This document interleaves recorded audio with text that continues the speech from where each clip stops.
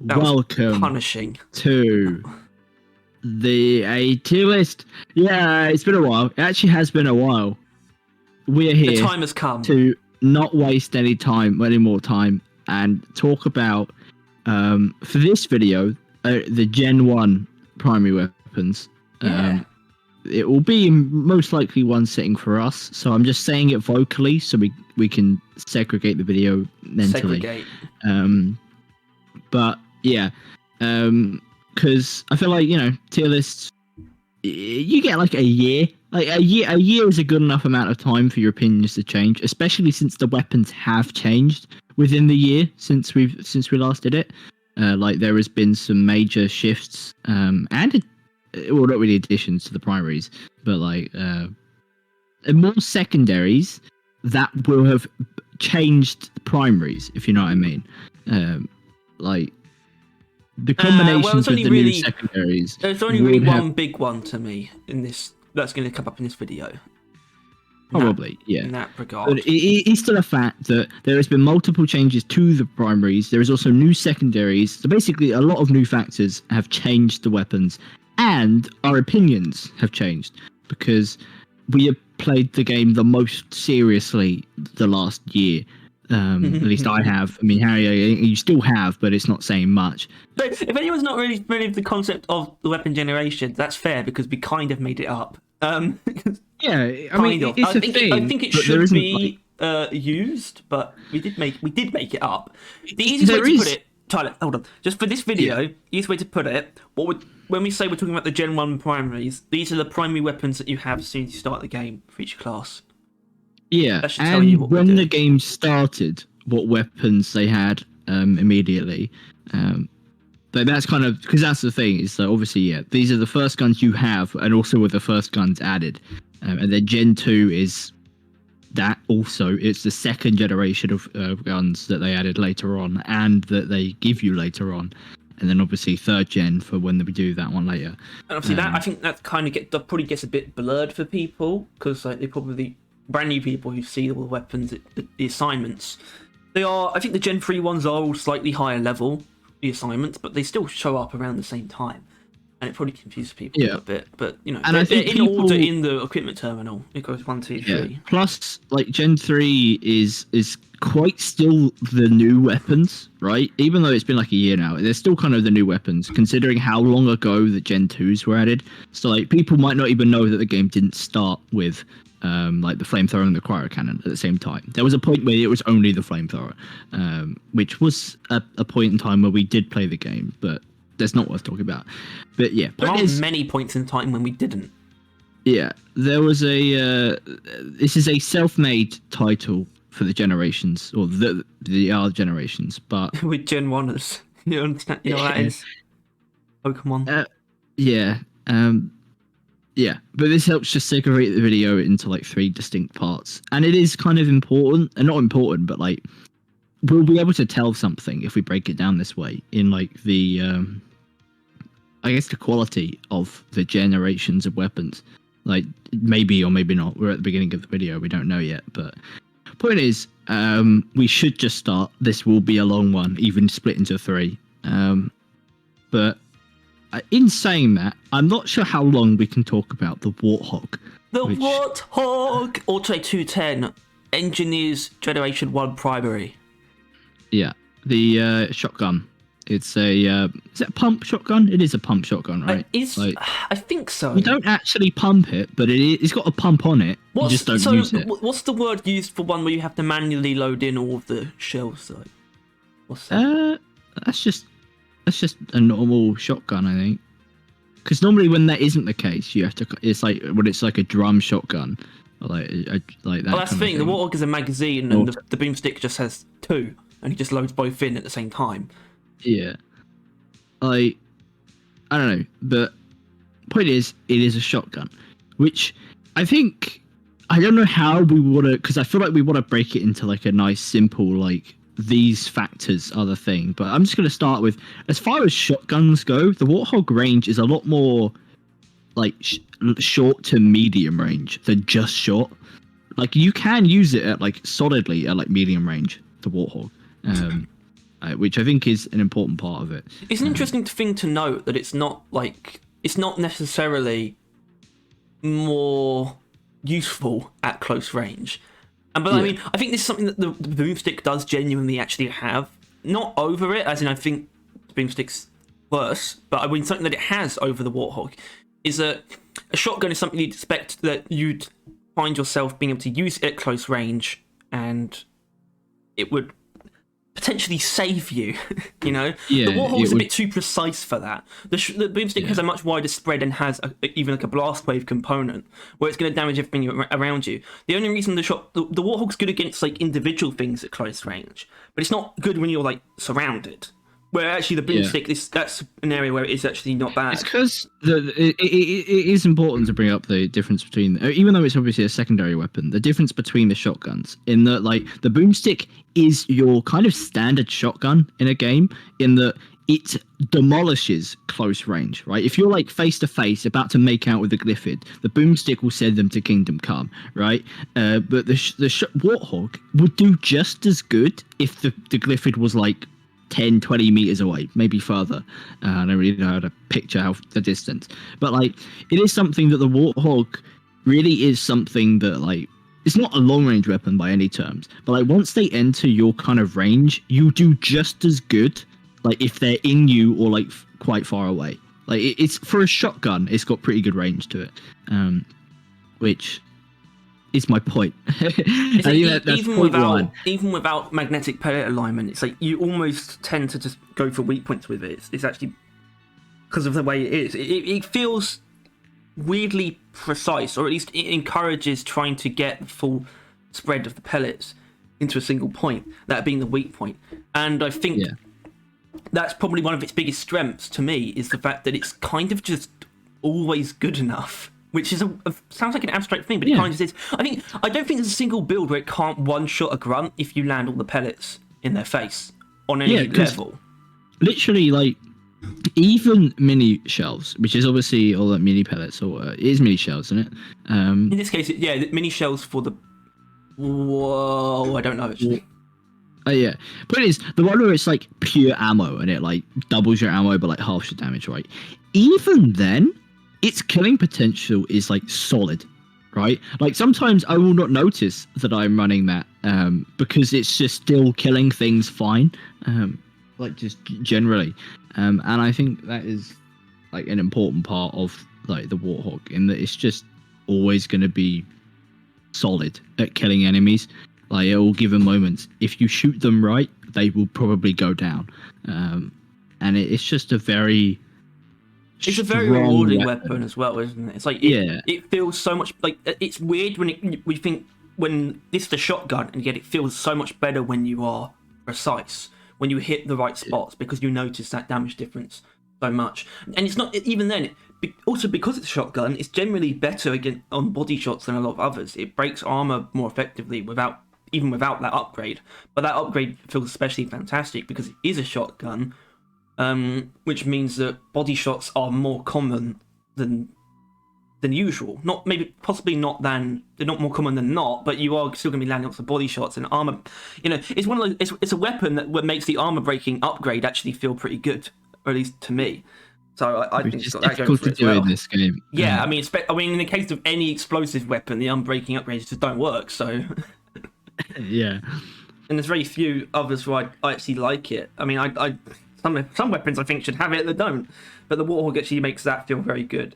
It also, it's one of the few, in my opinion, weapons with only where there's only two choices in tier 5, but they're actually genuinely competitive. I think there is. That's the. I feel like people who take turret whip.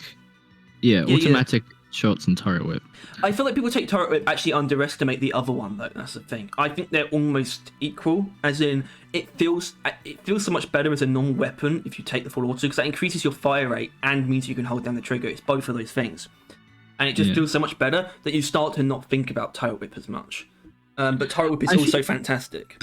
Yeah, it really comes down to, and obviously it's pretty obvious, but like whether or not you want the Warthog to be your like gun. Like whether or not you are like shooting things actively using the Warthog constantly, that kind of play style. If you're doing that, the automatic one is the best shout. But you can use the Warthog very passively.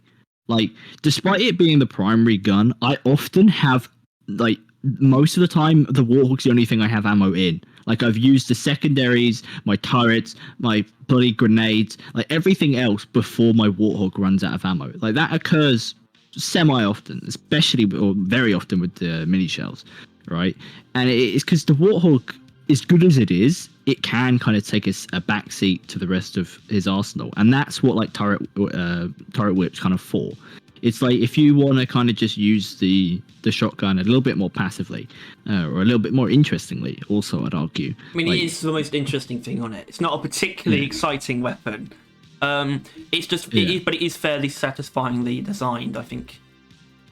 I mean, they've all got that in some ways, but I think the Warthog particularly, you're putting out a lot of shots in a short span of time, but they feel like full shotgun blasts at the same time. Boomstick, you only ever get 2 shots off before you need to reload, but the Warthog, those, even though you can fire off like between 6 to potentially even 12 in a full magazine, each of those blasts still feels very powerful. It's just a very satisfying weapon. Yeah, it is a like, it is not like interesting or like encouraging to use via its complication. It's just how rewarding it is. In just every shot that you shoot, you feel the value from it like immediately. Like it's just as simple as it comes, but it's very good at that. Saying that though, yes.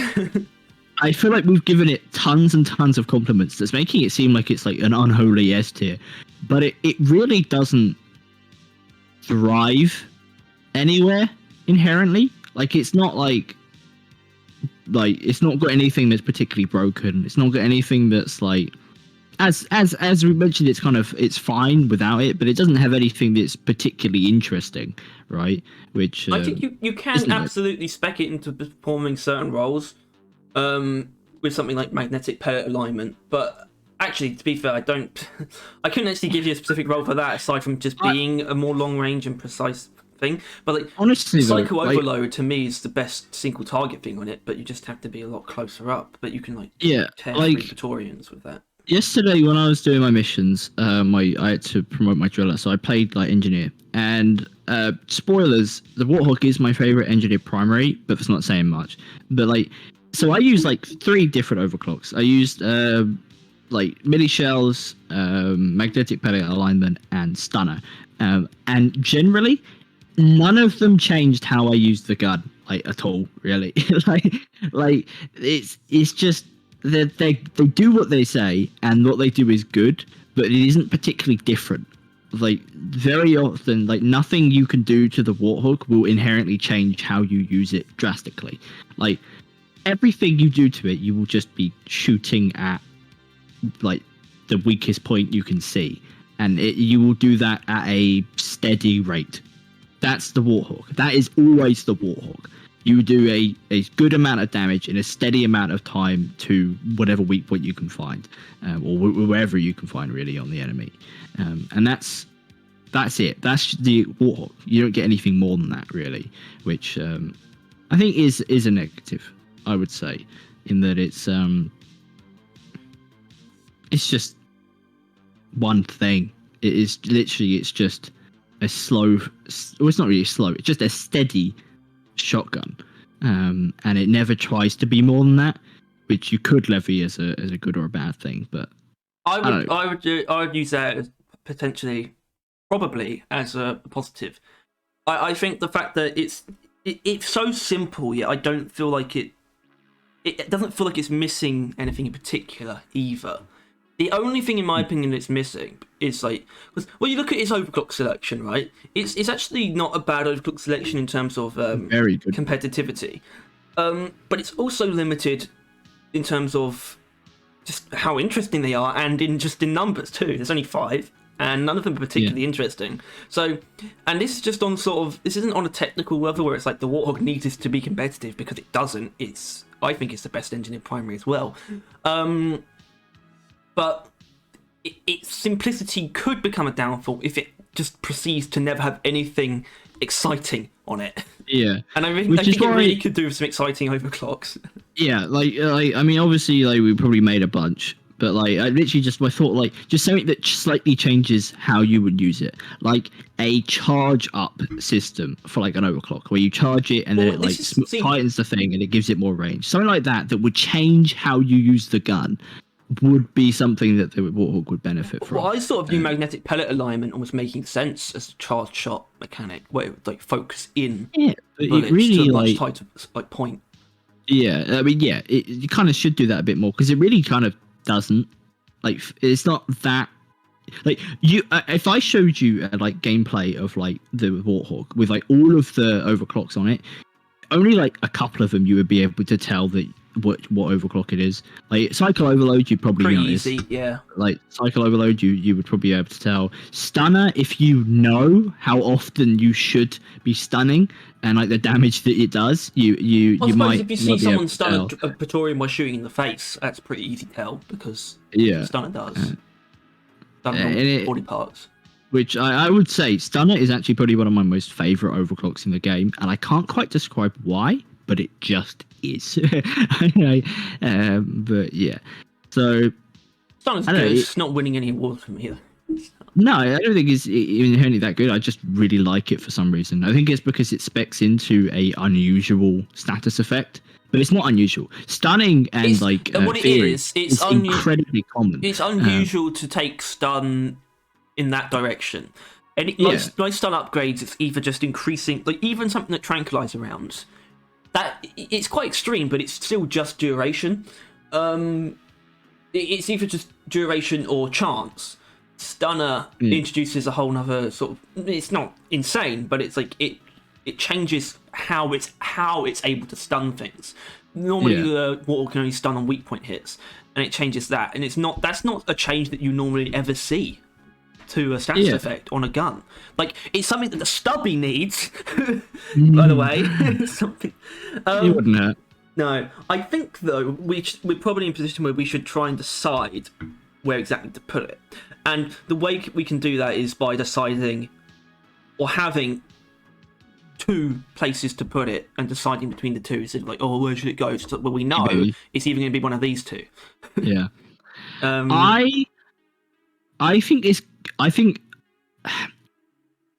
thinking ahead a little bit, I'll be honest with you. Yeah. And I think putting it in B will put us in a difficult place. I agree with that. And I also think that if we were doing this very relative to the class, it would be more A tier as well. Yeah. I think it is, while not being that like complicated or special, which obviously I've levied it at the, like some guns being too complicated, which probably will come up later on in like this series. But like, it wouldn't hurt if it got some more interesting elements, just to make it, because if you use the Warthog over and over and over and over and over again, it does kind of lose the fun part of using a gun with how similar and repetitive and kind of normal the firing is. But as far as like killing glyphids, keeping you alive, being good, it's definitely A. It is definitely good. It just doesn't do it in a particularly interesting way, and it's it really falls in some parts. I mean, that really its biggest downfall, though, isn't it? Which is, I think, it's a credit almost. Its biggest downfall is just simply its simplicity. It's just not interesting enough to be an S tier, which is pretty weird. But at the same time, it's like it's also a bit too generous to be an S tier as well, potentially. A bit too generous. Yeah, also not that is a positive. Yeah, it can never reach like the peak of anything. Like, it's never going to have the most ammo in the world. It's never going to do the most damage in the world.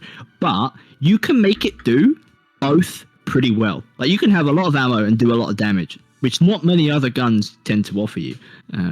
So it's just very good, but it's not quite S tier. No, it's certainly no Leadstorm powered minigun. That was just for laughs. That doesn't necessarily represent where it's going to end up. Yeah. Also, because of the way that what's being shown on screen, because obviously if they could see more, you would see all the weapons, including some of the secondaries, which is a bit weird. But which is why I kind of just want the thing on screen anyway, so people don't forget what we're talking about. All right, fair enough. So there he is. Yeah, okay. The mini Quickly gun. put this in here. It's not in B just yet. Maybe it might actually be. Well, no, I do not think it would end up putting it in B. I think you've got to agree with that. I think. I don't know. I don't know what we should start at with the. Maybe we should start the same thing as the Warthog. It's range. Screw it. A random thing that from now on we'll start at. Its range is. Honestly, okay, I'm going to interrupt you here. Its range is kind of universal. Yeah, that is what I was thinking. And this is gonna end up being probably the weirdest compliment I've ever given to anything. The fact that it starts with a lower base spread is sometimes good. Not always, right? But that's actually when it's at its best at close range for some reason, or at least it doesn't hurt it at close range. It's very weird. It's like I said, it's a very weird compliment. But if you think about it, like if you needed the gun, like if you were like the only time that you would want to kill something as quickly as immediately as it revs up is if they're as close as like right next to you, and in that point in time, having it be wider is a slight positive, if you know what I mean. Like, yeah, but at the same time, I think close range is still its biggest weakness because its actual accuracy is very high, and it has no inherent AoE elements, and it also still slows you down. Unlike the Hurricane and the Thunderhead, which have more immediate, the higher amount of immediate damage, and the Hurricane can stun in an area, and the Thunderhead can fear in an area. The minigun can stun, but if you want to do it in an area that takes certain overclocks, actually that's just one overclock, one bad overclock. If you want to do that, yeah. But I think you still got to I mean, with base minigun, it's like fucking immaculate medium range, perfectly fine long range if good, and then it will work but isn't perfect short range. But then you put overclocks into it, and it can become a very good short range weapon, right? Like obviously, Burning Hell. Let's bring that up now. It is Burning Hell, right? Well, Burning Hell. I mean, Burning Hell is definitely up there just in terms of overclocks, but I'm constantly surprised by how not safe I feel with it at close range. That's because it's not like it's fire. It's not a slowdown effect. It's not an immobilization effect. Burning Hell is very good if you can keep mobile. But it's very good. The actual total output of damage that you can get from Burning Hell, when you consider how much it can set on fire directly, and also what can come from, and how few little ammo you need to do that, and how you factor in spread as well, and then you factor in the volatile bullets if you want to use that as well. The amount of damage you can get from Burning Hell is actually kind of disgusting. I think Burning Hell is obviously it does a lot of things, but I think it needs to be brought up with Burning Hell how many kind of fire based parts there are to the minigun. As far as status effects, like elemental effects go, the minigun is actually a pretty reliable source of one, right? Like you have obviously you have Burning Hell, you have when you go past 50% heat, it's when you 50% heat, it starts burning enemies, right? Like the bullets become hot. Hot bullets, fantastic upgrade. Is thermal exhaust? Is that? It's not an overclock for the minigun, is it? It's aggressive venting is it's 5th tier mod. Oh yeah, it's just because that's an overclock for the track, isn't it? This is just going to go into the. It seems like we just do compliments first but the compliments. Biggest compliment is, honestly, I think it has one of the best mod selections in the game, to be honest. I think there's some, if you look at sort of the middle 3 tiers, it can get a little bit blurry, but I think there's actually a lot of competitivity on pretty much every level, and it has a fantastic selection of 5th tier mods as well. All 3 of those have very distinct uses and reasons why you can take them. Cold as the Grave, where it takes away heat on each kill. Right. It's a very popular one. Hot Bullets is just completely dominates for me. I actually don't use any of the other ones, but I see the use of all of them.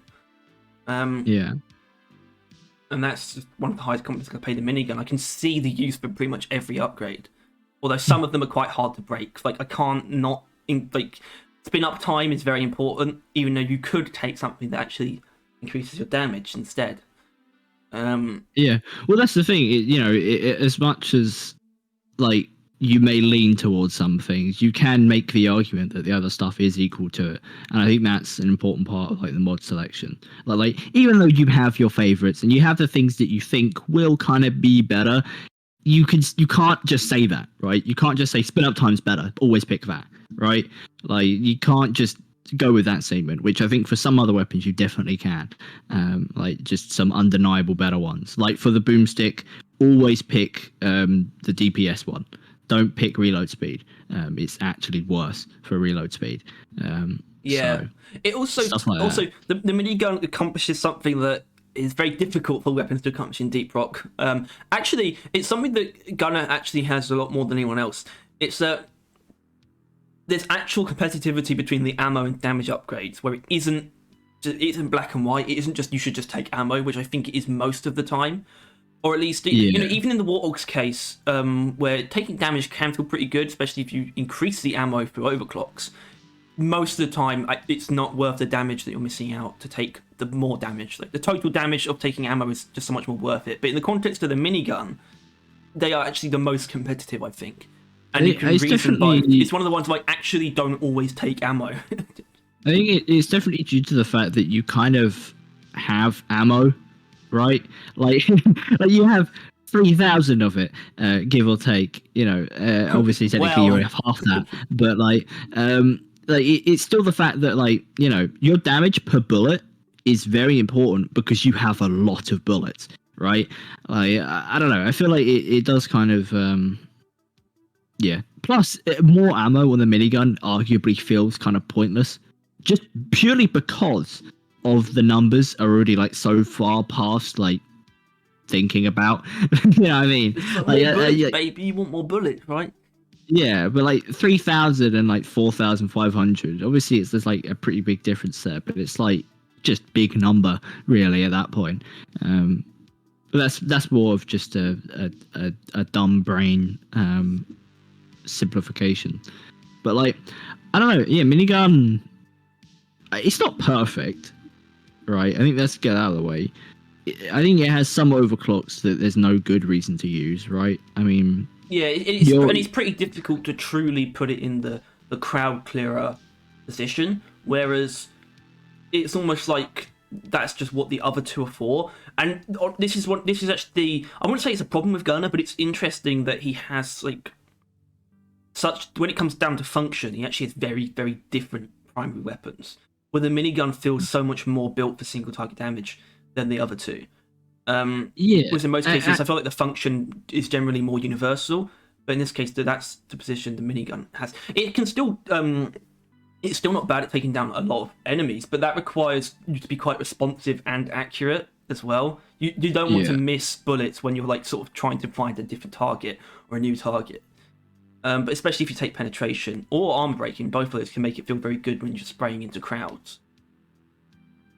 It is a pretty cool weapon. Like I think it is like, because the thing we levied against the Warthog is the simplicity of it, but the minigun does not suffer from that. Like Burning Hell and Lead Storm, as much as I do not like Lead Storm, like I just don't, I can't stand not being able to move. I know you can like actually like bunny hop and it doesn't really affect you, but fuck that noise, I'm not learning how to do that. But like those upgrades, the point of that, Tyler, is that it's useful even without that overclock. It's useful in general. That's the point of that mechanic. Why it's worth but like it. but those are like overclocks, they cure it of being a Gen 1 boring weapon. They are the exciting, complex, not really complex, but just the different way of using the gun that overclock should provide. So they do have that, but obviously there are some ways where that was taken as not that great. With I don't know what's it called? The one where like they do like half damage. What? Where your bullets do like half damage, but they like ricochet. Bullet hell. Bullet hell's awful. Bullet hell. People try and defend bullet hell, and I'm just so upset. I like bullet hell like more than Lead Storm, but I do die so much often. You know when like, I say I like die everything's often, but still. viable on Hazard 4? Bullet hell is the thing that makes me question that. It still is, but it's one of those things that actually, to me, doesn't feel good or doesn't feel strong enough on Hazard 4 still. Even though I do think everything is good enough on Hazard 4 and below, but Bullet hell is one of those things that still doesn't feel strong enough. You can still get by. But another, actually, there is that, and actually I'm going to throw a few more criticisms at the overclocks in a second, but another big compliment I want to pay is that, and it's probably a similar thing to the Warthog as well, there's actually, when you think about it, there's no enemy that it's inherently bad against. As in, the minigun is actually good against everything individually. That's why it's such a good single target weapon. Is that there's nothing that can quite be like, oh, the minigun just doesn't work on this. It's just like, no. As long as you take armor breaking, there is nothing. And obviously positioning is part of it too. Like an oppressor, obviously you can't kill an oppressor by shooting it in the face anyway. But it's so strong, especially when you focus down on the weak point. There's no enemy that can actually truly resist the minigun against dreadnoughts and that kind of thing. Like, don't play it. Don't be dumb, and you'll do fine against anything. Is kind of the thing with the minigun. Also, Burning Hell sort of covers, I think, the only weakness actually in terms of enemy types that is shared with the Warthog as well is tiny enemies. It's just swarmers, and it's not terrible against swarmers actually, only because you have a decent amount of ammo to work with, and you can tap private to get rid of them. And obviously, Burning Hell is one of the best things against swarmers though, so it has that, which makes that such a fantastic overclock. But it also has 3 overclocks that all do the same thing, which, in the case of how the game is currently, is criticism, where it's like, there's a damage-based overclock in every category. There's a clean, balanced, and an unstable one. Even though we'd kind of, in a way, I'd like to see that for like every overclock. But as the game is, it's a bit, it makes the selection a lot more bland than it actually is, and that's why I said even further compliment to Burning Hell that it feels like it has such a good overclock selection, even when it's sort of bloated with some kind of pointless ones. Like even the ammo ones, there's 2 ammo ones as well, so you've got even a bit more repetition. And one of them, I think the clean one, is completely pointless. Definitely did get kind of touched by that condition of having overclocks that lap over themselves a lot. Like, obviously, I mean, we'll get into this a lot later, but like the Burt is a doesn't have huge victim. The Thunderhead has some, like, you know, the area damage. Point is that the minigun does have a bit of the repetitus. Yeah. At the same time, it is so strong, and it's also just so popular. And it's one of those very popular choices that I sometimes find myself agreeing with. Actually, not quite, but either way, when it comes to actually placing this in the list, it can't go lower than A. Yeah. That doesn't mean it belongs in S. It wasn't as clear. It wasn't as clear of like a choice between the two as the Warthog was. Like the Warthog was either going to be A or B. I think the minigun is at least A. I'm going to put it in A. I could not bring myself to put it in S. Okay. I don't think it's S. And I guess we'll see, like, because maybe we might reassess at the end once we see what we do put in places. But yeah, for now, not happening. No. But yeah, tell you what is happening: the crisper flamethrower, which we'll put in B just for now. And maybe we'll keep it there. Okay, that's good. Okay, that's a good thing that we both actually already agree on that. Yeah. So, the flamethrower. Should we start with range again? Range? Okay, range. This is actually very, very definitive. Yeah. Mid to close, because there's no long range. There's no... Yeah.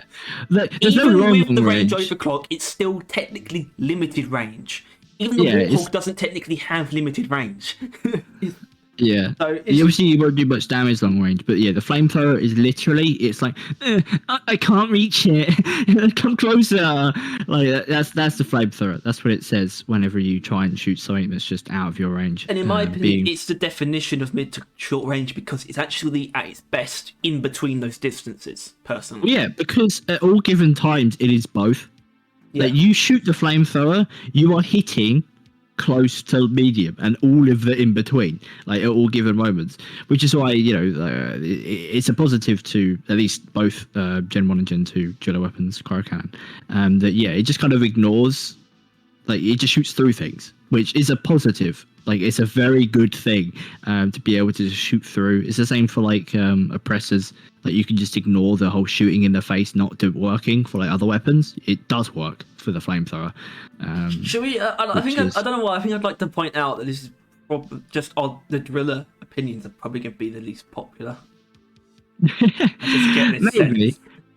I would like to state my qualifications. I am like at least a legendary 3 driller. I am probably like 5, 6, maybe 7 promotions above that now. 7 above legendary 3 or legendary 7? Maybe both. I don't know, but around there. I mean, I'm more qualified. I'm about probably. I'm legendary 11. Like, but my point is that if I have any qualifications for like having an opinion, it's on driller. But somehow still not over me. Somehow, I've still played more driller than you. Yeah, you played too much. Get a life. I beg your pardon. Point is, the flamethrower. While it's shooting through things is, I think we'll go for the positives first, although this will be a bit more negative overall. So should be able to shoot through things is always strong, always good, which is a positive of the flamethrower. It's also a delicious roaring flame. Delicious. They pulled the sound effects god out of their ass again. Just looks for the beautiful flamethrower as well. Yeah, the flame screen, the flames, and I think the flames just look very satisfying in Deep Rock anyway. Yeah, the sound of igniting an enemy, like it's like it's fucking fire. Toasty. In the fire. Yeah, it's absolute fire. Yeah. Super hot. The issue then comes though, because there's not much we could beat around the bush with, is then moving on to the actual like gun. And like the mods and the overclocks is when I think our opinions are gonna be like controversial, because everyone loves the flamethrower. Like it's very popular, the most popular in fact, I think, right? Like the flamethrower often wins like gun preference polls. Yep. Yeah. And we got that absolutely lit song playing from the background music playing. I do not understand why people like the flamethrower. I don't understand it when you look at what the most popular builds are for it. That's what I don't understand. And this is where we really stray to the community, because my take on it is that the flamethrower is very static in the actually good builds. And I don't think the most popular ones are its good builds, or they're certainly not close to its best. Maybe they are good. Maybe I can't really deny that. But I do think it's at its best when you just go for ammo and heat. That's it. Yeah, literally, my favourite build on the flamethrower, which I will argue I very enjoy using, is like either the clean ammo or the extended mags, because it indirectly gives you ammo. Clean ammo or balanced ammo. Yeah, those are by far my favourite overclocks for the flamethrower. The long range one I like, but like it's nice to have, but it doesn't really solve my issues with the flamethrower. No, that's fair. I think the long range one, to me, I like that one a lot, because I think that's a very fair thing that it sort of not necessarily fixes, but it gives you that the flamethrower doesn't necessarily have, without really too big of negatives in the way. I would say, and this really isn't like a criticism to like anything particular, but like my biggest, not my biggest issue, an issue I have using the flamethrower, like generally, like in all the time, is reloading. I get caught out reloading the flamethrower so fucking often. Probably because I use the Cryo Cannon a lot and I don't have to worry about that. And the Sludge Pump doesn't also really have an issue with reloading, to be honest with you. Mainly because when you use the Sludge Pump, while you're reloading, your shot still exists, if you know what I mean. Like, there's still a pool of slime on the floor that you can use while reloading. Slime. With the flamethrower, while reloading, you have nothing.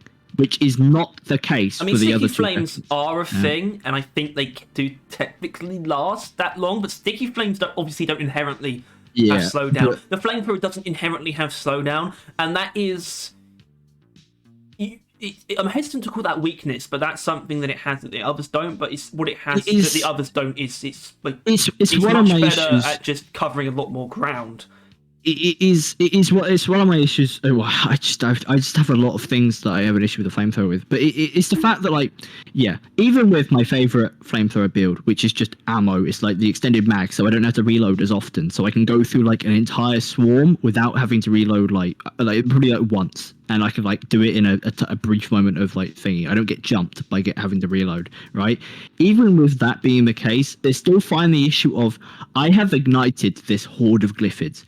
They are going to die, but they're not dead yet. And I have to now then run away from all these fucking basically dead glyphids, but they'll still beat the shit out of me, enemies. And this is an issue I have with most status effects, but it is kind of a thing for the flamethrower, in that, like, you know, like, you've killed the enemies, but if you don't want to get hit by them, you're going to have to use more ammo than you need. Otherwise, you need to, like, back off, run away, and, like, relocate.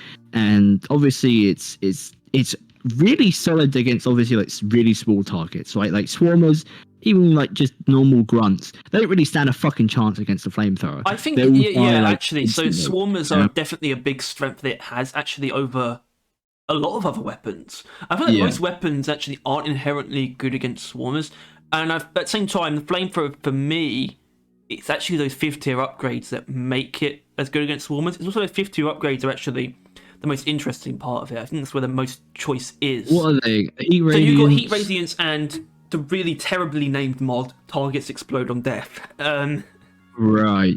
Because personally, it's always Heat Radiance, but that other one feels really good against crowds, especially crowds of tiny enemies. It genuinely feels really fantastic. And like, the reason I give value to that, even though I don't use it a lot, is because the flamethrower already isn't good against bigger targets. Yeah, and that's that target another explode issue. on death is just for smaller things anyway. You're not going to be killing anything other than small things with direct flamethrower damage. So, you could argue that the like a Praetorian in amongst grunts, the best way of killing it with like default flamethrower or like just mods flamethrower is having them explode like in the Praetorian. That's probably how you're going to do the most damage against it, because against, like, honestly, grunt guard and above, the flamethrower starts struggling. Exactly. So what we should say though is everything below in terms of endurance. So that actually includes acid spitters as well. Because if you can reach them. They're arguably a higher priority target, but their endurance is lower. Anything lower in endurance than a guard will die once you've set it on fire, which is a very big deal. Yeah. which happens very quickly, obviously. Above won't, and it suddenly feels far less efficient against those things. You're suddenly using your pickaxe, your drills, your axes. You're suddenly having to use other things to make up for the complete lack of instantly killing potential that the flamethrower has in that regard. And personally, I don't think that would be a problem as a trade-off for how good it is against just large crowds of trash. I don't think it would be like necessarily a bad thing if it just wasn't as good against anything sort of bigger, sort of up there. It is a problem though when you consider the fact that, and I just can't believe that no one talks about this more often, it's just kind of just useless against every boss. It's kind of just, we need to talk about this.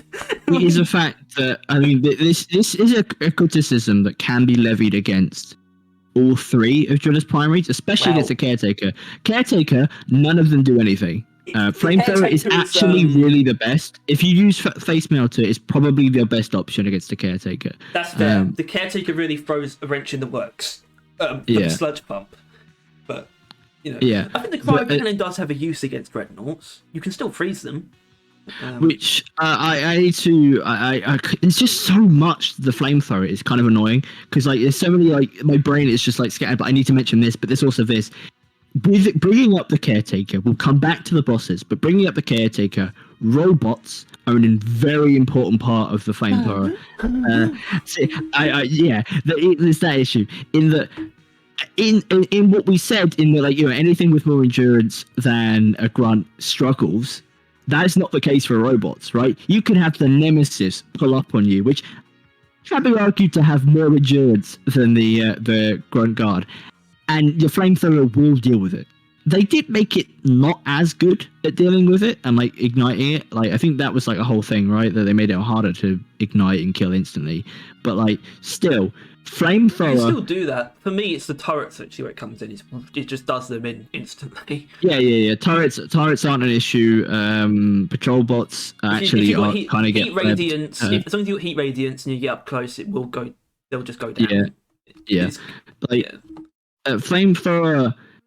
It was the cure to the robots like issue, right? People that struggled with the robots would use the Flamethrower, and it became while the robots were as big as a thing, and they're still around, obviously. Like it became fair enough to use the Flamethrower because before then we just unanimously agreed that the Flamethrower is just worse and it shouldn't be picked over the other two, or other one for like most of the time. Even though I don't believe that. I don't believe that now. I mean, I think I still would have believed it back then. But even if we didn't have the Sludge Pump now, I wouldn't believe that still. I think the Flamethrower is better in my head than it used to be. Not that it actually got stronger, except indirectly because of the robots. We seriously gaslit ourselves into hating the Flamethrower like more than I think I think me and Tom probably gaslit ourselves and then bullied you into thinking it was bad. Yeah, it's just because you two, especially Tom, because he doesn't mince his fucking words, he just really wanted me to use the Cryo Cannon because it just makes everything easier for everyone else. It's just like you have to use the Cryo Cannon. Yeah, and I didn't want to. I really like the Flamethrower, and it's important to note I like the Flamethrower with the extended mags. And I'm going to ignore that for now. We're going to go back to the boss thing because it being really strong against the rivals is a positive, but it is not as big as a positive anymore. Plus, a lot of other guns do apply fire, just none better than the Flamethrower. So you do have other options. It's not the only good way to deal with robots. Yeah, so just actually doing high damage and hitting their precise. Points. Electricity corrosion, is good, and corrosion. Electricity, yeah. Melee damage. There are a lot of other ways. Melee damage, even on Driller, like the impact axe can almost one-shot a patrol bot. Still, on hazard 5, charged attack. Yeah, if you increase the damage on your pickaxe power attack, that almost does it as well, and it's like just a sliver of health left to deal with. It's like... Which wouldn't be hard to do with even the Cryo Cannon. You could, especially now they did make the Cryo Cannon a little bit more usable against robots. I really haven't tested that, to be honest with you. No, I mean I haven't either because I don't like it. We'll get to that. Yeah, but like it is right. Yeah, it being able to deal with robots is a positive. However, I would argue that its negatives still outweigh it, which is obviously a very controversial take. But boss fights, let's go back to that. Obviously, Caretaker is garbage, but like all of them are, like all of Driller's primaries. It's also you can't. There's no like argument. It's just like it's just elimination, and I feel like there's probably not many people make it. There's probably not many people making that argument, to be fair. But I still want to take it down anyway because first of all, that's a whole mission type. Yeah. So that's a whole objective. It's the whole. That's the thing. It's the entire mission type. Industrial sabotage isn't just the Caretaker. Go into an elimination solo with a Flamethrower and see how well that goes for you. See how fun of a time you're going to have. There is also the Caretaker. There's also random dreadnought spawns. There's also other bosses that you can encounter, like. You can encounter a Corlock or a Betsy or even an Omen, and it's still bad. In all fairness, no, it actually isn't though. I would like to put my foot in the ground here. Nemesis, first of all, Flamethrower fire robot. Unfortunately, Tyler, it's not a boss. But it is. But like Betsy is actually not that bad because you can set the parasites on fire first of all, which is always that's what makes it slightly better than against the dreadnoughts, because that's the main thing I would argue. That's why it's just worse than the other options, because you legitimately cannot apply your status effect to the dreadnought, right? Meanwhile, you can set the Corlock sprouts on fire, which are very good. They are very vulnerable to fire. And you can set fire to the like sucker charges, and also go through Betsy. You don't have to be where the sucker is to attack them, which is a positive. So while I would say that it's not amazing against any boss, it's not at the same level as those ones. Like mini bosses, the flamethrower can deal with them, which thank the fucking Lord. Because if you're using a flamethrower and then like any mini boss occurs and you're like, shit, I now cannot complete the mission because I'll be mini fucked boss over. What, like Corlock, Betsy? Oh, those guys are just bosses. I don't call them mini bosses. They're just straight bosses. They're just not dreadnought. Yeah. In my head. Oh yeah. But yeah, the flamethrower is more usable. Obviously, you know, you can get outranged by the Corlock spits. You have to get close to Betsy, which doesn't often go well as soon as it turns into minigun form. It's not preferable, but it is usable, unlike against Dreadnoughts and Caretaker. Okay? That's just what I wanted to clarify. I didn't want to ban Faith that hard, because if we make those kind of claims, it demerits the actual ones we do make. Did he talk about combos? I feel like we should, but I feel like I feel guilty that we didn't talk about like the Burning Hell combo with volatile bullets on the minigun. It's still an A. I brought it up. That is like one of the best things. I did mention it, but at the same time, I feel like now the flamethrower actually has this the least, in my opinion, out of the dreaded weapons. But it's still more of a thing than the minigun. That's just one overclock, right?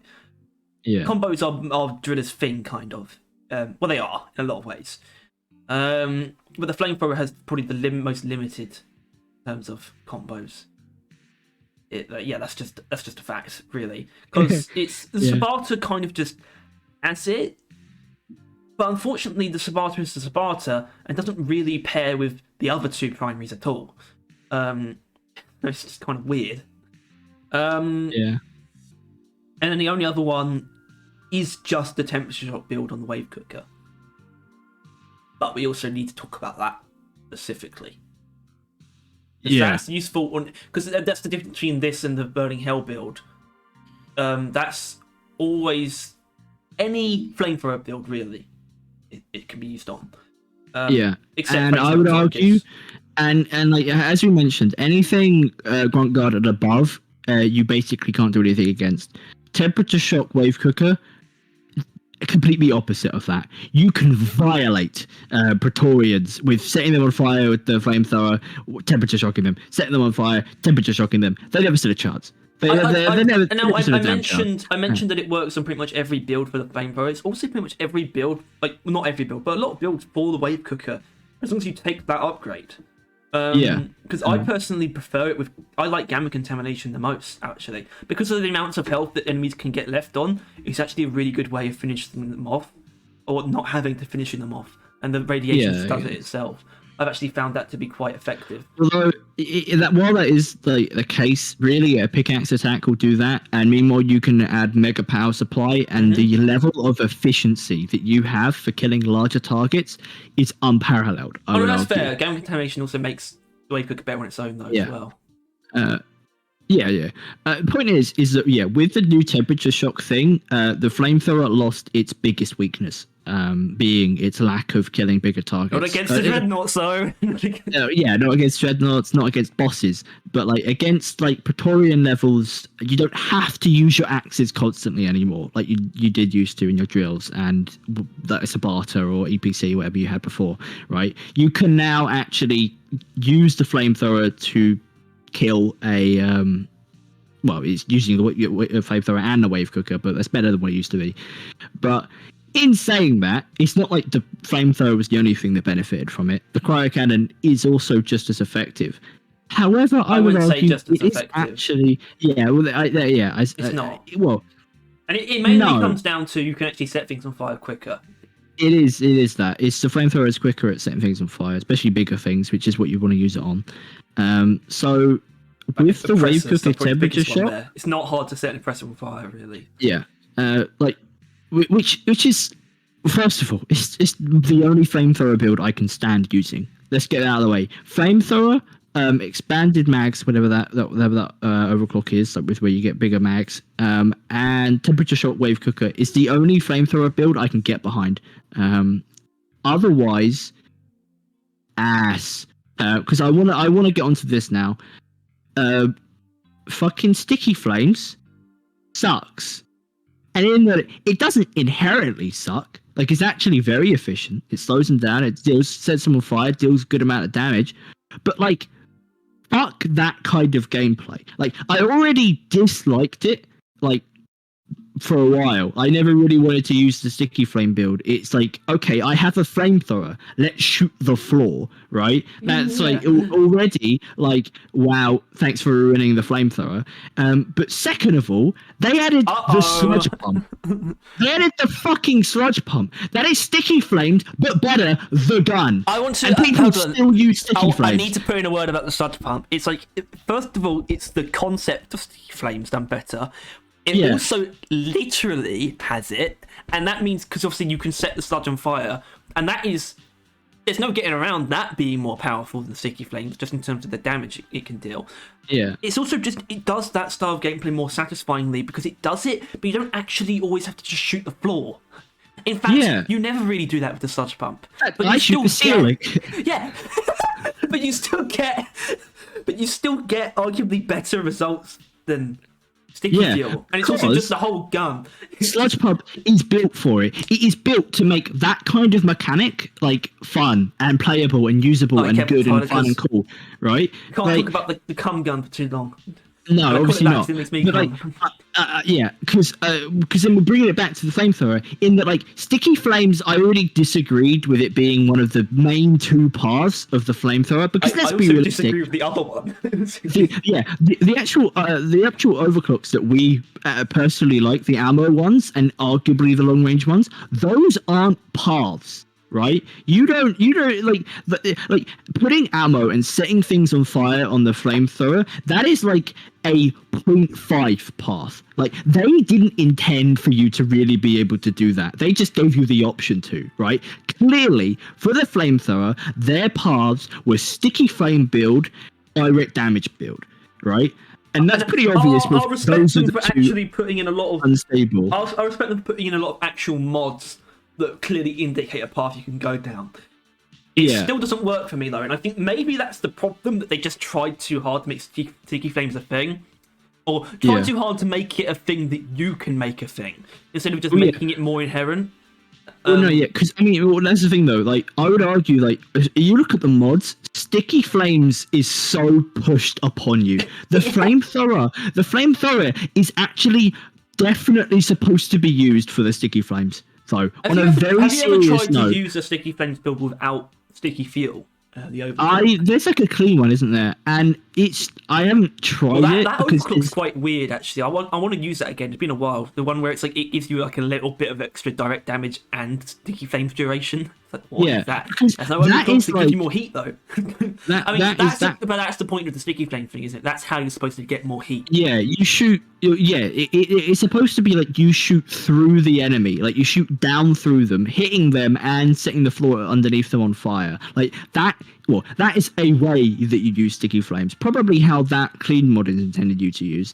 Otherwise, you fucking bunker, which is first of one of the least fun mechanics in the game, or just use it normally, and then you just like spray like a circle, like, or like a line in front of the enemies, and then you go fuck off and do something else. It also goes against one of the things it's best against, which is actually Mac Terror. I think it's pretty good against Mac Terror, and it's like, oh, I just have a shit ton of less ammo, and the main point of my build doesn't work against flying enemies. Yeah, you have to then like go into a small enclosed area where their flying is touching the ceiling to be able to use it. I assume that a single patch of sticky flames, like one ammo's worth of sticky flames, can destroy a turret, like a rival turret.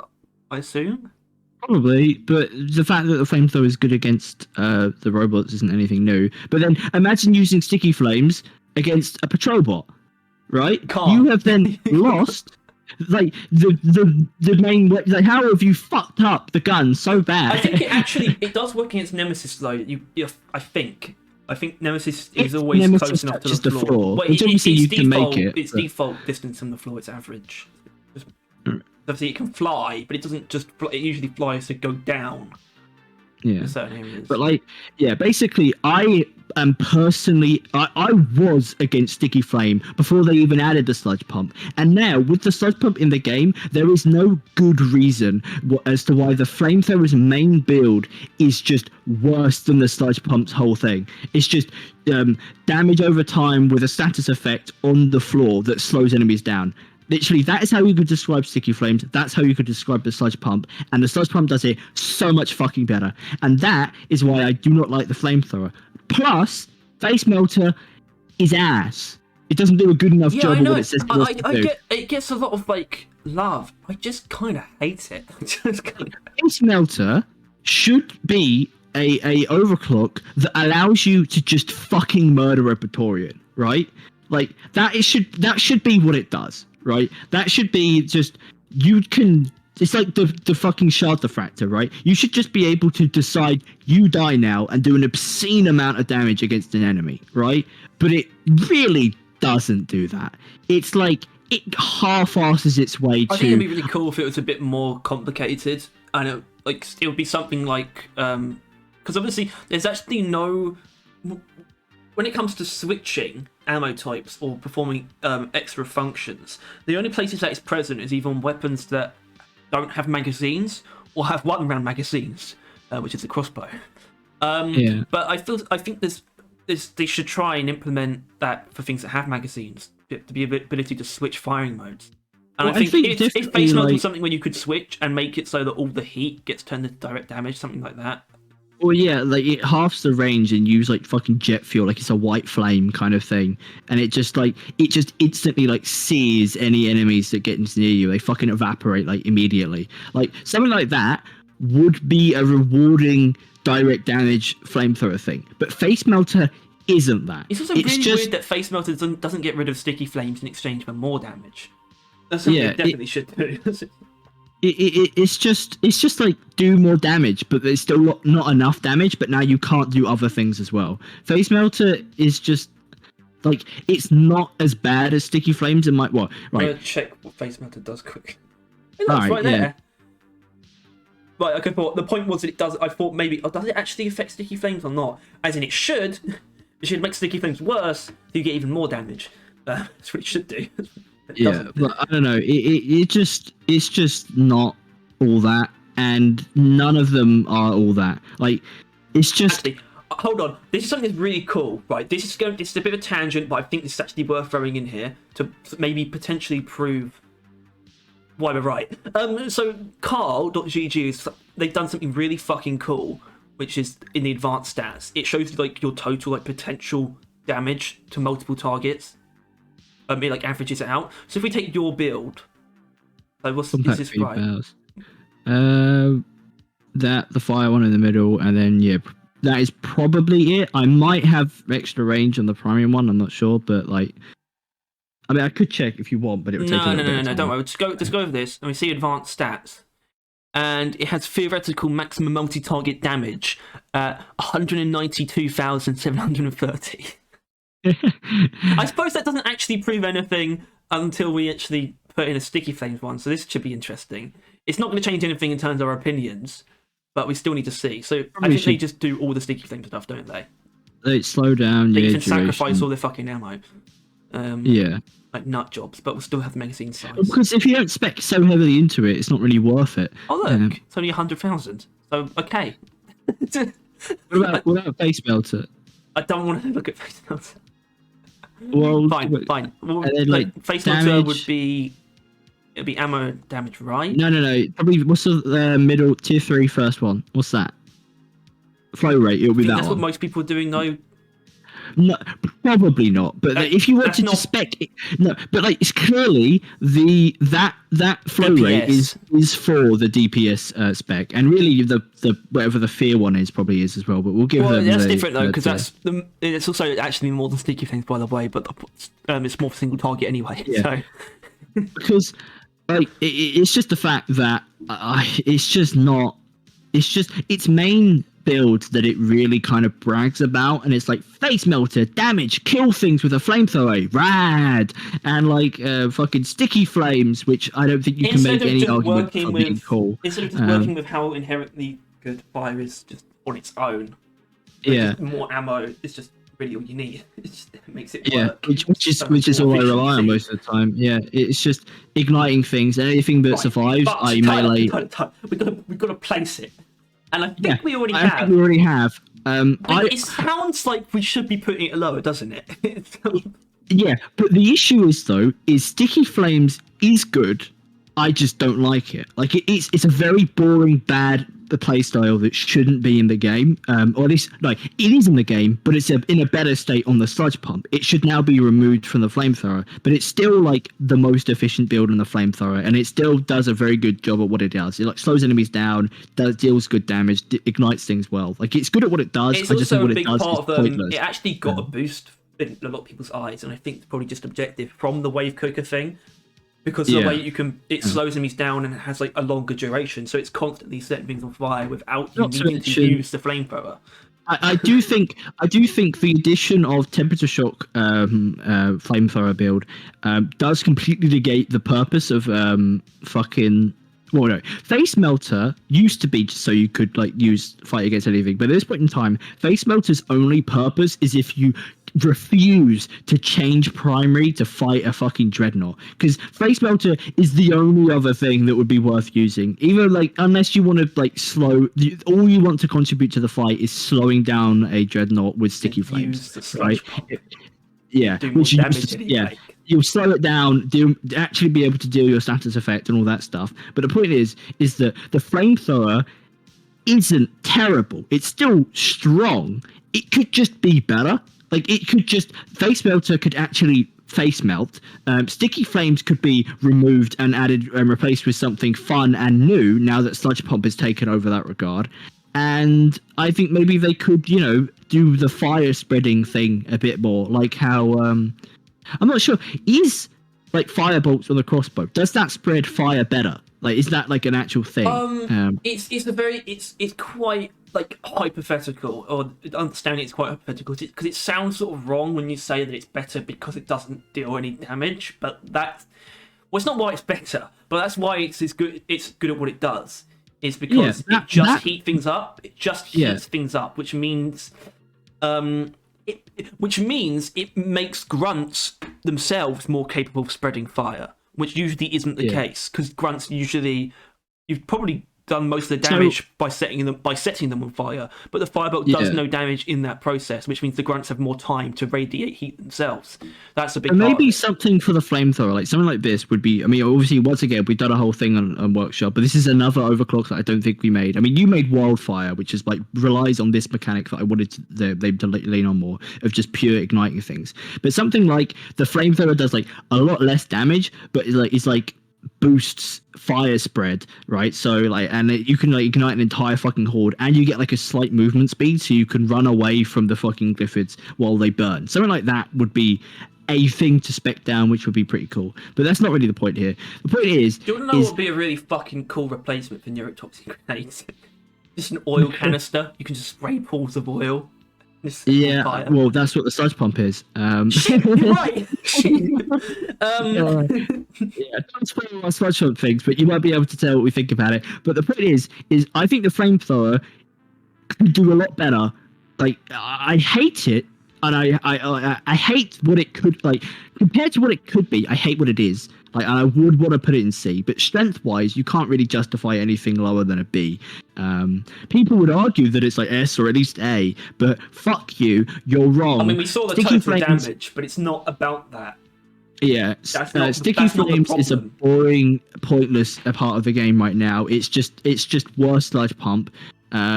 Its direct damage that it can put out is not worth talking about.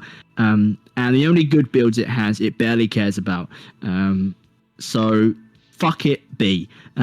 Plus, it does have robot buff, which counters out, I guess, the boss nerf, if you know what I mean. Like, it being strong against the rivals brings it up from being terrible against bosses. I really need the toilet. It has been like not even an hour. Actually, it has. So. Yeah, I was drinking a lot. A whole cup of tea. Okay. Lots of water. We'll pause and then we'll do the deep call. Pause at 11. Yeah. We're back, and It's the moment you've all been waiting for. Right. It's Smormu. I mean the Deep Core GK2. There it The is. Jeep Core DK2. The Jeep Core. The Jeep Core DK2.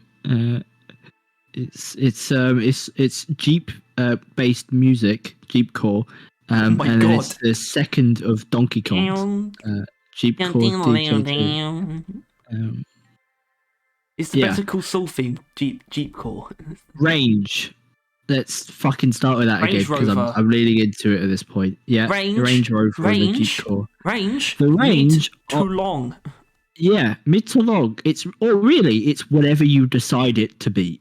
It's really a you can really fuck up the range on the GK. Yeah, you can fuck it up bad. You can make it so you can only use it at like point blank with how much like recoil, flare, and like spread and everything, like all and that then you stuff. Can make it feel like a pea shooter at close range if you want, because that's what happens with AI Stability Engine. Yeah, not that at really all. Close range. What do you mean? It's just like, much. Unless you're still trying to be really precise. You should be. It is so good, literally, right? Because, like, all right. It's better than it used to be. It used to be fine. Obviously, apparently not, because they buffed it. But, like, you can use AI stability perfectly fine close range. Because, like, just, like, aim up, head height, and then just shoot. And, like, don't move up or down on the thing. Just, like, aim head height on, like, glyphids and then just fire. I like and I kind of like the idea shots. of Deep Rock fucking up people's, like, natural crosshair resting position. Because, like, head height is not human head height. You gotta, like, straight down. Yeah. You can just, like, line up. Like, sometimes terrain is, like, perfect as well. And it's just... It is fine close range. Obviously, it's not, like, a reliable one. Like, you do have to be accurate, but, you got a secondary for that. But it is, yeah. With AI stability, its range is, like, as good as you're really going to get for, like, most weapons. Like, long range. Like, it's, like, hit, scan, pinpoint, weak point on the AI, but that's not the point. Point is, yeah, the GK really has, like, whatever range you wish to spec into, kind of range. Bit like the minigun, but the minigun you can't really make it bad at any kind of range. It's always as good as it's ever going to be. But the deep core, you can make it unusable at long range if you want to, and difficult, admittedly, to use close range. I mean, you can make the minigun unusable at long range if you want. I guess you really can, actually. But it's really not hard for the deep core, is it though? Like, just like have recoil, and the long range comes. I can use it still.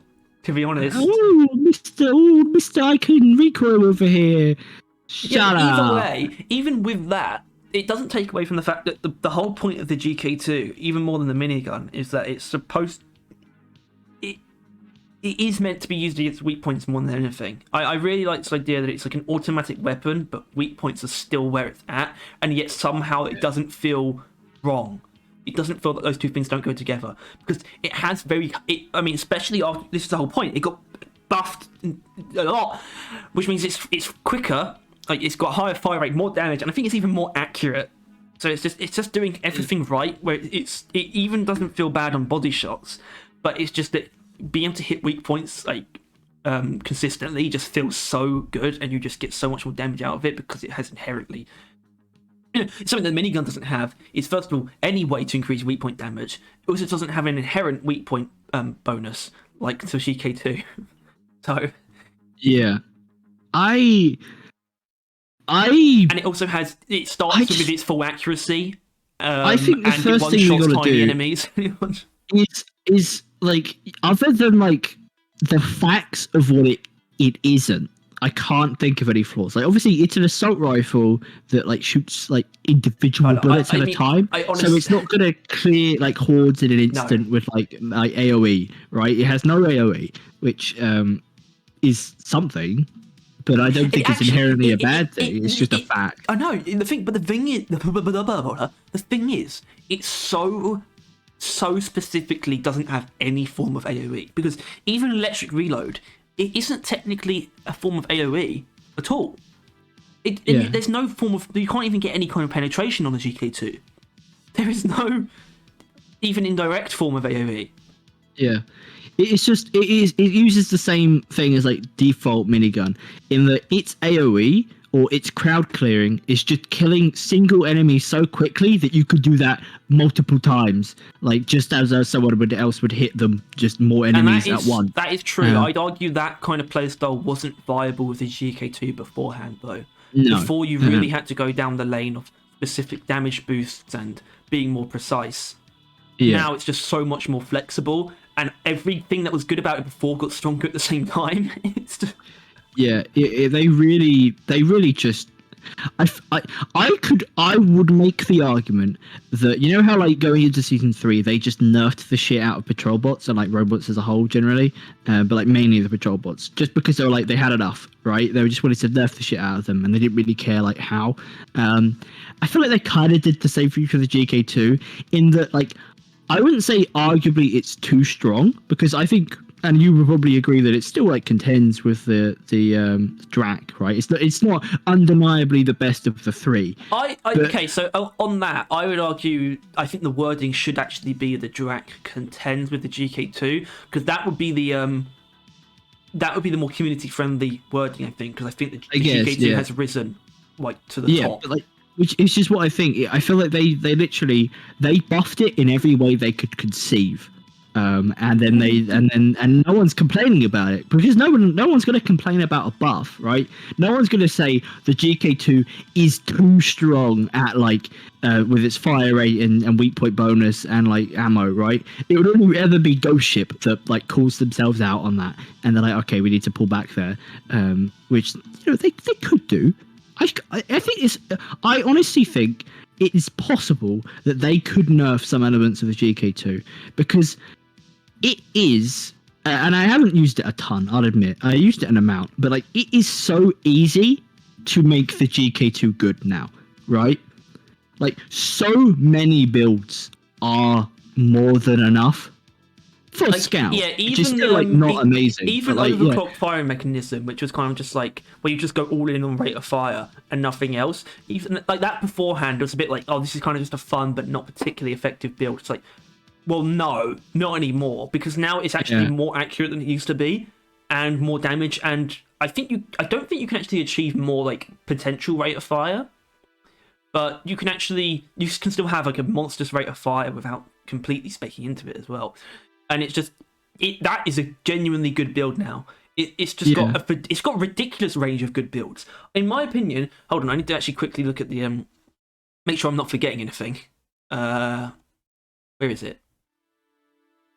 GK2. Scout, yeah. Honestly, I think first of all, it's got 7 overclocks.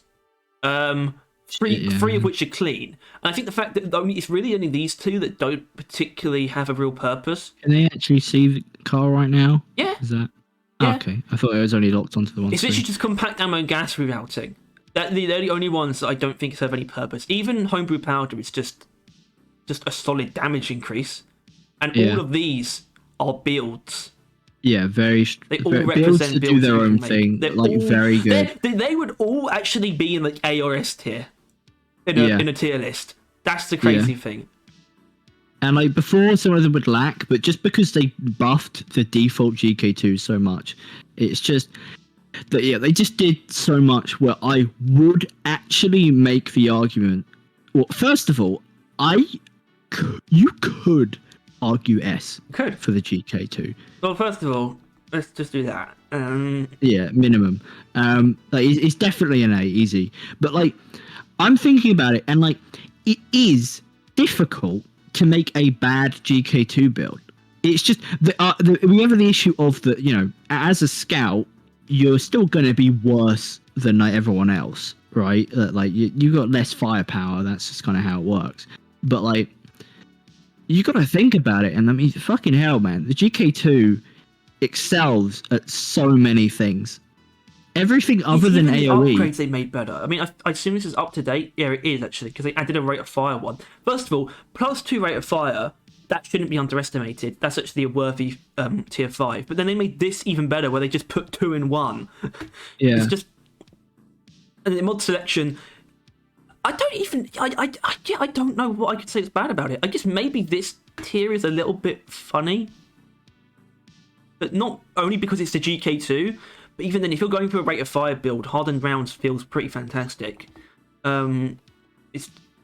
It's just I don't know, like.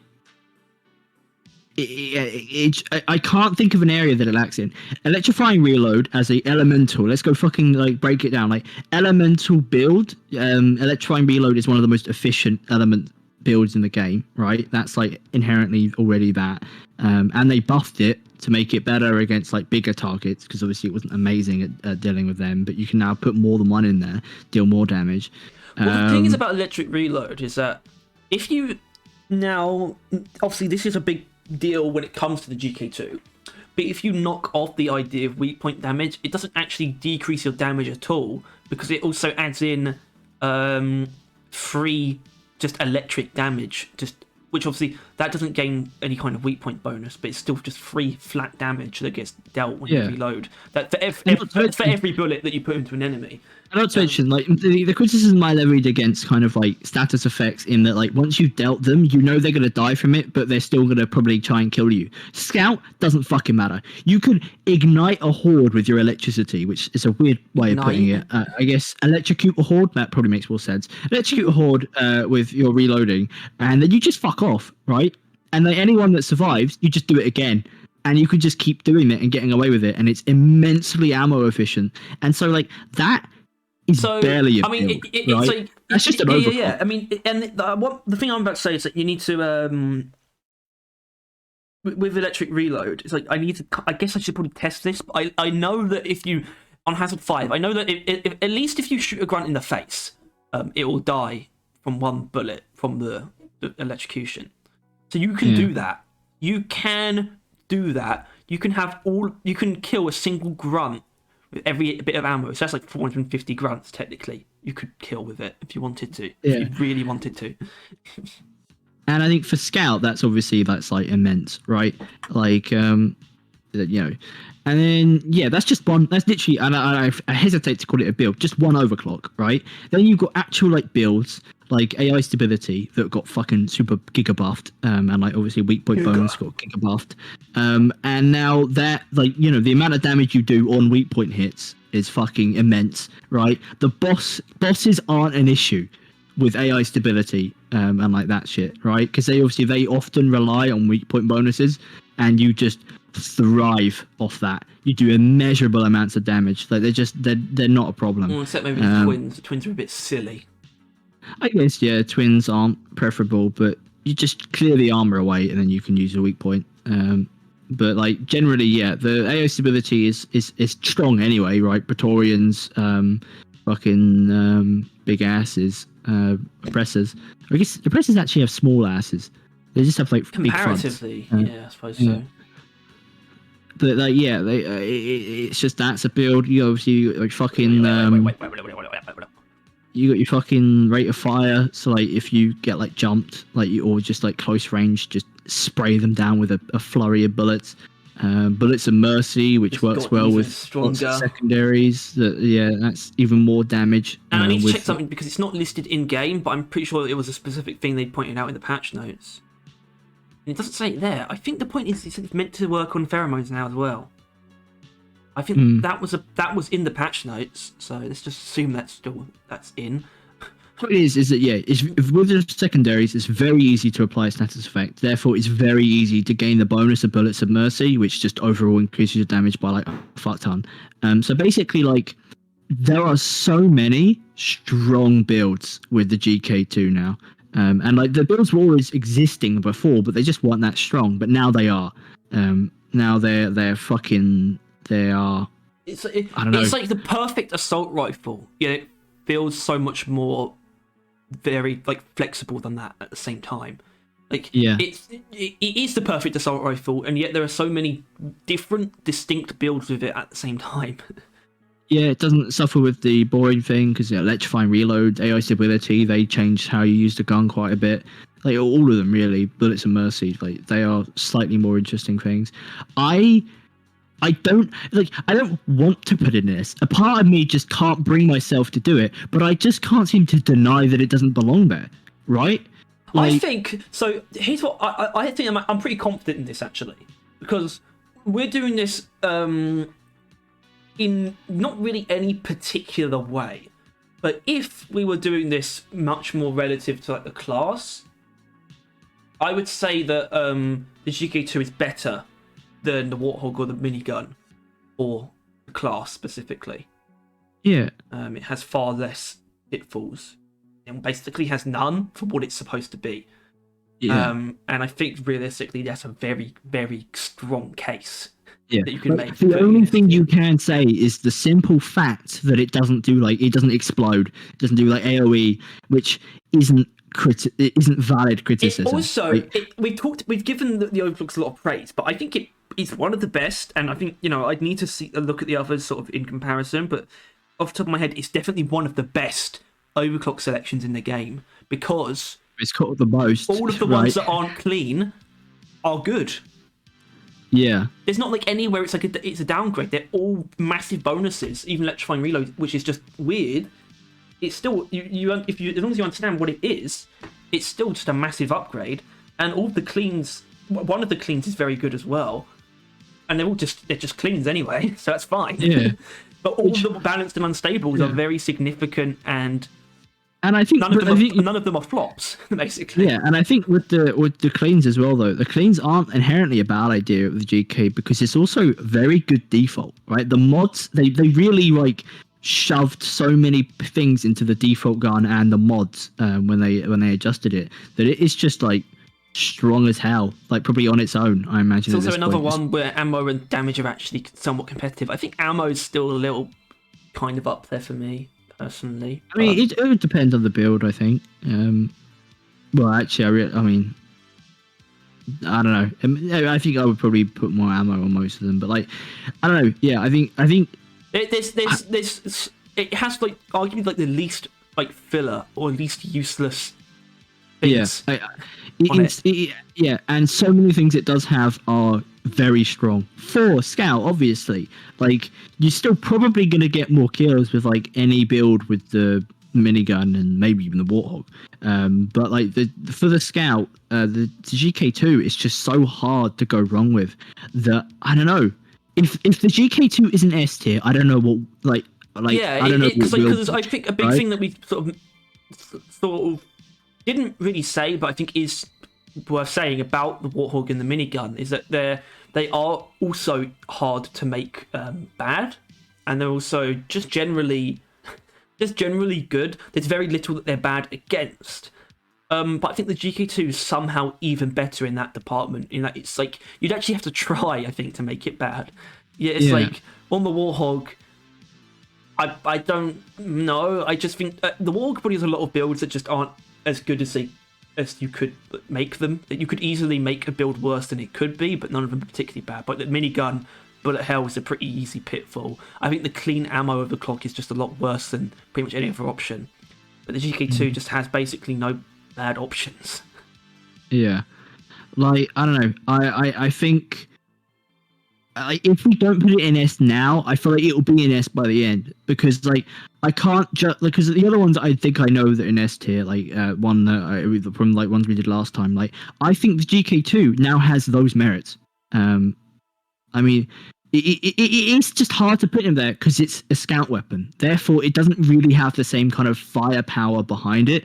But like, as far as Scout is concerned, I think its firepower is immense. Personally, I think after just sort of the Drax existence and after this GK2 buff, I think there's almost an argument you could make between where the engineer primaries and the scout primaries actually like how they exist compared to each other. Honestly, I do have to agree with you, because like I mean minigun obviously more, but like between the GK2 and the Warthog, I feel like the GK2 would come out of there with more for kills. example, by the way, right, like I think like Stubby and GK2, by the way, because that Stubby's going to be the next one that goes on, by the way, just in terms of chronology.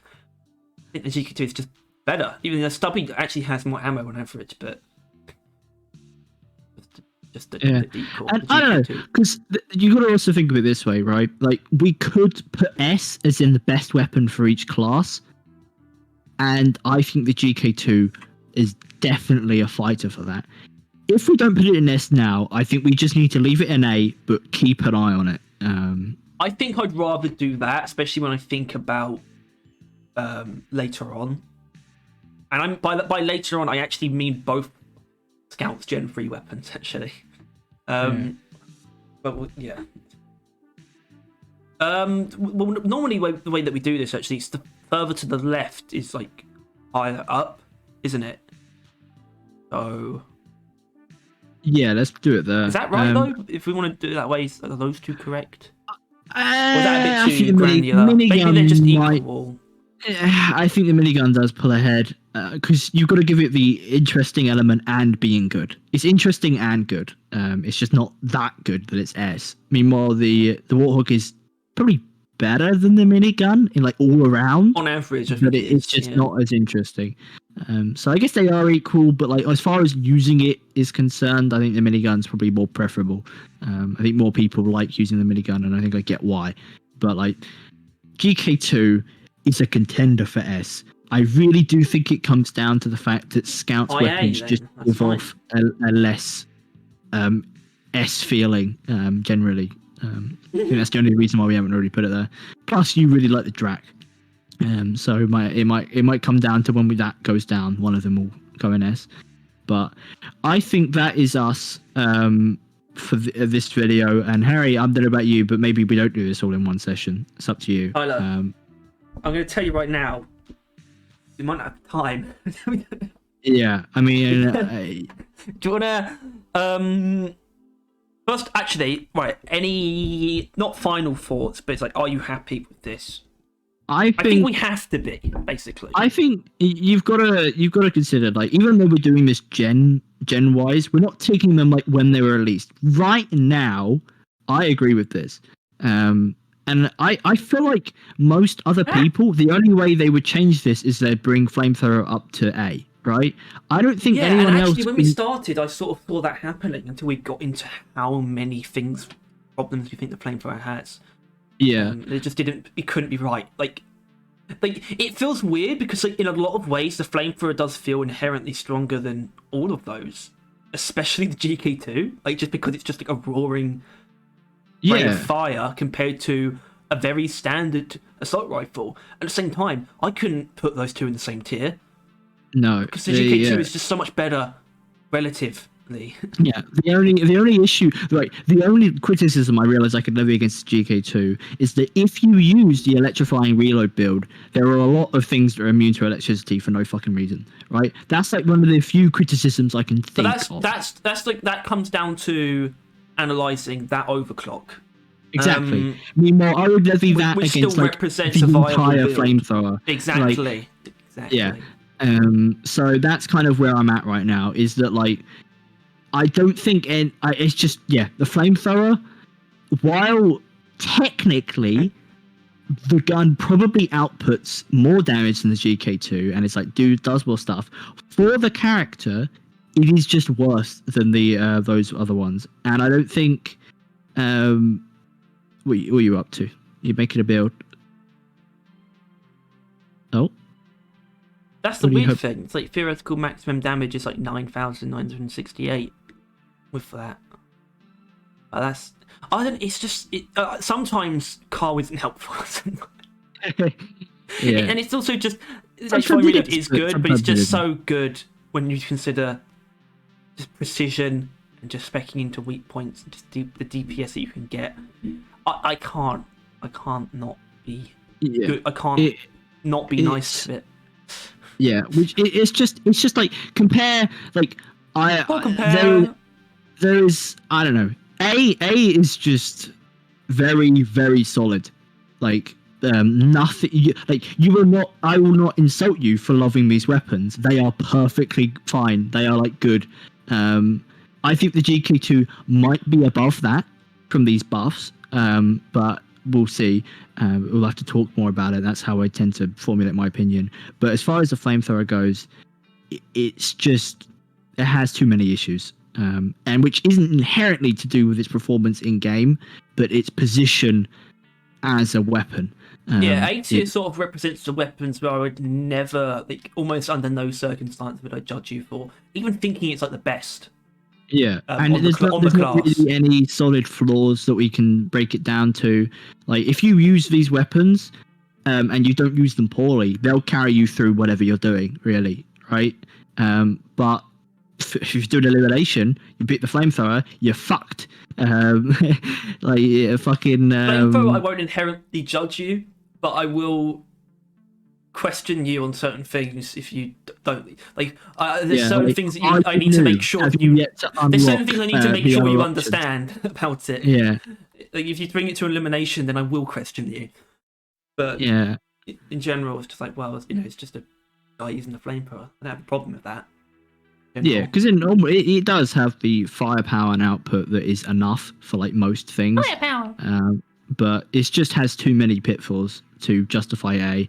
It could be C, but so does your mom. It just that feels wrong. It shouldn't be in C. That's purely instinct. It is, yeah. I mean, most of this is, and it's our instinct because once again, you know, although once again, I guess first time, this is our opinions. You can have your own opinions. If you don't have your own opinions, you just spout what other people say without actually. If you don't have your own opinions, just absorb ours. Just take ours. Yeah. Well, we won't really pull you that as straight, right? You could ignore like our bad weapons, right? Like if we put your favorite weapon as like D tier, right, which I don't even think we'll touch, we might, but like if we put your least favorite weapon in D tier, you could ignore it because if you're using it well, then that's enough. That's fine, whatever, right? Second thing, and I'm just going to cut this in here like a little bracket. Everything we're saying only applies for Hazard 5 and I guess technically above if you mod. I'm not sure. In fact, that will change a lot if you did modded, so don't really consider that. Just Haz 5, right? Or Haz 5.5 for the end game fucking Elite Deep Dive, right? All of these, all guns, except maybe the Stubby, are like S tier. Fucking Haz 4 and below. Oi. Right, so don't worry about it. Haz 4 and below, but Haz 5, some builds fall apart, some weapons aren't quite enough, and that's what we're here to rifle around for. Get you because you know, ghost ship likes buffing guns that are bad, and let's try and figure out which ones those are. Stubby. I guess maybe there's something I have to concede there. Is that like you say like the Stubby's like the only one that isn't like S tier on the Hazard 4, and I'm like, hey, don't say that. And yet I also think it's the most likely one to get like overruled next. Which we will get into at the beginning of the next video, I think, as the chronological order would dictate. It is the next on the list, Stubby. Yeah, that should be interesting. So yeah, this is generation 2 of the weapons. That is with Stubby, Voltaic SMG, the Thunderhead, the Cryo Cannon, and the M1 Garand. Is that why it's called the M1000? Classic? Because M1 Garand's like M1 Grand, and it's like M1000. Yeah, probably. Yeah. Let's go with that. We do this in our sort of artificial class order, which is engineer, gunner, driller, scout. That means we have engineer with the Stubby. Introducing the Stubby. Right. I tried using it like last night. I mean, I've dabbled with it like for like a year or two now, like every so often. I'm like, you know what, I might venture out of the Warthog, and then I use it, and then I don't do that again for like another couple months. I cannot find a way to use the Stubby that feels in any way close to good. Like, it's just feels terrible to use. And I just remembered we used to start these with, they say used to, a week ago, we decided to start with range as like the main thing we'd start talking about, wouldn't it? Just for random, just to start us off. And the Stubby is one of the few guns. So actually, I don't know how few it is, but it's a gun with recoil, and a pretty unstoppable one most of the time. It feels like the recoil kind of forces it to be more close range than not that. I mean, I don't know about that. It sounds like you just being a bit shit to me. I think the Stubby is perfectly accurate at mid-range. Pretty much always, even in the context of its most recoil-heavy builds. But not necessarily at long range. It can be used at long range, especially if you have a higher electrocution chance. You don't need to do as much work to get benefits from shooting these long range. You only need to hit a couple bullets, get what you need. Like an acid spitter. Certain things like acid spitters and web spitters, like who are very far away, actually not bad targets for the Stubby. But it's not going to be taking out spitballers that are on the other side of a massive cave system very easily, obviously. But I also wouldn't consider it particularly great at close range. Like maybe if you have it spec'd into electricity with electric arc, then you can proc a lot of electric arcs at very close range. But I think sort of its range is very dubious because I don't feel very safe when I'm using the Stubby at very close range. I'll say that much. Yeah, and I don't feel useful at long range either. So it then just, I don't know, it's stuck in the middle, but only due to process of elimination, not exactly the fact that it does particularly well there, right? Like I don't know, it doesn't feel good at any length for me. Like, I mean, I don't know. It's just I really can't stand using it most of the time. Because yeah, I mean, I think this is a thing which is an actual step up. It's not really a weapon you would bother aiming for weak points for, really, is it? But like, it's not a weapon that encourages weak point generally. But it doesn't encourage. It doesn't really encourage anything else. The problem with the main problem with the Stubby is it doesn't really encourage any kind of particular play style. It's like it has a weak point. Although you could argue that it does in that tier. You have increased weak point damage, but then you also have increased damage against electrocuted enemies. So I guess one of those for weak points, one of those is for body shots. But neither of them feel particularly impactful. It doesn't feel particularly strong enough against weak points, even with that mod. And then the electric one doesn't feel particularly good either for whatever reason. Yeah, I guess because there's a lot of stuff you can't electrocute very easily. I think those are its builds. As much as I said, I don't think it specs into weak points. It's either because I think, does it have an overclock for weak point? Is that a thing? No. I don't know what I'm thinking of then. But like, yeah, you basically you either spec it into like electrocution, which allows you to have shit fuck aim and like tons of recoil because you don't need to really hit the faces or like the weak points. I mean, it would be hard to miss a Praetorian weak point, but more faces of like grunts and that. It allows you to spray more into a crowd. Or you try and make it like just a normal gun. Like, if you don't play into the electricity like as much as you can, I've never managed to make that not shit. Like, I don't know about you, Harry. Like, have you actually managed to make it, like, if you don't play into the electricity, work as a gun? Yes, but the thing is, the Stubby is the kind of gun that can never actually be. It doesn't have like any overpowered build. It just has like 2. Or maybe even potentially 3 that are just much better than others. But I mean, it has 2 overclocks that are better than all the others. And probably its biggest issue is it's a fairly weak and sad selection of mods and overclocks. It's one of the lesser out of just all the weapons in terms of variety and sort of the interest in what competes with what. The 2 overclocks, its 2 best. To give it some credit, one of its best overclocks is one of the more interesting ones, arguably its most interesting, turret EM discharge, but it still enforces a weird play style. It's not, and yet it feels like a simple weapon, and yet that is not an easy to use overclock, despite it being very rewarding. And you could make the argument. You could make the argument that overclock is essentially, turret whip. That was just a mod, tier 5 mod for the Warthog. It should be. Well, I think turret arc should actually be like kind of possibly even folded into electric arc, which is, by the way, it's 5th tier. The Stubby. The Stubby's 5th tier mod selection is pretty depressing because you have electric arc and then you have clip size. It doesn't matter what you're specking into. There's no competition there. You take Well, electric that's the arc. thing. That's the thing though. Is that other option? It is either you make it pure electricity. Well, its builds are electricity or just making the default gun good. And you could obviously hybrid the two, but like that's the pass. Like I mentioned with the flamethrower, you have just direct damage or sticky flames. Although there is actually also the ammo in igniting, which is why it's flamethrower is pretty good. Not pretty good, but like. Which is why I think Stubby C, to be honest with you, is that it has less selections for builds. Literally electricity or make the gun default good, and I think both of them often end up feeling kind of ass, especially if you go for a hybrid. But like, especially since the tier 5 is only ever electricity, so then you can't really spec into turning the gun inherently really that good, because the electric ones are kind of just better, really, aren't they?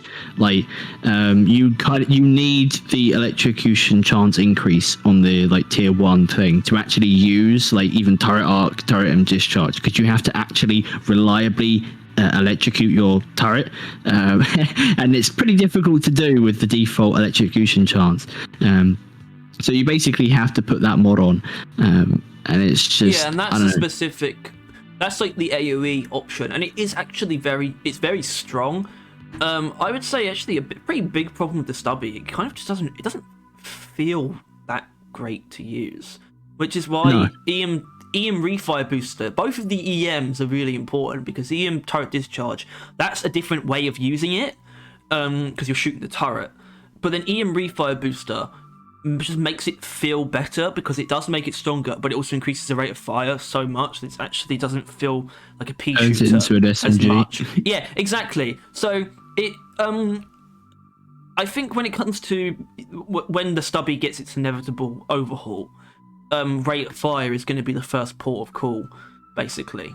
Same with the GK2.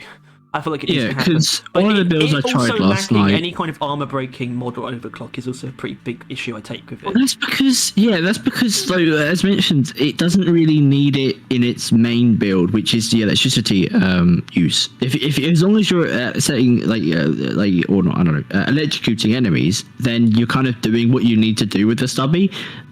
Except that if you want to take other than the electrocution build, it doesn't really work, because there's no armor breaking.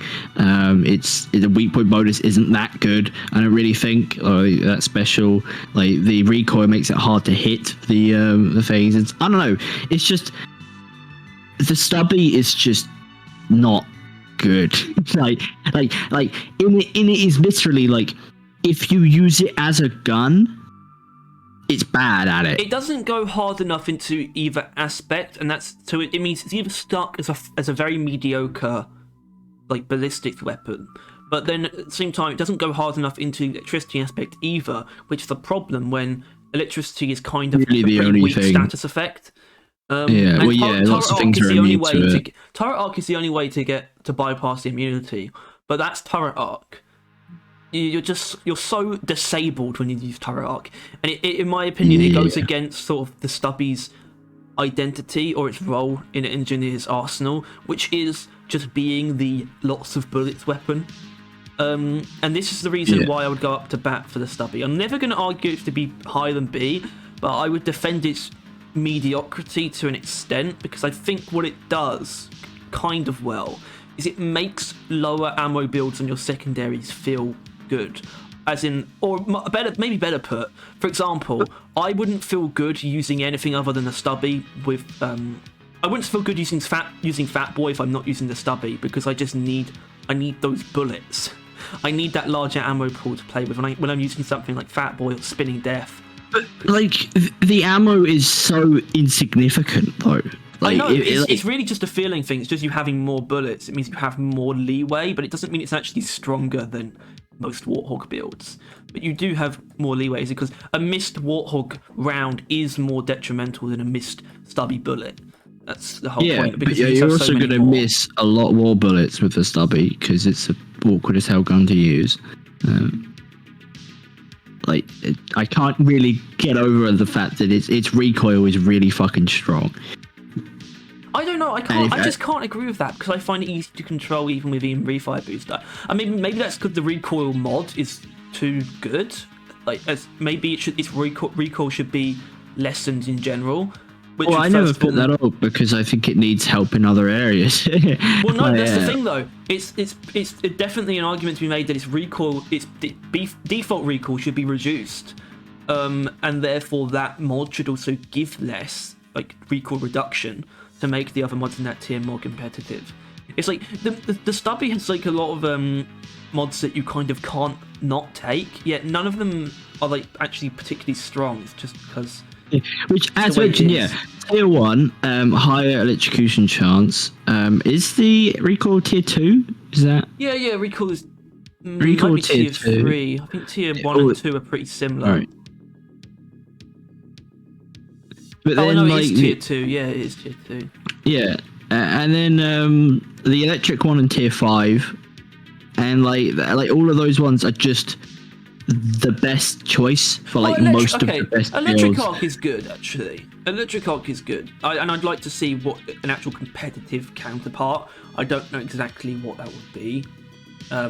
Probably some kind of armor breaking, or even possibly a ricochet or something. A ricochet mod for a Stubby is pretty. I think something that would really help it out. It's just missing a lot of things that could make it better as well in terms of things that you could add to it. That's the thing, and it's pretty weak by default as well. It is in a sad spot, even though I find myself enjoying using it a lot. I just can't have it next to the Flamethrower, because the Flamethrower actually works as a gun.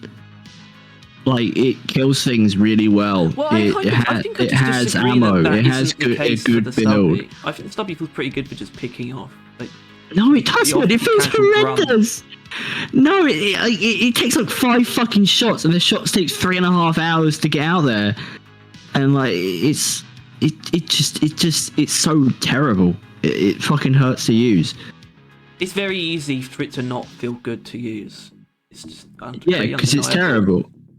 Yeah, but the reason why I can't make it usable. Yeah, actually, that's fair. You can't put it next to B, because Flamethrower's best build, the Sticky Flames one, is actually really strong. It's just boring as hell. Well, the EM turret discharge is the same, pretty much. I'd argue that's probably stronger as well. But do you actually think it's B? Because like we both think the Stubby is like the thing that's next, that thing that is just statistically just worse than all the other weapons, right? And you think it's next to the Flamethrower and whatever else we put in B, which I think is going to be a lot more things. It just wouldn't make sense for it to be there, considering how much. The problem is, I think that it could easily move down. It's if it was in C. Alright, do you think that's the worst gun in the game? No. No, you don't, because I definitely do. I think it is definitely the worst gun in the game. Well, primary in the game. Oh. Then surely you would be wanting it to go even lower. Well, I don't think anything really is worth putting in D, at least not in the primaries. No. But I think, I don't know, I just can't have it be sitting in B. I can't be having it mid tier. Maybe if you were to keep it there for now, but it's just not. Well, it's because I know that it's never going to go. If it was in C, I know it's not going to go up for any reason, but it could very easily go down to C from B at any point. Exactly. Well, it's because so. I mean, I don't want to say this, but like, what you think is C? Like, how many things do you think would be in C then if Stubby isn't? Maybe 2 or 3 other things. You think 2 or 3 things are worse than the Stubby? Are you fucking shitting me? Wait, I shouldn't be swearing. Possibly. What? No, it's fine. Oh yeah, no, we're not monetized, but yeah. Exactly. But it's the Stubby is the worst.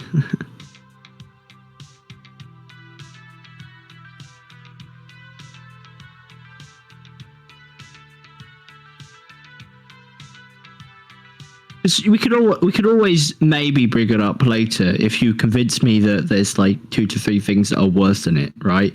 But I do not see that occurring. It's awkward because I do think that it's maybe it's just the one build, but it feels good to me. But I know that without EM Refire Booster, it does feel it feels so weak. An EM refire boost doesn't actually make it ridiculously stronger. It does add damage and fire rate, which is really important. Right? Yeah, EM refire booster is basically to be fair, it's probably the improvements that the Stubby just needs by default. So maybe that's actually it. And it's not a case of like a more average weapon having really high tier builds. It's actually the case of a below average weapon having a build that makes it as good as it should be. So maybe, alright, I'm actually, because to be honest, I wasn't feeling it in B either. I just like it more than C. But I am willing to leave it in C, probably forever. We'll see, but I think it's definitely one of them that they need to sort out. And that it just falls behind. I think it is arguably one of the ones they need to sort out the most because it's although I don't see much Stubby slander, but I probably see more people. That's because no one uses it. Exactly. I've never seen an engineer use the Stubby. Actually, except one guy who was like level 2000, and he built like a platform out and used turret arc, and like it was like a really efficient way of killing Glyphids. Turret arc, Chad. Yeah. And it actually got me trying to use turret arc, but I couldn't be asked because it's not worth the effort. But yeah, I don't know. I just can't, in good faith, put it in B. I don't know. I can't, in good faith, completely disagree either. I don't. Like I said, I was never gonna try. I was never gonna try and put it above B. No, obviously. I acknowledge that. I acknowledge its mediocrity. And I think its place is well defined. Is as in Engineer's arsenal, it's like being the lots of bullets gun, because Engineer just doesn't particularly have that. The Shard Diffractor sort of kind of occupies that space in the secondary slot. It doesn't mean it's not. It doesn't mean it's strong enough though. It doesn't mean. Yeah, there's lots of bullets, but the bullets are worth less than the other guns. I'll say this: it's just about good enough for that to be its role, but it should still be better in a lot of ways. The thingy majigger, the one that makes it better. If you use any other thing, it is miserable to use. Not for me. It doesn't kill anything in any amount of time. It's fine. Cleans suck. Clean overclocks fucking suck. And its ammo overclock, the balanced one, is arguably a downgrade. Oh, that's what I was using. That's awful. Don't use that one. Oh. I think it's okay if you take it for like electric arc. Specifically, you want to use that instead of the turret discharge for AoE. Yeah. The Stubby, ladies and gentlemen. Yeah. Stubboid. Now, on a different note. The LMG. The Thunderhead heavy autocannon. The Thunderhead. I don't want to put it above range. Okay, range. Right. Okay. Right. So this is actually good that we're starting with range because it's range. In a lot of ways, it is actually all ranges because it's AoE. And I think that's kind of the point. But at the same time, it's not like it's got precision. It's like the minigun. It's not like the M1000 where you can use it with high precision at long range. But it can still do half of its job at long range, basically. Yeah, it's like the minigun. You can use it at all ranges, but it prefers closer. But you can still use it at long, right? And like minigun, it prefers long, but you can still use it close, kind of thing. Unlike obviously like a driller weapon where there is a set range limit, you can use the Thunderhead at whatever. Just if you have like a fat fucking hit like area, then good luck actually hitting, unless you have like carpet bomber or a neurotoxin payload. I basically see the Thunderhead as like this unstoppable force of nature, and its drawbacks aren't actually flaws. They are safeguards to stop it from being too strong. That's how I see the Thunderhead. It occupies this position of, first of all, it has the most raw firepower in the game. That's basically its position. It's just raw, unstoppable firepower in direct and AoE, and that's it. And it does it better than anything, just all the time, pretty much with every build. It's just I think we need to just rip the band-aid off, put it in S. All right, fine. Just put it in S. We both believe it, so we might as well put it in. Yeah, because you look at its like builds. I don't. Obviously I could go over how good it is. I'm just gonna get the bad thing out of the way. Carpet Bomber isn't good. Carpet Bomber isn't good because its clean alternative is like mathematically better. That's the problem with Carpet Bomber. That is the only bad overclock.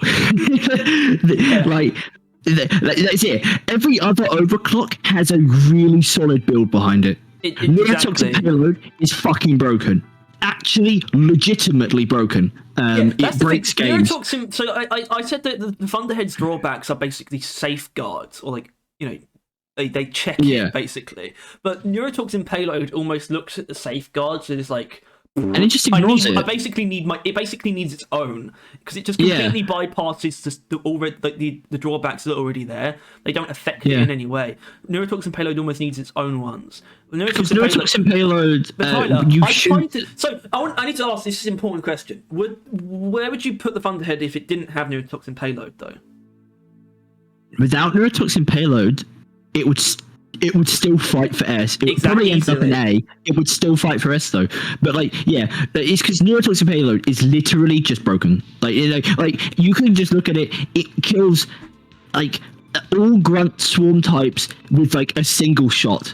If you're lucky, like it is unparalleled in its killing ability and its ammo efficiency. You could probably do a maybe not elite deep dive, but a normal deep dive with the Thunderhead fucking Neurotoxin payload, and you will not have to take a resupply for it. Yeah. I bet you could get away with doing that. It is so fucking strong and ammo efficient. Like I said, it sort of represents, like, sort of just in general, it represents the pinnacle of total firepower and damage output. But Neurotoxin payload takes it to a degree that is almost disgusting. Like if I can like add Neurotoxin payload, I don't know, loaded rounds, ammo. You look at advanced stats. It gives you theoretical maximum multi-target damage at 111,000. But that's because you can potentially hit 12 enemies per hit, which is quite high actually. Still, that's the Thunderhead. That's what it does. I mean, but also, even without Neurotoxin payload, it's still absolutely fantastic. And it's one of the only weapons that makes, like, I don't know, fire. Well, hold on, actually, this is a weird tier where you have two different like fire rate mods. I was going to say something about it makes fire rate and accuracy compete with damage, but that isn't exactly that's the thing. But this is competitive. Even though you've got area and direct damage here, this is still competitive because of how strong it is by default. The Thunderhead, it's just built better. It is just fucking built better. It is so insanely good. Like, if you were to pull up the overclock thing, so like everyone can see, right? That they can see it, right? Like fucking, like there are mods. Like obviously, right? Big Bertha is incredibly strong, right? That just kills everything. Low diffs wins, like easy fucking clap, right? But isn't the funnest thing in the world, which you could also levy against Neurotoxin payload. Like, it's not interesting, or like, it's not uninteresting, but it's just like killing things really well. But then it still has like fun fucking overclock as well that's good. Like, not often do you get a fun overclock that's good with that one. Yeah, like that is so fucking fun to use. Like, just having like, basically you could get it so you have like instantaneous max fire rate and it doesn't slow you down, so you're just running around fucking yeah. I mean, this is one of the best tier 5 selections as well in the game. Yeah, it's just got one of the best mods. I prefer so much over the others, but these are still great, especially damage resistance. It's just ridiculous. I mean, I think I slapped damage resistance on. I know I got it on something, because it's either Big Bertha because I'm standing really slowly and they're probably going to hit me, or it's the fast one because I reach that so quickly so that I'm fast and damage resistance, and it's even more fucking diabolical. But like, I don't know, it's just. Its mods and overclock selection are just fucking fantastic, and its builds are so strong as well. Like, it's just perfect to the point where it could arguably be nerfed. Could be. I don't think it should be because it's like, my argument basically comes from, this is so literally a case of it just being so straightforwardly powerful. That's what's placing it in S tier. It's so straightforwardly more powerful than basically everything else. That's what's putting it in S tier. It's the most higher level powerful weapon. right? It's got the most damage output, and it can do pretty much everything. Really amazingly. Yeah. Area, single target, status effect. It's like arguably like top 3 on all of them of the game. Because and it can be built. It's good at like pretty much everything by default, and it can be spec'd very, very well into everything that you need as well. And all of those builds are ammo efficient because it has so much ammo.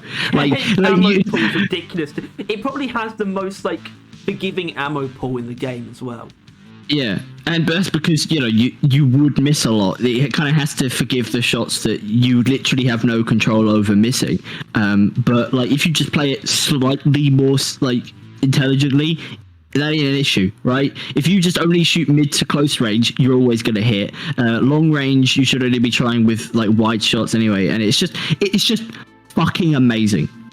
And I think I would like to say that it's like a hot take, because clearly this is the best gunner weapon in our minds, right? Like the Thunderhead is the best of the lot, and I think that is a slightly hot take, but it's the most perfect, because I don't think we think it's the most fun weapon in the game. I think it occupies a cool space. It feels pretty cool to use. You feel like this bringer of death, but it's not constantly the most exciting thing to use. But it's just the fact that every like mod and every overclock has a place, with like a few exceptions.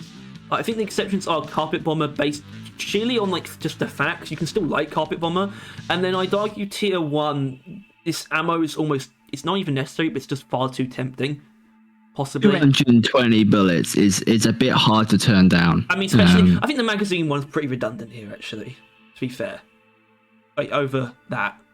Yeah, although obviously, because this is the one negative, but it isn't a negative. It's just what Harry mentioned earlier, a thing that prevents it from being stupidly broken. Its reload time is horrific, right? Like, you will die often if you don't actively like pay attention to it. But in most contexts, if you've used up your entire clip, chances are everything is either dead or running away from you. Yeah, and yeah, especially neurotoxin payload, because that's another reason why it's super broken. You can shoot 2 to 3 shots, and they'll like all be running away and dying. So you could probably go through an entire swarm without having to reload, like at all. Mm-hmm. Especially if for some reason you didn't take the ammo and you doubled your mag size. Yeah. I think Carpet Bomber does have an issue. I think it would be great if it, because like. The Thunderhead kind of feels like it's inspired by a flak cannon, or the kind of guns that you get on like ships, these giant 2 double-barreled cannons. And I feel like if it had some kind of proximity detonation for like flying enemies, it would be quite an extreme mechanic to just bring out of nowhere. But I think it would help Carpet Bomber a lot. And I think its cleans aren't revolutionary by any means, but they're just very, very strong. Yeah, like more ammo, it's not needed, but it's welcomed. You know what I mean? Like, yeah, it's just, I don't know, yeah, it's just so strong. Also, splintering shells is ridiculous, because if you take splintering shells, there's also no reason to not pick the other things that stack on top of it, really. It's not like, oh, that means I can take more ammo instead of, AoE. No, you get ammo in tier 1 instead, and then you just have these 2 here. It's just nuts. Just balls to the wall. Can't fail. So yeah, it's honest to God, it's probably our easiest S tier that will come out of this tier list. I think it's the easiest. Not only is it the easiest S tier, it's probably the easiest weapon to place. Yeah, it's just better. It's just better. I am better. Like that's the fucking the Thunderheaded Homelander. He's just fucking better. And I don't know. If you disagree, use it, and then you won't anymore, because you'll win all your fights easily. And yeah, so fucking hell, fights. Yeah. All your battles, your waves, swarms, that's the word. And all your boss battles too. Yeah. Don't worry about it. Got you covered. But someone who doesn't have you covered in every scenario. This, if you watched our last tier list from a year ago now, this is going to be a bit of a shock because it was a shock to me, to be honest with you. Let's start with the range. It's not the best range in the world. As the Cryo Cannon is short range because it has the shortest range, right? Like of anything. Like it's also it's not only that, it's just that you can't really take the range mod. And you can't take this either. That ammo is too important. Yeah. Oh, that's a pretty easy pick actually. In some scenarios, they're very. There's reasons to take both. Yeah. Of those. I mean, hell, they're both the fucking. You can't be taking this. You're silly. Yeah. Use a silly one. And the issue is I used to put it in X, and you know it's used to, which is a bit of a spoiler. I still think it is very strong, which is why easily A, right? I don't think it's like it's not like what do you think is the same as Harry? I don't like your hesitation. Just put it in A. No, I'm not going to. I can't. Excuse me. So, what's Cryo Cannon? I like when other people are using it. That's it. That's it. I don't. This is probably. I don't know how to explain this. I don't. There's literally no way of using the Cryo Cannon that I like at all for myself in any way ever at all. I hate using it. I hate using it. No matter what. I just like when other people have it, and I need to sort of try my best to be objective, but I can't because it's never not felt weak in my own hands, and that's just a weird. And you must have incredibly incompetent hands, because the Cryo Cannon, if anything, benefits Driller the most. Other than other people. Then people can go fuck themselves, right? The Cryo Cannon is amazing at one thing. One specific thing, freezing, right? Anything else, it's worthless. Don't bother. Which is why I don't think I could ever... it must have been pure bias that we could put it in S in the past. But it is amazing at freezing, and freezing is amazing. And both of those together, although really you should only ever use, I think it's, Toon Cooler? Like the one that gives it extra freezing power? Yeah. Really you should only ever use that. There is, the alternate one of like the shoot faster flow, right, it is shoot faster, like just a quicker flow rate. Like that one is also freezes better. Snowball freezes. I've never been able to use Snowball. I never wanted to use Snowball, but that does also do that. But like, it is very good at freezing, and freezing is incredibly strong. And Ice-Spear isn't bad.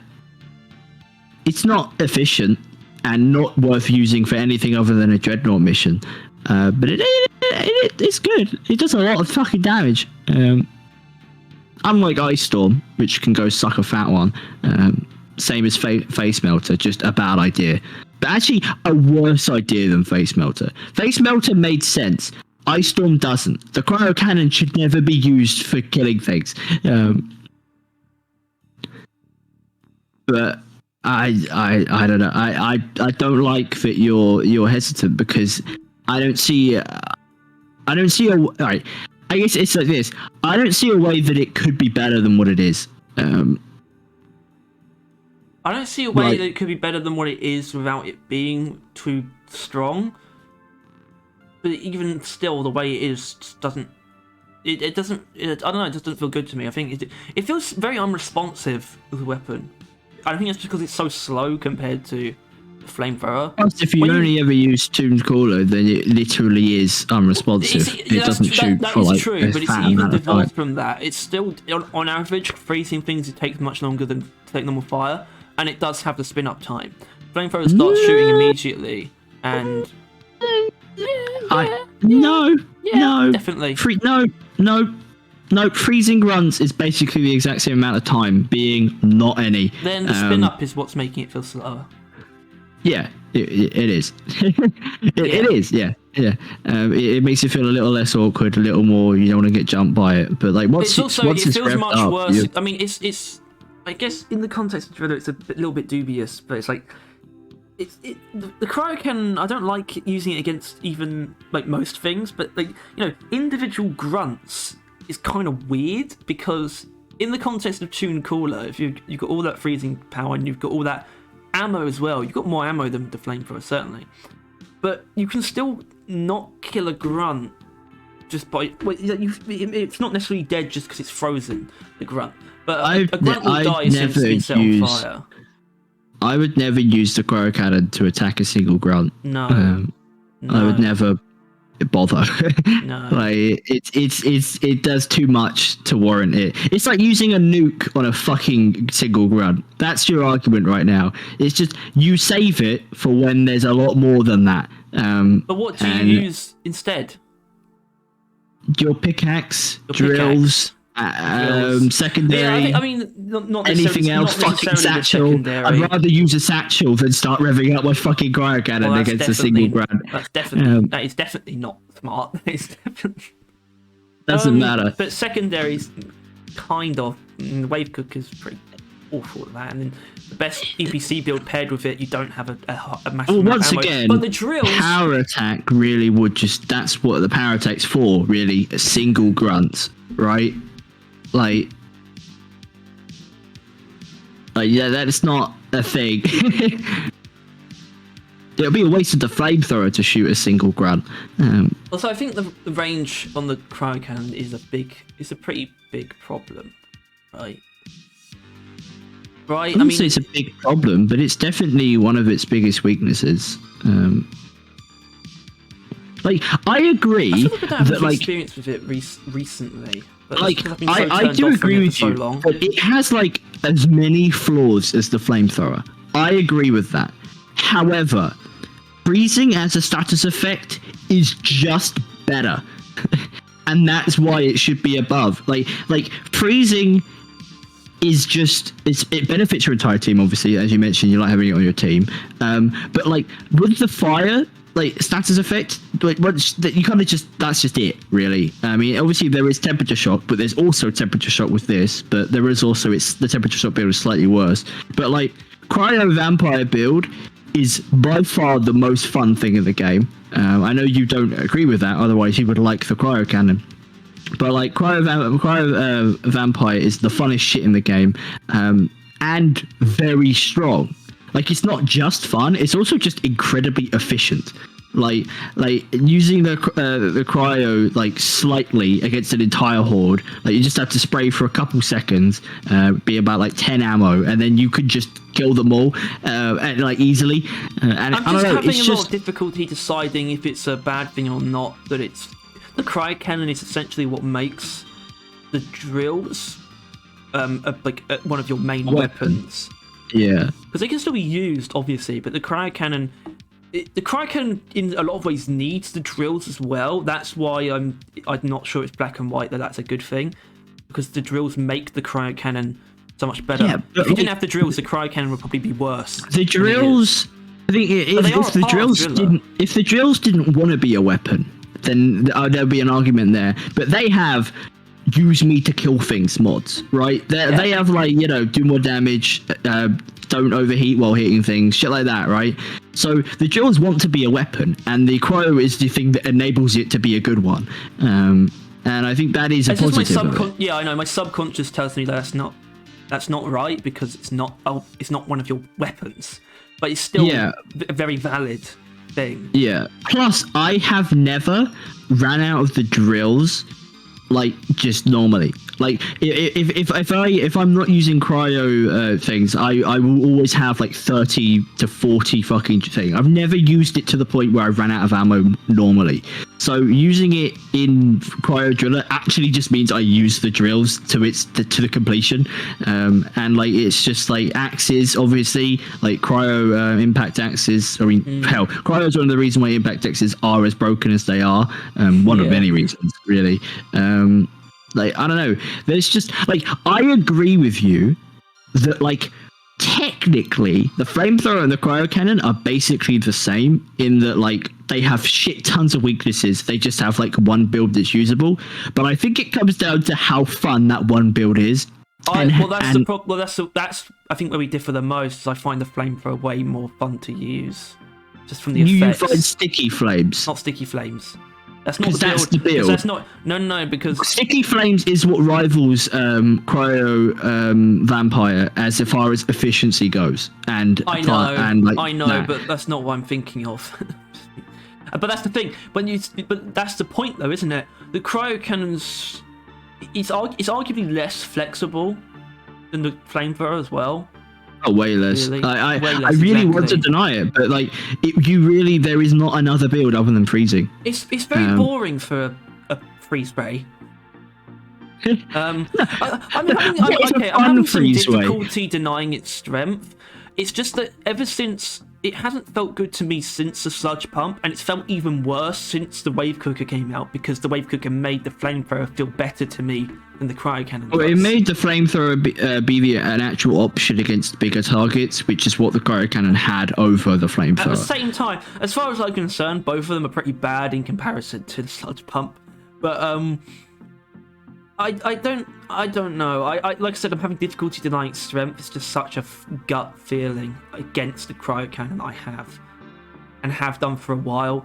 It's just sort of been stewing. Because I liked it up until the Sludge Pump came out, and then the Sludge Pump just completely took over, and then the Wave Cooker made the Flamethrower take over for me. So you would actually do you think the Cryo Cannon is the worst of the three? It's my least favourite of the three. In some ways, I would say it's the worst, but I wouldn't say it's the weakest, though. That's the problem. And those are arguably the same thing. So I don't know what I would say. I don't think I actually feel strongly enough to fight where you want to put it, but I want you to acknowledge that we might have to move it down at some point. Thing is right, because I think I want you to agree. I don't need you to agree, but I'm putting it in low A, basically. And it's also, remember, it's a question of maybe it's weaker than we thought to begin with, because the whole point is that it's sort of fallen off its throne because better things have been introduced. This really fucking hurts me, but it does have to go down to B. Because I just remember the rivals. Exactly. But the problem... See, here's the thing, though. I might actually stop you, because it's never going to go up from... If we put it in B now, it's never going to go up. There's a chance it can stay... But you don't think there's any chance it can stay in A, though, do you? I'm going to put it in B for the fleeting idea that a dev will see this and realise that they need to do something more with the Cryo Cannon. Like, I adore, like, put it down. It's not that it's too weak. I just think it could be way more interesting to use. It is. I adore the build that it has, but that build is the only thing that it has. It has no other benefit, really. Like, I said that Ice Spear is strong, but Ice Spear is that's because barely viable. I think it's because freezing is so powerful, and the other builds are gonna... They will have to be focused on something else, which means they're never going to be as good unless they spec into the sort of the ice on the ground aspect. But I don't know if we really want that. Yeah, but that would still just be an alternate way of freezing. Why do that when you could just freeze them, right? Exactly. It's going to be very difficult to change that without making some more extreme changes. It's a pretty difficult situation, because I can't see how it could be changed to be better without making it worse. It's either going to be as strong as it is, or it will have to be weaker but more fun. I think it would have to play around with freezing as a status effect. I think it should be able to apply different types of freezing. Like there's the current freezing, which makes them, maybe it's called like fragile freezing, where they become more fragile and take more damage. But then maybe there's like I don't know, like, I mean, think about the Permafrost. Which is maybe even longer, or possibly even permanent, but they still move very, very slowly. Something where it's like much longer, but they don't actually take more damage. You know, something like that. possibly. Yeah, but I'm thinking, maybe just way more slowdown, but no real increase in damage boost, but also like damaging freeze, where like the cold actually just deals like 20 to 25 damage per tick or some shit. Like basically it would become like fire, I guess, but maybe it would last a very short amount of time. I don't know, something like that. Like I'm thinking, I think maybe the way that you could make the Cryo Cannon more interesting is by giving it different types of freezing. Especially, I don't know how well that would work, but I think that's just one of the few options you have, because clearly trying to turn it into inherently a damage dealing weapon didn't work. Ice Storm doesn't work. Ice Spear, it's usable in very rare situations. And alternate ways of freezing just make things more complicated than it needs to be, like Snowball and I still think my idea of type. like a precision freeze ray isn't terrible, where it's like much like it can not really hit one thing at a time, but it's like a lot better at freezing. So just some interesting stuff, which is basically Shard Diffractor but with its temperature flipped. I think maybe an overclock that basically does what the Wave Cooker does, and it just focus fires it. Like you just alternate firing mode, so like there's a Mactera in the air. If you wanted to, double like fucking your distance, so you can actually like freeze those flying Macteras, but you have to be more accurate with it. Also, something like that. I think your idea about freezing mist that sort of hangs in the air is actually a really nice alternative to the sticky flames, like sort of point. It would be like sticky flames, but it would be different gameplay wise and visually and stuff like that. But like, I don't know. I just think that like, as much as I do think the Cryo Cannon is a stronger weapon than the Flamethrower, which is why preferably could you switch the two, just flip them around. Okay, sure. Yes, I do think that the Cryo Cannon, it isn't as all-round as good as what's in A. I do have to agree with you that like in A is all-rounders that are good in like all regards, some failing somewhere, but like otherwise. But yeah, Cryo Cannon just excels at one thing and completely fails in everything else. The problem is, exactly. The Cryo Cannon fails at some of the things that it tries to do, unlike the GK2, which is still a very singular thing, but it still branches out in a lot of different facets of itself, and it succeeds pretty much 100% of the time. The Cryo Cannon has a lot of failures inside it, you know. And I think the Flamethrower is any also of the A tier a or S failure. tier weapons really have that, except it's like bullet hell. But then again, the minigun has 7 overclocks, so not too much of a hit on it. You know? As much as it does hurt me, and because this was a fall, I was coming to terms with it coming down from S. I did not expect it to fall down to B. I had even not today, but a while ago maybe, probably still post Wave Cooker.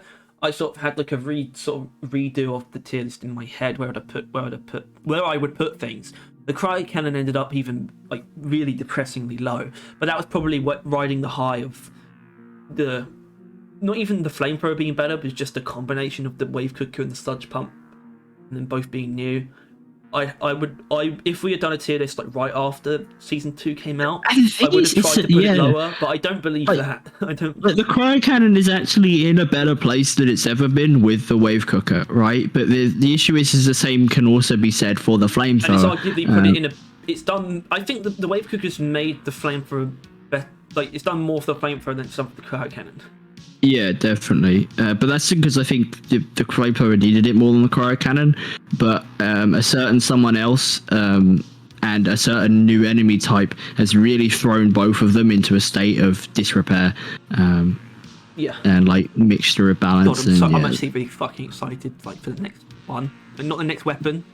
Just for the next time. Yeah, no one's excited for the next weapon. People might be. People aren't going to be excited. People are going to be pissed. I was considering what's going to be like the least controversial episode this series. Otherwise, it's probably going to be like, I don't know, maybe the Gen 2 secondaries. Maybe. Maybe, yeah. But I mean, either that or the first one, because the M1000 can go suck a fucking fat one. Yeah, first, I want to point out, first of all, it's not going to go higher than this. Let's point that out. We've got things to say. We've got All right, range. Long range. long range. Yeah, Long actually. range. Long range. You can build it to mid. But unlike most of the other weapons in the game, it really crumbles at close, right? It's not something you can use at close range. Because if they're close enough for you to where you would shoot them, you shoot down through the floor, you're fucking dead, right? Unless you grapple hook away, right? Because it's only viable mid-range with penetrating shots, and that kind of stuff. But it's like if you can't penetrate, they're that close. The M1000's not the weapon. Switch to the boomstick. Switch to the grappling hook. Get the fuck out of there. Switch to the boomstick. Yeah. I don't want to hear that. Yeah. Special powder, or just because the boomstick is the closest weapon of the lot. Really, is my point. Okay. This is obviously a ridiculous tangent, but yeah, the boomstick is one of the best weapons at ultra close range. I can give it that at least. I understand that role it serves. Anyway, the M1000. M1000. I'm going to point out, if you think the M1000 is amazing, you're blinded by hipster. If you like it, you're not an idiot. But if you think it's incredible, hipster is doing that, and it's a problem. Yeah, I would say after using the high damage, or is that gas recycling? No. Super cooling chamber. Super cooling chamber has its merits. It's impressive what you can do with it. You do not need that much damage. No. And there is an argument where if you put that on and then go for ammo, that might be a pretty good all-rounder. I never tried that. I spec hard into some things. But that build is usable now, because obviously they buffed it or they made it work, right? They actually fixed it. And I think that is a build. And obviously, as mentioned, hipster. But it's like the only way it's usable, really. Let's get it out of the way, I guess, because as you say, that's the difference between the M1000 and the Thunderhead. Is that the Thunderhead is arguably still S tier without its overpowered overclock. The M1000 is bad without its best overclock. And that's the problem. And it's basically, it was the best thing. Is I don't even like hipster, by the way. It feels weird. It's still. I just don't like the M1000. I think my shit aim is kind of known by now, but a gun that relies on accuracy was never going to be my cup of tea. No. But yeah, the M1000 is not my thing. But hipster just it just makes it usable. That's it. It doesn't do anything interesting for the gun. It just allows you to do interesting things with everything else, with the mods. It frees up your mods so you can actually try other builds, basically. So you could start penetrating at mid-range and doing other stuff like that. It just allows you to actually use the gun, which is why they really should just give the gun more ammo by default, reduce how much hipster gives you, and maybe just increase the ammo negative to things you don't want to have many ammo for, like super cooling chamber. If they just give the default gun more ammo, hipster will plummet in value. Which obviously, that kind of makes sense. And it would literally have less value. Although it's got a weird overclock selection, to be fair. It's got a clean clip sides and reload one that's not really useful. It's got hoverclock, which can't really change, but it's just weird. Hoverclock does something which I think is worth mentioning, because Boomstick's special powder is really good, right? The movement it provides you, it plays excellently with scouts equipment. Hoverclock, while technically enabling you to fly, you can literally hoverclock grappling hook, hoverclock grappling hook, hoverclock grappling hook, to the ceiling, and you never actually have to touch the floor. While you're hovering, getting kill lets you hover again, whatever that means. I didn't know that either. But hoverclock still fucking sucks to use. It's so miserable. It's just, it doesn't, because then you're using basically default M1000, right? You are. Yeah, you are then using a no overclock M1000 in a really awkward situation where you're floating in the air, and if you don't shoot at the exact right time, you will plummet to your death. I like this. This one's not bad, actually. That's the one that Tom always liked, right? Yeah, it's not bad. It's pretty decent. It's probably the best sort of like one to use for the M1000. Like sort of It would. in its most. It's like the M1. It's sort of like the M1000's purpose as it is default, but it's just made better. These two change it a lot, obviously. This guy can go. It's like makes me feel suicidal.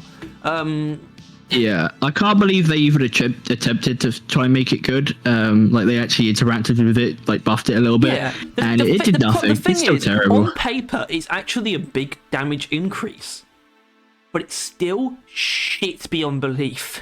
It's still like the worst electric thing in the game. Yeah, and electric is a pretty bad status effect, so that's a real low. That's like a shit tier medal. Very strong opinion that electrocuting focus shots should be like the taser bolt effect. But that's just step one, by the way, as well. That's not even like everything you need from it. It should like embed an electrical like spire in it. If you want it to if you want it to Tesla, I wouldn't mind that. If you want it, I wouldn't even but be opposed to it. It's just hipster makes it usable. Everything else, like it's like if they moved some of the ammo into the base gun, I feel like that no slowdown aiming in would actually become like a usable thing. But until that's the case, you should really just only ever use hipster. I think it is very usable. Like if you take active stability system and then like ammo damage and that, you can one-shot grunt, like body shot grunts with focus shots, but you still you just compare how much more leeway there is with the other two and how much it's just and the difference in the variety of builds, how little on this gun is bad, and how much less variety there is, and how many bad things there are on this.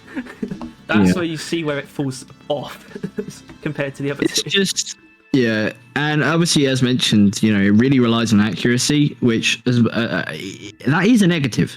That is a negative in that you need to have a high kind of like skill to use it adequately. Yes, but I still think to use this average weapon, you need to be good. It's the only gun in the game that is really that, and I feel like it makes sense that there is one.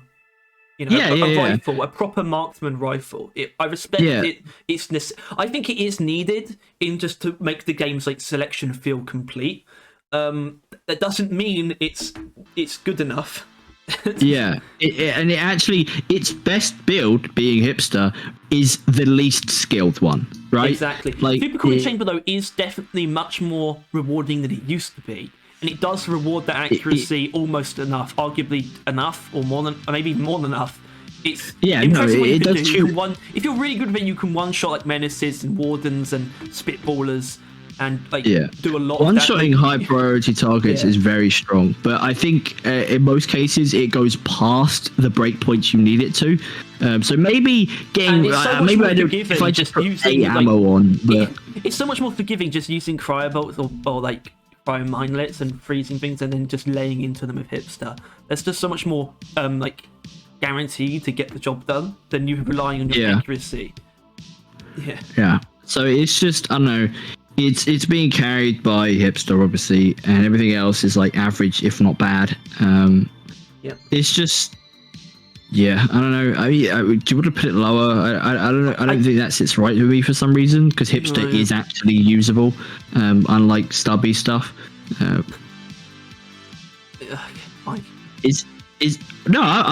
actually fine with it being in B if you want it to be there. How can it really be after everything you said? The thing is, there's a different. If we compare hipster to EM Refire booster, like I said, the EM Refire booster sort of makes the stubby as good as it should be. The hipster contains part of what EM1000 needs for it to be as good as it should be. As hipster penetration shots was, at the very least, and may still be, one of the best ways of crowd clearing as a scout, right? Like, you can't really take it away from it. Notch it for it, but it's just, I don't know, it's still not good. I just think it's on average quite a bit less usable than these guys. Even though it arguably has more builds, it also doesn't. Its mod selection is very fickle. I don't feel good using most of these things. I don't really know what. None of them feel quite right, to be honest. Yeah, It's I just very mean, awkward. 2 rounds is basically a given if you're I will using say- anything other than. I'll give it a compliment in that it feels kind of nice to use. It's designed very pleasingly used. The sound effects and like the reload. Yeah, this most mod is of the very guns satisfying really do, as but- well. No, but like the shots themselves sound really nice, and the reload effects are kind of beautiful actually. I'd argue, but I do think it's pretty bad actually, personally. Yeah. I just don't. I don't know. It's still like bottom tier, but I'm not sure if it's bottom tier. It depends what else gets put in C, really. Because I do feel the Stubby is significantly worse than the M1000. I don't feel I hate both of them equally. Yeah. I don't feel like it's significantly worse. Maybe it is worse, maybe it's not. I know which one I like more. The two. So Well, no, M1000 hipster is good. It's just it's copium. But I genuinely don't think that there's anything good about the Stubby. But yeah, I don't know. I guess moving on. I mean, it's just like you think like outside your own head for a second, and you realize that like every single thing we put down, like more people than would agree with us disagree with it, right? Like everyone would have an issue with every placement we have on this list. what do you think? Oh, I don't know. I feel like maybe the minigun's the least that has the lowest probably pushback. Maybe, but some people would definitely want it in S. Yeah, some people would. I don't know. But I thought that's probably the most. I think right now the GK is probably actually the. Like if people can acknowledge that it isn't overall firepower output, but more for the character, the GK being an A is definitely, I think, reasonable. Like I don't think anyone's saying it's too weak anymore. Like people have only been singing its praises. I mean, yeah, and I don't think anyone would put it in airs. So I think perfect gunner weapon. Yeah. Thing. Smart rifle though might not be too cumbersome. I'm not sure. That was a smooth transition. I want to say immediately, I feel like I've been a bit too harsh on this weapon. Perhaps I've been too harsh on you. What's that? That's Thanos too. Oh yeah, that was terrible. Thank you. I did my best. The universe needs to be the universe needs to be good balance. That's a lot. No, that sounds like Thanos is having a stroke, like due to the effects of the gauntlet. It's just like lost all feeling in his left side. The strongest will. Yeah. But yeah. Right. We already put it somewhere. Okay. No, you just put it there for now, right? Because you want it to be on the screen. Right. What do you mean? I suppose we should start with range again. Range on the smart rifle. Actually, that's interesting. This is probably the most difficult one to place in terms of range, actually, or one of the more difficult ones, because I think it's actually it's quite flexible based on mod choice. It has an entire line of mods that just fuck around with its range. Yeah, right? I wouldn't call it. I would probably cross close range off. Even though it can be used at close range, it's not a close range weapon. Even if you take like the wide angle stuff where you can hold locks, like when things like behind you, basically, I still wouldn't consider it close range. I think it's averages out to mid range probably, but you can make it like purely long range if you want with like the really small lens. But it's still limited. That's the thing. It still has an objectively limited range with the lock on. Part of it. The lock-on always has a limited range, technically. Except that if you don't lock on, do you then basically have infinite range? Yes. So I don't think that's worth mentioning or like putting in technically it could be really long range because you could just not lock on, because that's clearly not really the purpose of it. But like that is something, right? Like, if you want to use it for getting rid of fucking gunk seeds. You can if you want. It's fine for that. I like a lot of things about the smart rifle. Sort of like, what's the right word? I guess maybe aesthetically is the right word. As in, I like the sound. I actually really like the sound of the bullets for some reason, and like the reload animation and things like that. I think, and I like the way the sound of the bullets. The crosshairs change a lot as well. This is a weird thing it has that no other weapon really has. You can change what the crosshairs look like in a lot of ways because the lock-on crosshairs, they change quite rapidly, or a lot of variety there. The only other example is like the grenade launcher, where hyper propellant has a different crosshair. But you know, smart rifle, you see the effects of your upgrades in your UI. I think that's kind of neat. The sound of the gunshots that the gun makes when it guns is one of my issues with it. Not because that sound effect is bad, but because it's so good that you have a sound so satisfying, then do a shot that does so little. Well, that's the thing, though. It's not a small amount of damage per shot, though. That's the thing. It's like 21 like base. That's not nothing. That's something. It's not small amount. Those are fairly heavy hitting like single bullets. It's higher than pretty much anything else. I think the Burt can like actually have more than that per bullet. That's the thing. Kind of weird. Actually, no. Obviously it can with lead spray, but yeah, but that's pretty weird. Well, yeah, the smart rifle. Okay, so I had sort of decided not too long ago that it was essentially just a failure of a weapon. And I don't know how far I've come from that. I've come some distance. I came some distance. Yeah. But I think it's a bit of a disappointment in terms of just the mod selection is a bit overbearingly useless. I think that it's not even that many of the mods are too complicated. I just wish most of these were different. It's lacking a lot of basic stuff in exchange for stuff that doesn't make as much of an impact as it should, or is just kind of a bit too finicky. Like, I wish there was like just armor breaking, for example, on its like as a base upgrade, instead of taking the slot of an overclock, which I think is objectively filler. Whereas that overclock should be like either the turret one they were prototyping or some kind of hipfire overclock. Which mind you, there's no mods that spec into that either, and I think that's a bit of a misstep. I think you do also, obviously they wanted it to be the case, but you do have to make note of the fact that it is it's the only primary that doesn't interact with the turret. So it does kind of lack that area of engineer's playstyle, which I don't think is any area that anyone could particularly like relish as like they would say that they're like a turret interactor main, right? That's how they play engineer.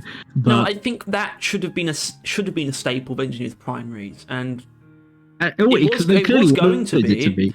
Yeah, but I don't think it's quite good enough that they just didn't get it working. But at the same time, I don't think they've scrapped that at all. I think we'll probably get that overclock at some point.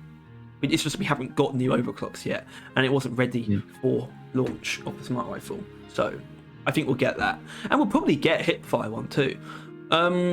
It's just the fact that exists and they do nothing with it. You know, I almost feel like you shouldn't be able to do that if you can't do anything with it.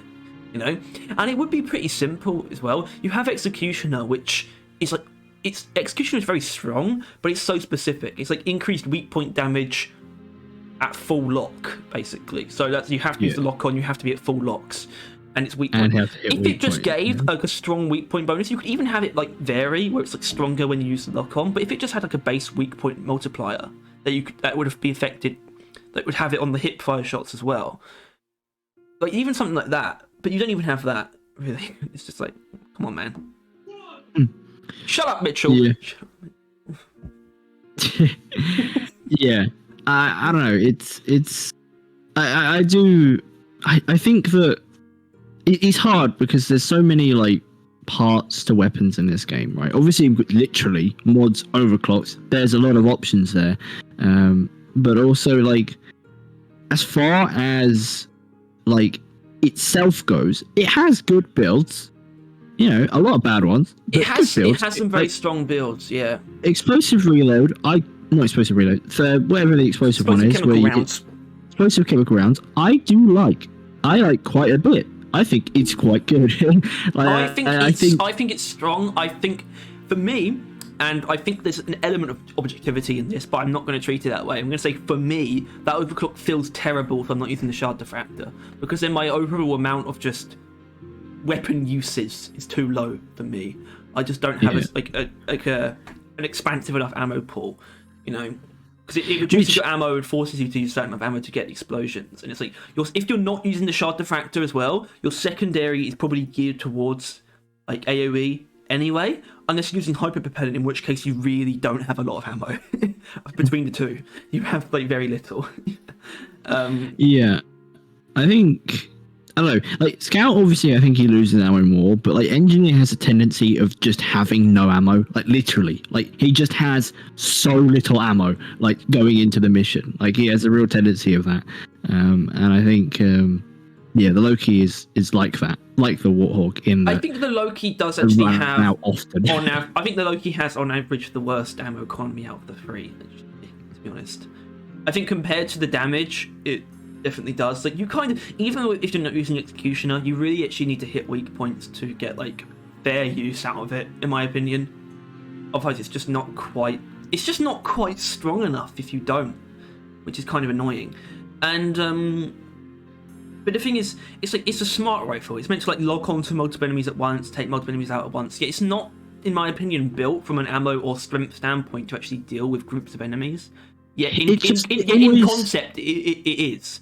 And I don't think they struck the right balance. It throws like as many bullets as it can at a group of enemies, killing like some of them, but leaving most like half health. Like it just feels like you have to chuck an unnecessary amount of ammo at enemies, like in a swarm with it. It's just, I don't know. Yeah, it's just not that pleasant to use most of the time as well. No, it's also actually it's not going to be too different from what some of the things I'm going to say about the Hurricane, but there'll be some major differences. I just think when you look at the overclocks as well, I think when you look across the overclocks and mods, it's just sort of the basic stuff that it's missing. I just wish it had. Like tier 1 is obviously you have, you know, ammo or damage, but it's just like it's kind of enough of either one, but it's almost too limited. I think I would take more ammo over a lot of other mods on the smart rifle that it offers.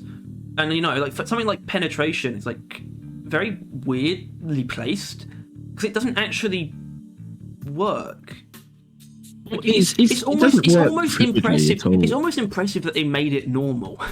Like they made the penetration work normally on a smart rifle, where it just goes through on whatever path it happens to be on, but it doesn't actually interact meaningfully with the smart rifle's mechanics. I guess you could say that the penetration mod is like for hipfire, but I don't know, man. I just don't think, well, because hipfire isn't viable. You definitely won't be doing enough damage with it, right? No, and that's why I think the smart rifle genuinely deserves a hipster. Yeah, where you can actually fire it faster with hipfire and you have more ammo. I think that would be absolutely fine in the context of the smart rifle. But yeah, I don't know. It is just, yeah, I don't like the smart gun like out the gate, because it's just like it has like 2 firing modes, and like the M1000, right? It has 2 firing modes, the charge shot and the not charge shot, and it has ample builds for both. But the smart rifle is not that. You have the normal shots and the lock-on shots, but like that is not how they see it, right? They just see the smart rifle as the lock-on thing. I just don't think they wanted you to always be locking onto everything, so they made it an alternate fire mode, right? It isn't the fact that they want the hip fire to be its own thing. It was just the fact that they kind of had to do that so that the lock-on system wouldn't be too annoying. I think that's what it is. And I feel like, I don't know, it just makes it. The Loki just feels not as polished as most of the other guns in the game. I wonder why that is. Yeah, just. I wonder why that is. Maybe it's because it actually. Well, I'm not going to get into that. Actually, I'm not going to get. All right. I assume it's because it was the one that like they didn't have a beta test for, Yes. unlike like most of the other ones. Yes. So it was clearly a newer idea. Yes. Like almost confirmed And that's that why that it is makes the case. me angry. Yeah, it's even though I've come around to normal smart rifle a little bit, right? Not much. Because the thing is, I've come more around to normal smart rifle, but I've actually sort of like I've viewed the more specific like I don't know mega builds in actually a bit of a lesser light. Like Executioner is like it is really good. It would be amazing if you could like if you never didn't hit weak points, but it's arguably not rewarding enough, even though you can get pretty impressive damage out of it. It's like you really also need to have things like you need to, what is it? I can't remember what the actual upgrade's called. You kind of need to use electrochemical rounds and have things set on fire as well to really get the most out of that. And it's weird. Also, here is all the stuff. If you want to look at anything, let's have a. Who's this? Yeah, it's got no lasso. Undeniably one of the worst thought out overclocks in the game. It really does feel like it though, doesn't it? The Loki just screams last minute. Yeah, I'll tell you, screams last minute, right? You know how I said armor break module is a filler overclock because it could have been like it was probably the turret overclock before. Look at this description. That's actually okay. To be fair, in game that is like obviously this gives different descriptions. This gives more technical descriptions, but that is pretty much exactly what it says in game. It's literally just bullets have like armor breaking at full lock. Yeah. That's the in-game description. This is filler. Yeah. Even though it's not bad. Yeah, I don't know. It feels like it needed a few more minutes in the oven. They could have like elaborated a bit more on some things, refined the mods and overclocked a bit more. Yeah, that's the thing. So it's arguably too unrefined to be placed in a higher tier than the Stubby, I think. No, I do think it's down there, which it's a bad look for Engineer.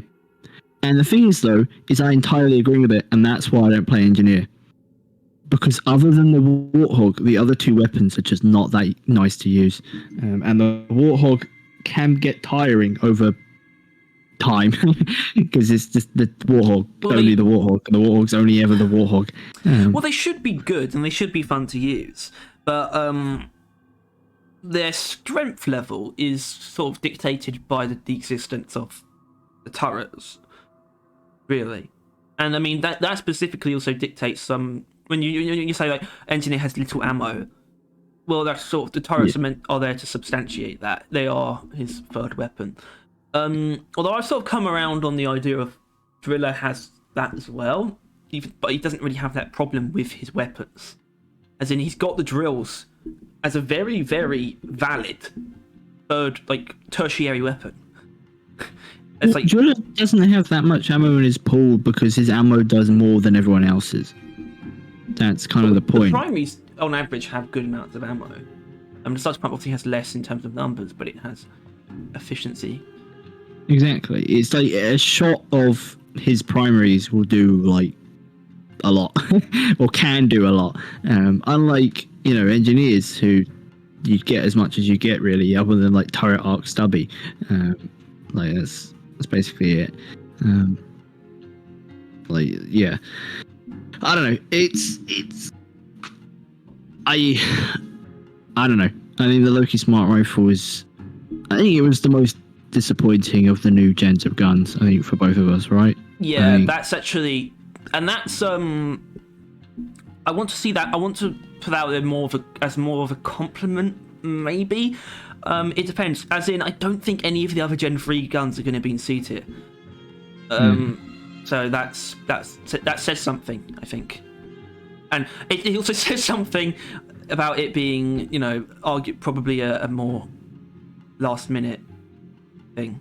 I think there is easily something to say about that, because you consider the fact that it wasn't prototyped, there was something else in its place in the sort of the prototyping phase. So it came up and sort of replaced a pre-existing idea. And the fact that you have obviously filler overclocks like armor break module, there is something to say there. And I think that they can fix it like over time, but they haven't yet. Yeah, because they haven't got around to having time to, because they're too busy adding new things instead of refining what's here. I'm not getting into that. The smart rifle was pretty well received though. Yeah, because wrong. Well, it adds a cool new mechanic, which I feel like they have used just without us knowing. Like, I think the Boomerang probably uses the smart lock-on mechanic, something like that. I'm not sure. Maybe. Yeah. I have no idea. No, probably doesn't. Yeah, it probably uses like wherever the turrets one is. Just enemy to enemy. Yeah, now Hurricane. Oh, cool. All right, moving on. No, wait, no, not necessarily, but maybe actually. No, hold on, Tyler. It's not. There's a good chance it can stay in B, but we still have to talk about it. So obviously, but Hurricane. It's range.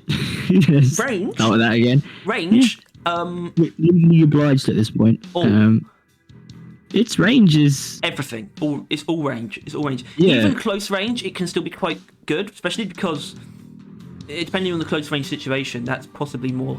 It has no friendly fire damage either. For you, because, you don't take damage from the explosions, and you can have stun on it too, so you can use it at close range. It's like because as you kind of established with the other ones, Gunner's primary weapons are useful at all ranges, but like the Thunderhead leans towards close and the minigun leans towards further away. The Hurricane, being the Hurricane, is the middle ground between them, which means it is good at everything always.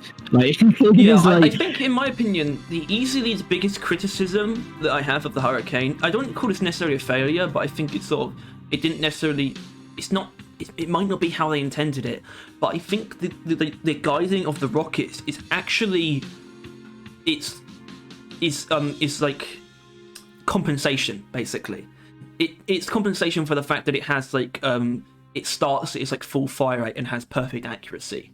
You know, that's what it has over the minigun and the Thunderhead, but that's compensated by travel time and sort of the way that you can actually fuck up because of the guided rockets.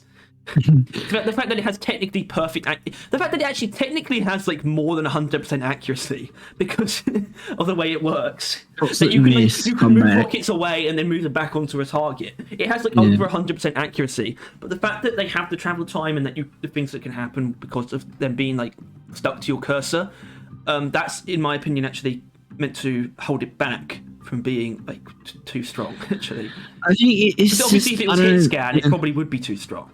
Right, because the way it's just so obviously like the middle ground between the Thunderhead and minigun. Like they were like, okay, direct damage and accuracy of the minigun with the AOE and like constant fire rate or steady fire rate of the Thunderhead, and they came up with the Hurricane. Even though it's definitely not meant to be a middle ground, or if there is, it was meant to be the Thunderhead, because the Hurricane has more area damage and radius than the Thunderhead, pretty much always. I actually think it's impossible to make the Thunderhead have more, except when you take jet fuel homebrew or plasma burster missiles. But yeah, the Hurricane, it's meant to be, it's not a rocket launcher in a sense, it's like a rocket system. I don't know, it's more like a rocket turret that you hold. You know, you can imagine like a rocket salvo, anti-air rocket turret that fires a lot of missiles. It's more like one of those that you hold. It's like a mini rocket LMG, you know? But it doesn't quite feel like that. It's like, I think saying that, you know, it's actually on like the other side of the Thunderhead, ammo also implies that as well. Minigun, tons and tons of ammo. Thunderhead's fuck tons of ammo. Hurricane, an amount, but not a lot. It's still it's still a decent pool, but in my opinion, it has the least. By default, it has the least efficient ammo pool because it meets like really weird and like, annoying breakpoints. Whereas like it's really difficult to make it two-shot a grunt with direct damage, but you get like really close. It's just really annoying, and it's like it's like this breakpoints it feels like it should hit, and if it did then it would be fantastic by default, but it's not. And that's the thing, in my opinion, it's the worst of the three in its default state, basically, both in its default state and then alongside with its like clean overclocks, right? But but the Hurricane has this very weird sort of insecurity about it, where it felt the need to have like 3 of the best fucking overclocks in the game. And they all have their own caveats as well, by the way. That's the thing, which is why there's a good chance it's going to stay in B tier. But the Hurricane, in my opinion, is held up by these 3 overclocks, basically. In a lot of ways. Mine layer system, yeah, you have to put them in the ground, but it's like you can get the most total damage like in the game out of this thing with mine layer system and napalm rounds. With the caveat of, not being as aerial in its nature. Yeah, and also it like taking away what the Hurricane is like inherently meant to be as well. You shoot it at the ground and you also have no guidance. And there's arguably the same for both of these other ones too. You still have guidance on Jet Fuel Homebrew, but it's so quick, and you have like, I think it's also harder to guide anyway. So it basically doesn't. And it's also weird because you can like because it still takes like 3 direct hits to kill a grunt, yet it will one-shot a grunt in the face. So it's like it's a bit of an executioner problem. I'd argue still much better overall than Executioner, but it's still some of the strongest and most like forceful direct damage, especially when you get those weak point hits in. Because it's also plus 50% weak point. Gunner really likes to have, right? Let's Storm, a Big Breath from Thunderhead, and Jet Fuel Homebrew. Well, this is the weird thing, actually. Why I kind of have to agree with you about it being a middle ground, because it's the only one that actually has a weak point mod or overclock. And yet it's the rocket launcher. And then obviously you have Salvo module, which is one of the best close range, like also damage per shot things. The only thing I like using on the Hurricane. It's just, you're just like chilling and you're like single firing, which isn't the most convenient thing in the world, but it's like you can still use the gun in its normal ring. And then there's like an enemy that you don't wish to be there anymore, and then they are gone. Like Salvo module is just like, fuck you, and then you just 9 rocket the shit out of like a poor grunt guard. But obviously they're very limited by range, obviously. Yes. This guy ain't, but it's also not as great at close range. That's the thing though, is like, these 3 are good, and obviously we ignore Plasma Burster, because... No, Tyler, we're not going to ignore Plasma Burster. Okay. Well, but see, you have these 2, which are good. Like this, like if you spec into area damage with this, that feels pretty good. And I think it probably still falls short of like the same build on the Hurricane. No, on the Thunderhead, I mean. Because you have like basically the same thing: fragmentation missiles and splintering shells. They're the same overclock, realistically. And I think the Hurricane sort of beats it out there, but it feels pretty good. The Thunderhead beats it out there. I get like, too confused. They're fucking. What's going on here? Storm, Thunder, Hurricane. Something going on there. I like it. That was the point. What's the next one? What's the next one going to be? Typhoon. Oh yeah. Oh yeah. Yeah. Anyway, this is pretty fun too. I actually like adding fire rate to the Hurricane. It's pretty fun. But yeah, this guy. This guy, man who got us cold. The one of the few cleans that is a downgrade. Actually, didn't you say you kind of liked it? Actually, I see the point of it. For stationary targets like a spitballer. Yeah, you can like fire you can like drop your load and then like look away from it and then move on. But but if you if you move on too early, then your like shots won't hit and then you get fucking murdered by it, and it's annoying as hell. And that is the solution to that. Or you could use Jet Fuel Homebrew and you'll kill it a lot quicker. Exactly. You can just look at it for like a couple of seconds and it will die. Yeah, it's a very weird clean, which really they didn't need to add. They already had 6. Exactly. Right? It's like they had to, because fucking all of Gunners. Actually, no, it doesn't. Maybe it's because of this guy. It's got 7. But I think they added it because maybe one of the devs or a couple of the devs found it annoying when that occurred, so they're like, "Fuck it, we're the devs. We'll just add an overclock that can cure that problem for us." Yeah, like, I also think it's actually got a pretty decent mod selection as well. This is actually a pretty big credit I would give to the Hurricane. Actually, is that it makes AOE radius very competitive with ammo, which you wouldn't think is possible. And that's because of Mindlay system, actually, to be fair, because it has like, yeah, it says times 1.5 AOE radius. It's like a lot bigger AOE, and it gets even a lot bigger when you increase that radius. So it's like actually way more efficient. You can get like, you know, like grenade launcher sized radius out of individual rockets if you take Mindlay system and increase blast radius, you know, and that makes it compete with ammo pretty like well. And same here, like in the context of the Hurricane, you get 36 more ammo if you take magazine size. Yeah, this fire rate is like very much so temp. At the same time, armor breaking is broken. So and not as in the good way, right?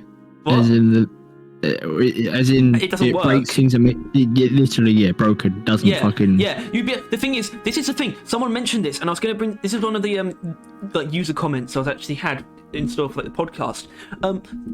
It was one of our actual loyal followers. It said that you'd be able to two-shot grunts with body shots with jet fuel homebrew if armor breaking worked, which would make jet fuel homebrew way better, because then you can actually two-shot grunts without having to hit them in the head, and it actually meets like a valuable break point compared to not using jet fuel homebrew. You know, so that to me needs to be fixed, because then jet fuel homebrew is like shoots straight up to an S tier overclock, even though it arguably could be anyway. But yeah, passive custom missiles. Actually, no, I don't want to talk about it. Actually, you know what? Yeah. The point is, it's fucking awful. It's an awful overclock. Yet it used to be like the most overpowered thing ever, and it's really sad. It is just the Hurricane is just like the middle child between them. Like it's good at like everything to a good amount, but it doesn't really thrive anywhere. And where it kind of misses the mark, it really kind of chips it up and makes it fall. It doesn't thrive anywhere like in a way that makes sense. This is what I mean about it's being somewhat insecure, where it has like 3 amazing builds, but they do not represent what the Hurricane is conceptually at all. Well, yeah, that's why this isn't a case of it being off. The actual thing, like the rocket, which I think is something worth mentioning. If the best builds turn off the gimmick was bad, right? Like, well, that's why to me the gimmick, I view the gimmick more as a deliberate like compensator. At the same time, that's kind of the case for the kind of primaries. Their gimmick is kind of the thing that's in there to hold them back, if you think about it. Like the Thunderhead's minigun. What are you saying? Flamethrower. What? Yeah, that's what I mean. Yeah, minigun. The minigun's like it like ramping up and like ramping down and all that. The heat. I mean, the minigun's got a few things, but like the Thunderhead like ramping fire rate because it starts. That sounds like a gimmick where you're like, oh, it builds up more fire rate. No, it starts at lower fire rate. It's a drawback, not something else. But the Hurricane to me, it feels too gimmicky to be like intended as a compensator, you know. And yeah, I think it might be still. I think that might still be the point of that mechanic. But I don't know if that was necessarily wise. Well, it is another thing that, I don't know, like, all the Gen 3 weapons generally, they did kind of decide to add, like, a little extra thing to, like, all of them. Arguably except... Gimmick. Well, I mean... Yes, everything kind of has a gimmick, but not everything by default has a gimmick in the game, you know. Some things don't have, like, default gimmicks, you know. The GK2 and, like, the Sabata don't have gimmicks by default, and I'd argue probably a couple others.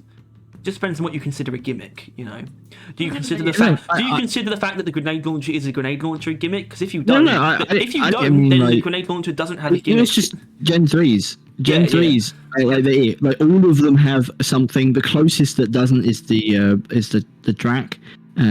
Like it's like, even though technically I would argue Plasma is a bit of a gimmick, it's still the least one I'm concerned, because they added like a new gimmick for each one. And I don't know. Doesn't have anything new like inherently. Yeah, It's like the least of it, and that's kind of a bad thing. But it was just something that they were experimenting. They were adding new things, and that's what they did with the smart rifle. And I think that was a bad idea. That's what they did with the Hurricane, and I don't think it was inherently a bad idea. I think homing missiles is a pretty bad idea. It is a pretty bad idea, but it doesn't. The problem is it doesn't deliver on that. And here's the thing: so default Hurricane, I would consider B tier. Like if you consider default Hurricane and like the clean overclocks, sort of like standard Hurricane builds that keep like true to itself. True Hurricane is what I'm saying is true Hurricane is B tier, but it has multiple S tier builds that I actually prefer using over either the Thunderhead or the Minigun. So I don't know how to place it. I think a safe thing to do might be putting it in high B. But I'm gonna fight my stand for B just because it should have had radiation, not fire. It should have had radiation, not fire. Yeah. No, I agree.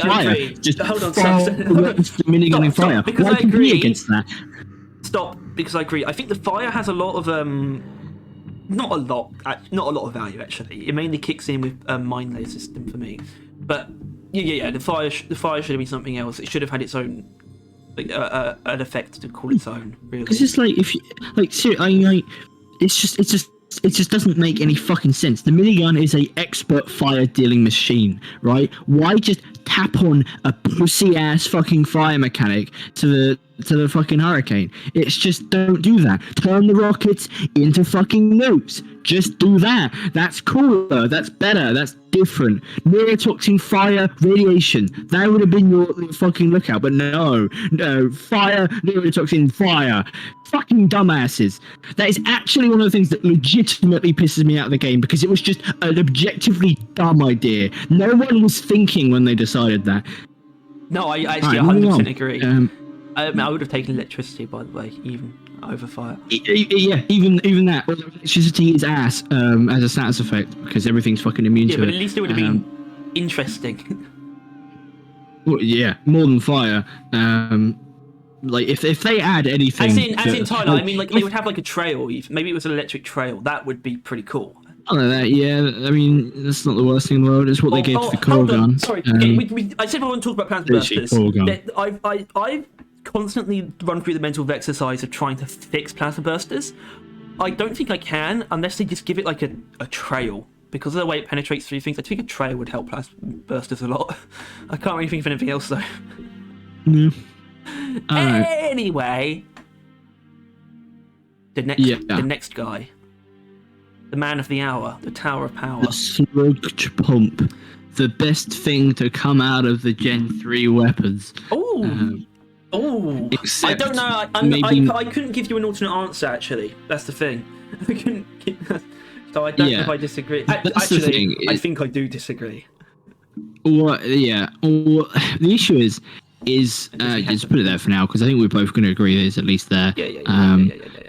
The Sludge Pump as a thing, I when they showed it, I denied its value to the game. I know, you did. Because, and I still stand by this, but I've switched sides in that the Sludge Pump is just sticky flames. This is the Flamethrower fight part 2 now. The Sludge Pump is covering the area in a elemental effect that slows down the enemy and deals damage, right? That's all the Sludge Pump. Well, not all the Sludge Pump. That's the problem. No, that's the problem with that statement. You've got it the wrong way round. Is that sticky flames is just Sludge Pump light. No, it's the other way. So Sludge Pump is more than just that mechanic. Oh no, that's the point though. That's the the point is that I'm not.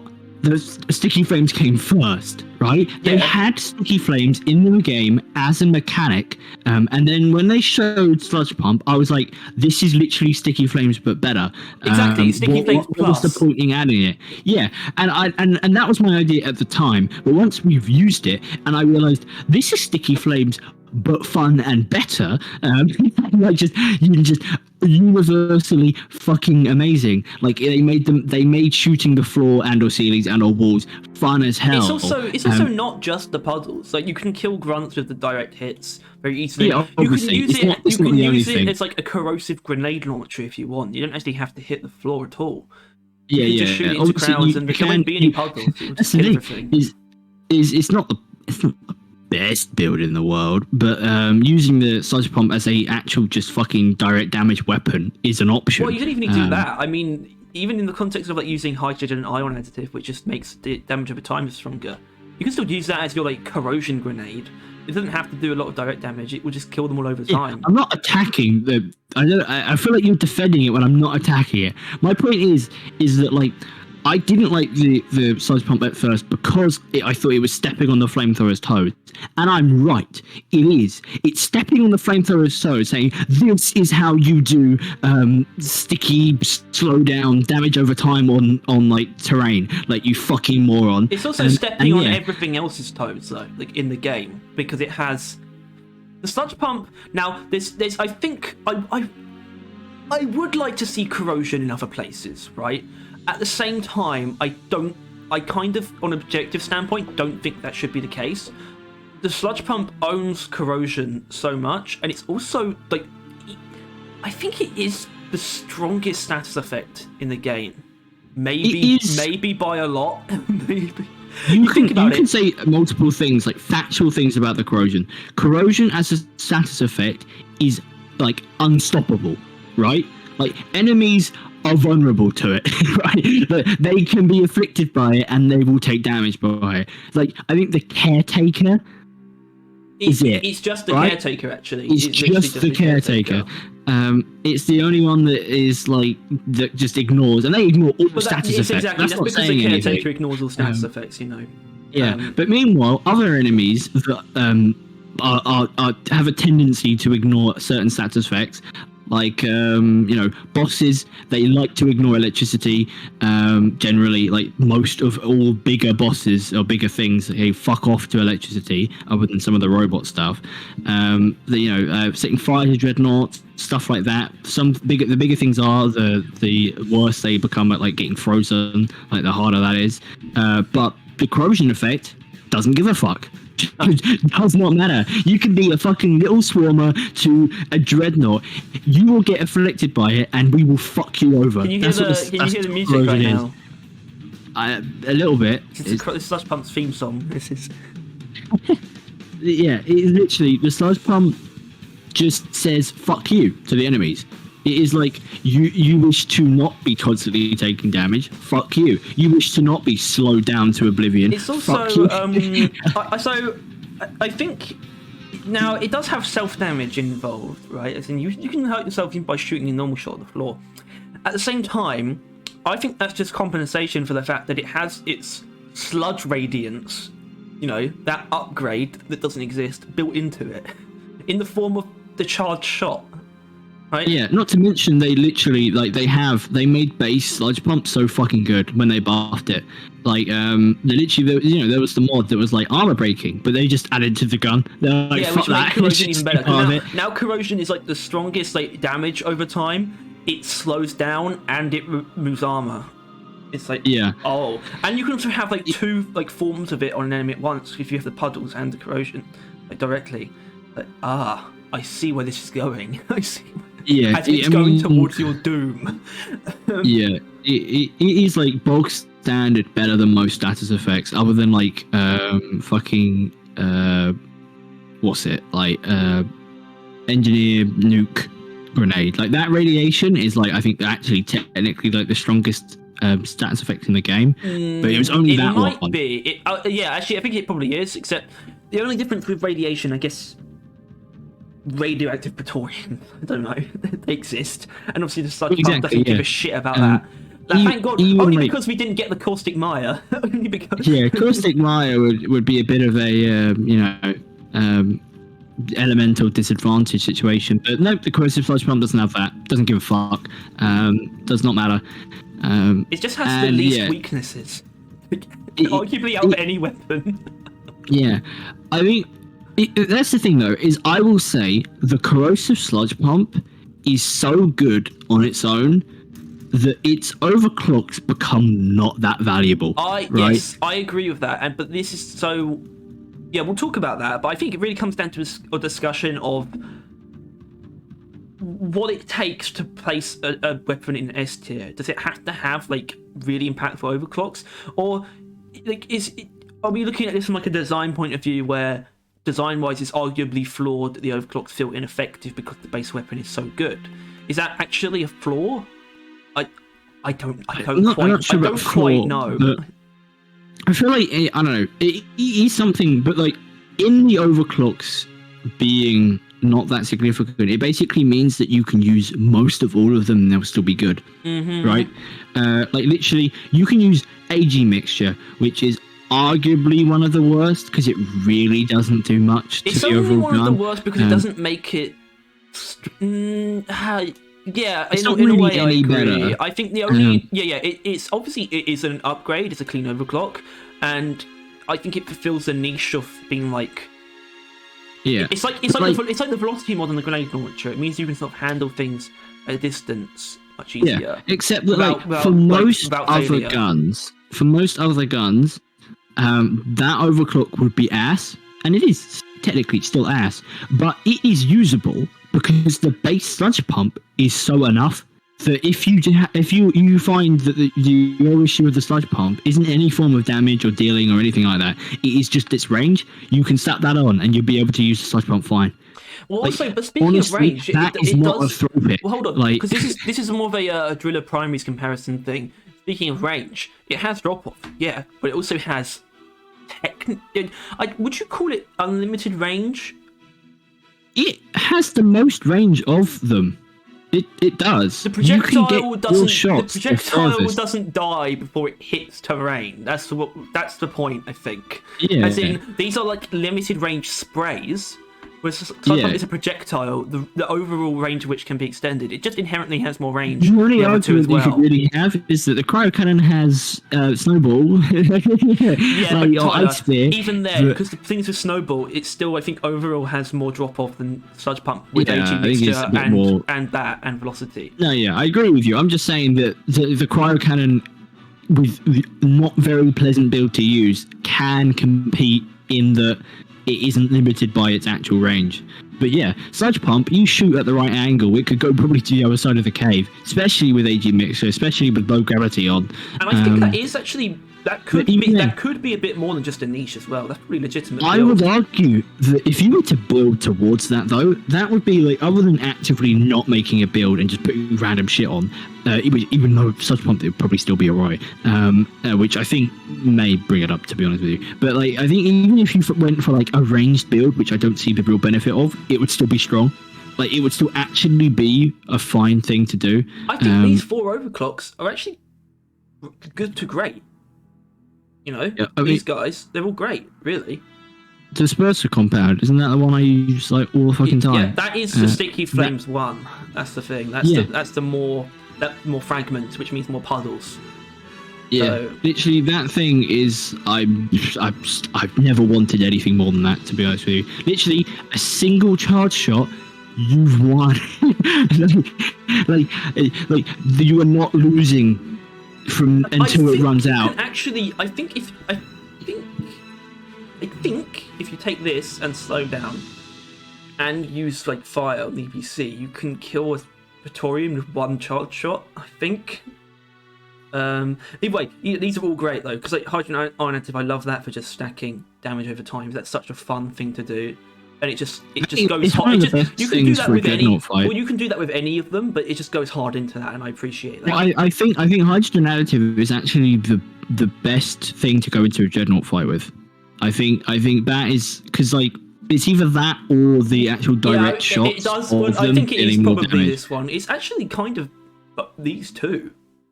And yeah, the Disperser compound's not bad, but like you don't really need a giant area for Dreadnought. It increases damage over time and slow down. Yeah, but I think if you take that, you can like slow enemies down by like a ridiculous amount. But it's like over 80%. That is literally the best thing Driller has primary wise for a Dreadnought, and it's the Sludge Pump that has it. I think personally, like, and that's just a like mid build as far as it's concerned. Well, I don't know. Like, that's the thing though, is I don't think the Sludge Pump has a peak build. But that's because the Sludge Pump is peak, Tyler. Yeah, I think that's the thing. Yeah, like every single build you can build it to is still good because That's the as thing. It's you almost say, impossible to make it bad, we except actually- with these two, and that's the kind of the point of them. I would still deny that though. I would still say we don't like him, right? You and me don't like him. Tom uses Sludge Blast. He's still doing fine, right? Because the Sludge Blast is so good that even when you throw pick with those unstables, it's still fine. I think Sludge Blast comes the closest. Actually ain't that bad, to be honest with you. No, it's just I like a weird Special. alternate fire mode. That's it's not really that much more beneficial than creating a puddle area, just creating a straight line. But it is what it is. Well, yeah, but, Google Special is literally an alternate, just changing the charge shot, and that's why I respect it actually.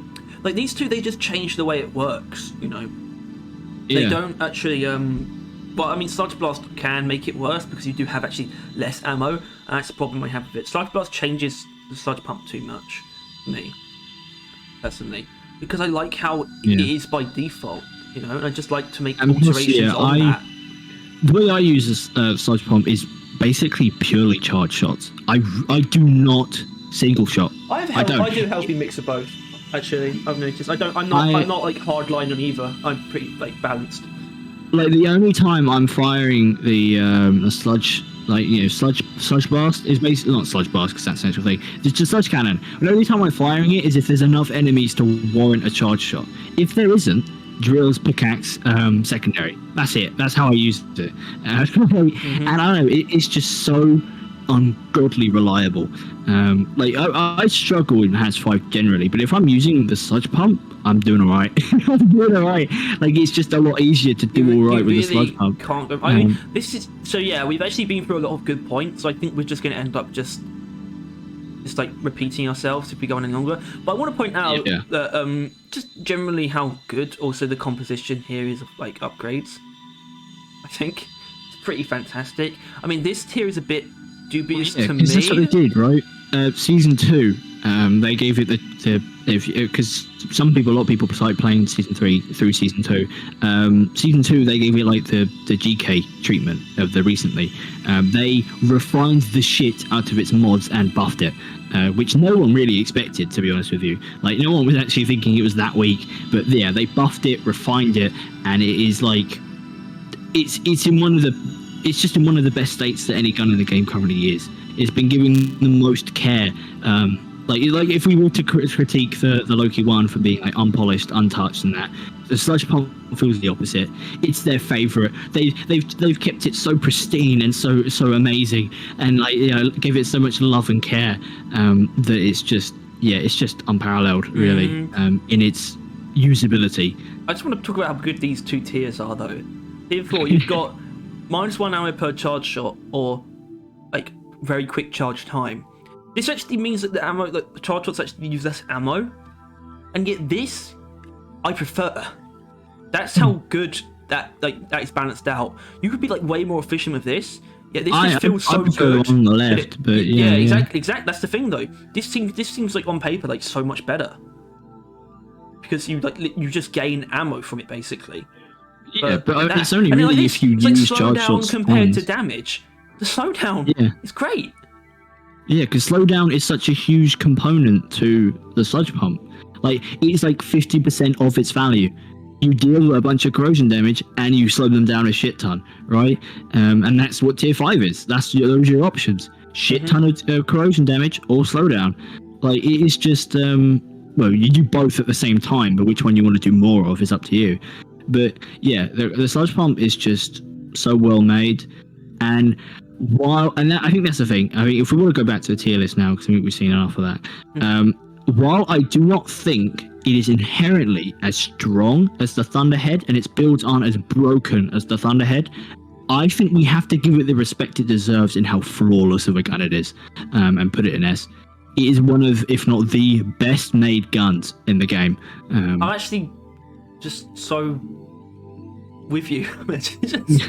Yeah. I do want to look at something though. What do we? Okay, let's say maybe your build. I don't know. Let's just fucking damage up the Wazir or something. I don't know this. I don't know if it will tell me if it will be having good.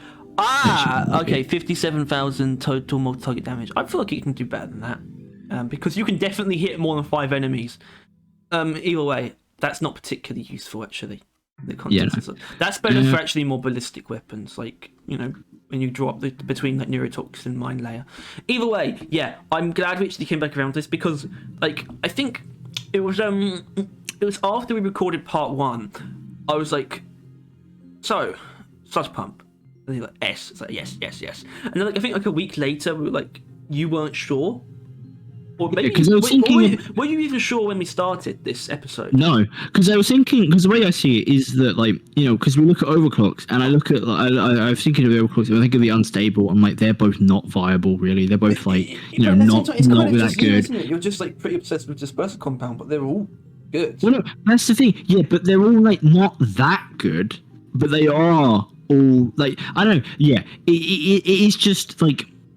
They don't need to be that much. They don't need to be neurotoxin payload. They don't need to be Big Bertha. They just need to slightly push the gun in the direction that you want to for your playstyle, and that's enough because of how strong the Sludge Pump was. That's what I didn't get before now, is that the Sludge Pump default is so abominably strong It's that the overclocks don't need to be that much. Boring, and that sounds weird, I think.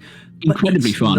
It's actually a very satisfying weapon to use, and I think I prefer using it to the fun damage in general. I think that's what I have to like. This is like, if anything, if I want to get into any controversy or any like arguments online with anyone, it is I want you to somehow like convince yourself and then try me that using sticky flames is more fun than the Sludge Pump, because using the Sludge Pump is better than sticky flames, so it's got to be for fun reasons, or else the fuck are you using sticky flames for? Right, bro, other than the fact that it's the best thing on the flamethrower. I'm laying sticky flames on the fucking ceiling 100 meters away. What are you doing with your stupid little flamethrower? Fuck all. Yeah. It's just, I don't know, yeah, like you're spinning around in circles. I'm just charging a shot, shooting it at the ceiling, and having God rain down upon me. Like, yeah, it's just like, I don't know, the corrosion, Sludge Pump is so strong and so fun, and it is just, it's well designed as well. I really like the look of it. Not that we've really used that argument for anything else, but it's just like, it's so like, it's just a cement mixer, the gun, and it's funny as hell. It is kind of ugly, actually, but it works. It's ugly in the good way, in that it's a corrosive sludge pump, right? It was never going to be a beautiful gun. It's gritty. It's like dirty. It looks like it was made like it was. This is not a commissioned weapon. This is a fucking slapped together. This is a war crime in a bottle. Like it's I don't know. Yeah, the sludge pump is amazing. I think it's the best driller weapon. I prefer the cryo cannon. Okay, fine, whatever. Yeah. That doesn't make sense after everything you just said, though. That doesn't make... It purely comes down to the fact that... Even from an opinion piece, you're like, I love it, I love the sludge pump, it's really fun to use. It's like, but I like the Cryo Cannon more. Like, huh? It's just because Cryo Driller is just the most fun shit in this entire game. And if that wasn't in the game, I still wouldn't be playing it. I wouldn't be playing it. But this is the difference between those two. Like, tuned cooler Cryo Cannon is... That's what Sludge Pump is by default. It's like at that level. Pretty much, yeah. It's like the Sludge Pump is perfect by default, which is why the overclocks are like just you can use any of them. That is the thing, though, really, isn't it? Like the Cryo Cannon and Flamethrower, their objective is to apply their status effect. Like, and they have to like work towards that. Obviously, Flamethrower not that much, Cryo Cannon quite a bit, but the Sludge Pump, nah, it just does it. Like instantaneous, right? Upon contact, it's also a strong enough status effect when you don't feel like you're just like waiting for things to die, especially like the small stuff. You're watching them like disintegrate piece by piece in front of you as the acidic fucking corrosion takes their family away. As long as you didn't wait for it to get within melee range, that grunt will die from that single shot before it gets to you. and obviously like I'm not sure how often. I think we've vaguely mentioned some builds with secondaries. Like I think we've kept them pretty separate, but like Wave Cooker EPC, it works godsend. And I've conceived of the build, but I've yet to use Sludge Pump with tranquilizer rounds for the Sabata, because I assume that would just be pretty good, right? Just holding you in place. Because that's not doing a better job at holding them in place, because they're stunned. They can't move. They're tranquilized. Exactly. They can't leave the fucking battle. That's a good point. Yeah, that's not a terrible point.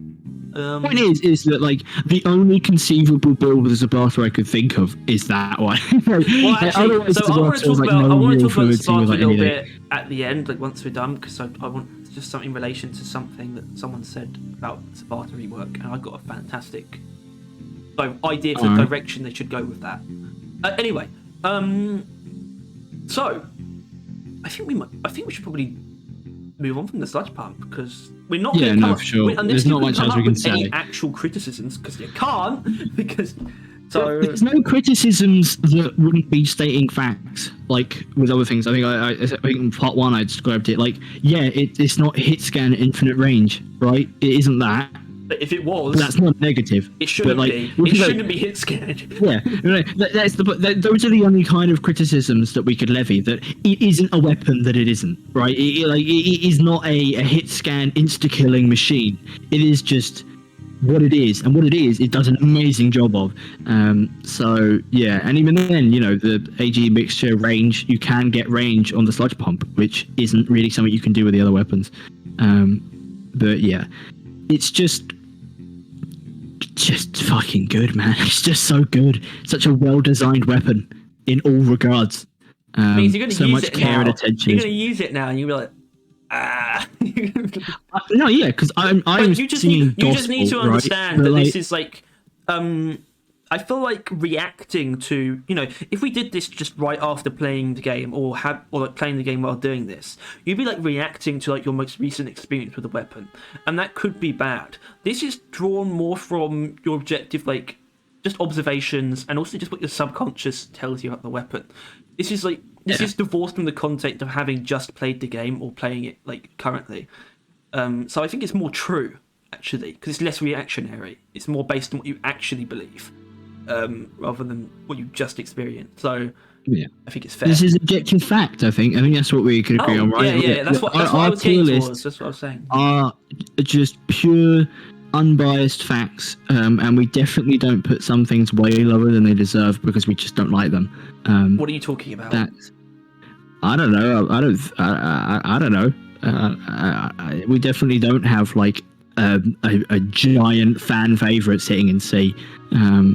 Like people who think undeniably that the M1000 is the best of Scout's weapon. There are no M1000 fans. Only hipster fans. Yes. Yes. And that one guy who uses hoverclock. That's our argument for like most of our lowest tiers. Look, hoverclock's pretty cool, actually. I mean, it's not strong, but it's pretty cool. I don't. It's just awkward. In concept, where it's like it makes you hover, and then if you get a kill, you can hover again. I don't know. It's kind of funky. It's a bit. It's not as. It doesn't play as well as it sounds. It does. Like that's really all it comes down to. But yeah, that was for last video. So no more M1000 talk. Moving on to the Drac.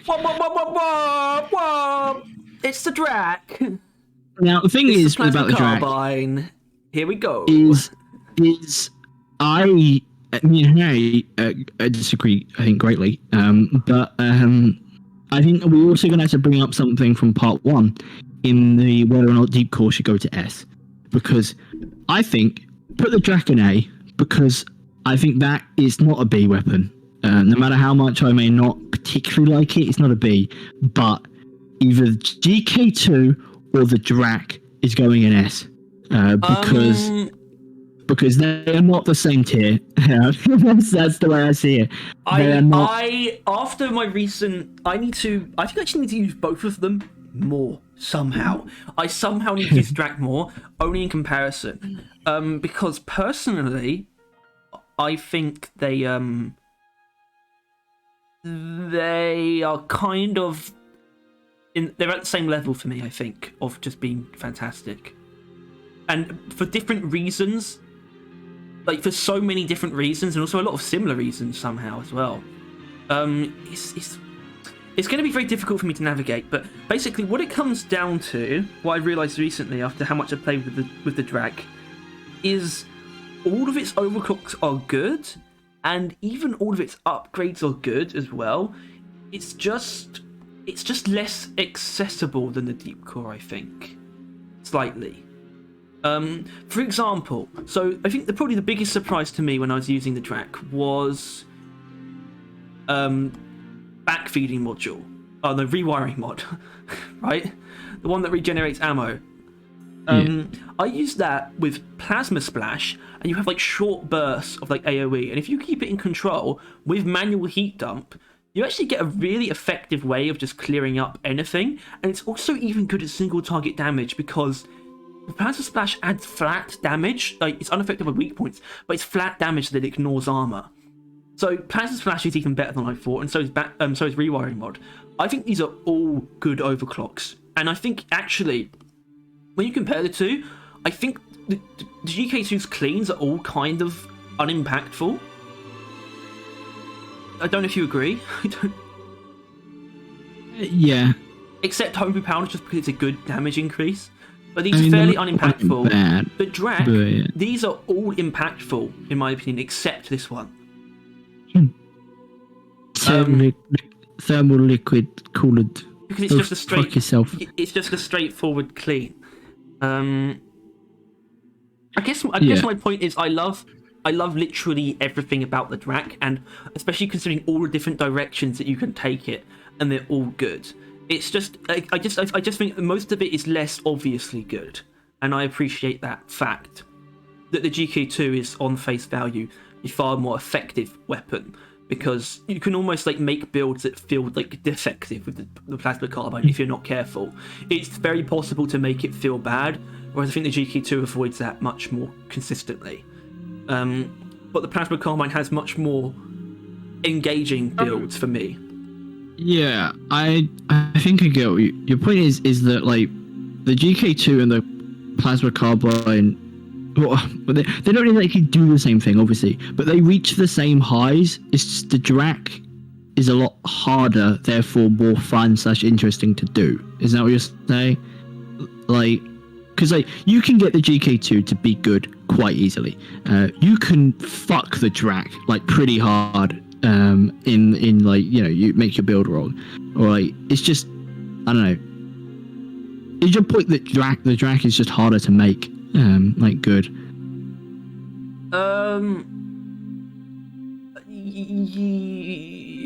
Possibly. Because obviously it's hard for me to say that because I know exactly how to make it good with all 6 of these overclocks. That's the thing. Prove it. You want to do it right now? Yeah, fuck it. Well, actually, I want to point out something. Aggressive venting is kind of weird. It's obviously not an upgrade. You get a lot. Though it's obviously not a downgrade. I mean, you can get a shit ton of free AOE damage out of it, but I still sometimes take issue with it. Sometimes I feel quite dangerous. But just make that would be it. You just have fire rate with electricity, which means you can get bonuses and Zhukovs. It just pairs well with the secondaries as well. I know. Yeah, I do like it's even the trick thing. It's good.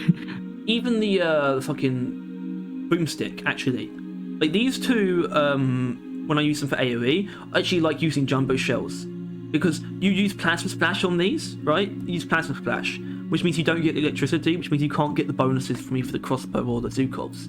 So having jumbo shells is just this solid chunk damage that doesn't rely on anything else actually feels pretty good with these two. Which is actually, it even makes the boomstick feel better. That's what I'm saying.